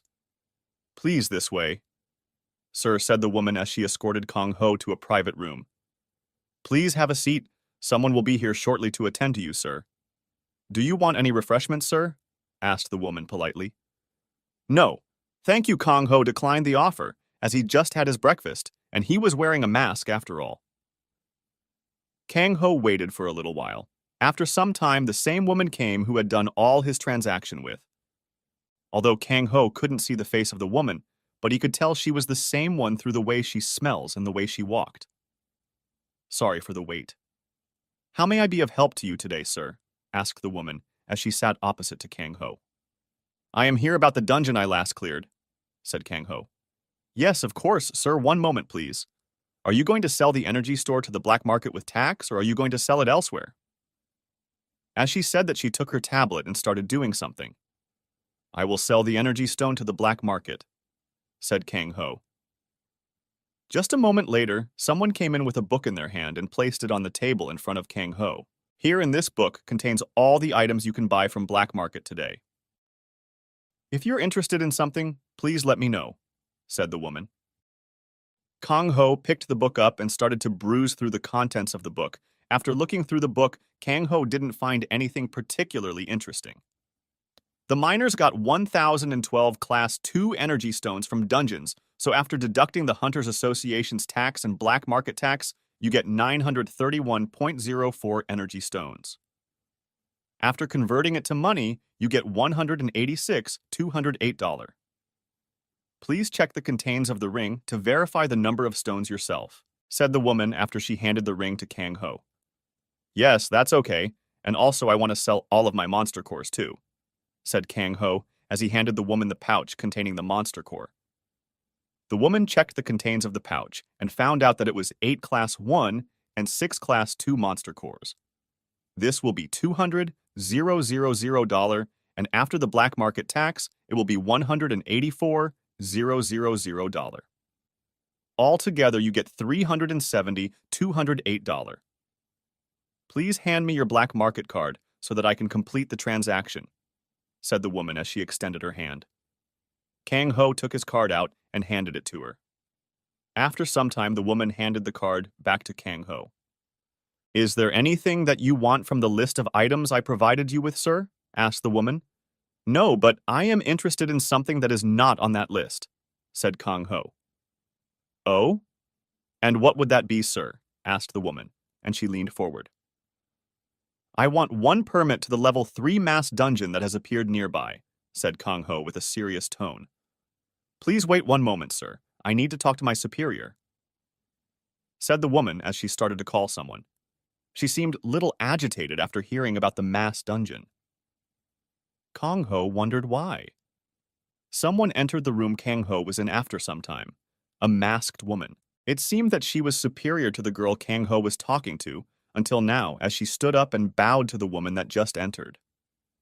You may leave now, said the woman to the girl. Without saying a word, the girl left.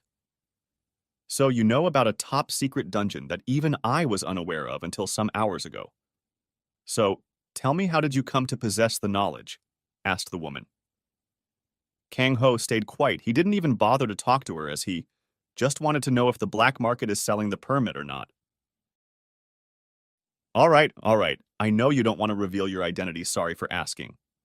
Yes, indeed, we are selling the permit as it turns out, but the price will be a lot. It seems a lot of bitwigs are going in the dungeon, so they are willing to pay high price. And the reason why the rise of price. If you go in, you will have to face off not just against monsters, but also humans. Are you sure you want to go? Asked the woman. Yes, price is no problem, said Kang Ho, and as for human threat, it didn't matter to Kang Ho that much as he was confident on his skills that he would be able to face off against any situation. And if the opponent was too strong, there was always an option of running away, so Kang Ho wasn't worried. All right then, at least I tried. The price will be $400,000, said the woman. Also, I want 2 dungeon permits to LVL2 dungeons, said Kang Ho. He wanted to level up before entering the mass dungeon. With his current level, he wasn't confident enough to enter the dungeon. Kang Ho knew the lure of the skill books was bound to bring some strong guys out to the dungeon. Once again, after he enters the mass dungeon, the jungle rule will start: the one who is strongest will win. So Kang Ho wanted to prepare for any case. All right, your total would be $490,000, said the woman. Kang Ho handed her his black market card, and the transaction took place. After she was done, she handed the card back to Kang Ho. Kang Ho transferred the leftover money from his card to real main account, and he was just left with $118,378. Take this. This phone will tell you where to meet and when to meet when the time comes. I don't know, and all I can tell you is the message will come within this week, so be prepared. All you need to know about the dungeon would be provided in the message. After the message is delivered, you can dispose of the phone, said the woman as she handed Kang Ho a phone. Kang Ho first checked out if there was any tracking device attached on the phone, but it seemed clean. Ha ha ha ha ha. The woman started laughing seeing Kang Ho's action. You don't need to be worried about being tracked. This phone is like the black market card, untraceable. You seem to be inexperienced on these things, and yet you possess the knowledge of a top-secret dungeon. I wonder why, said the woman. I have my sources, said Kang Ho. Do you need the information on the people you would be facing inside the dungeon? We can provide you with some people's information, not all of them. It seems there are some people going in whose information even money cannot buy, said the woman with a disappointed tone. No, it's fine.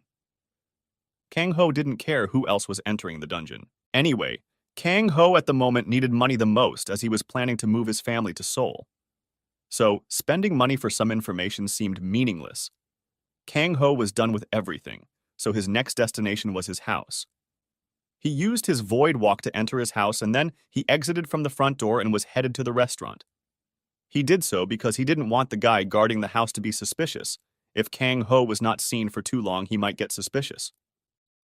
So Kang Ho decided to visit the dungeons at the night, and during the day he planned to stay with his family and enjoy their company.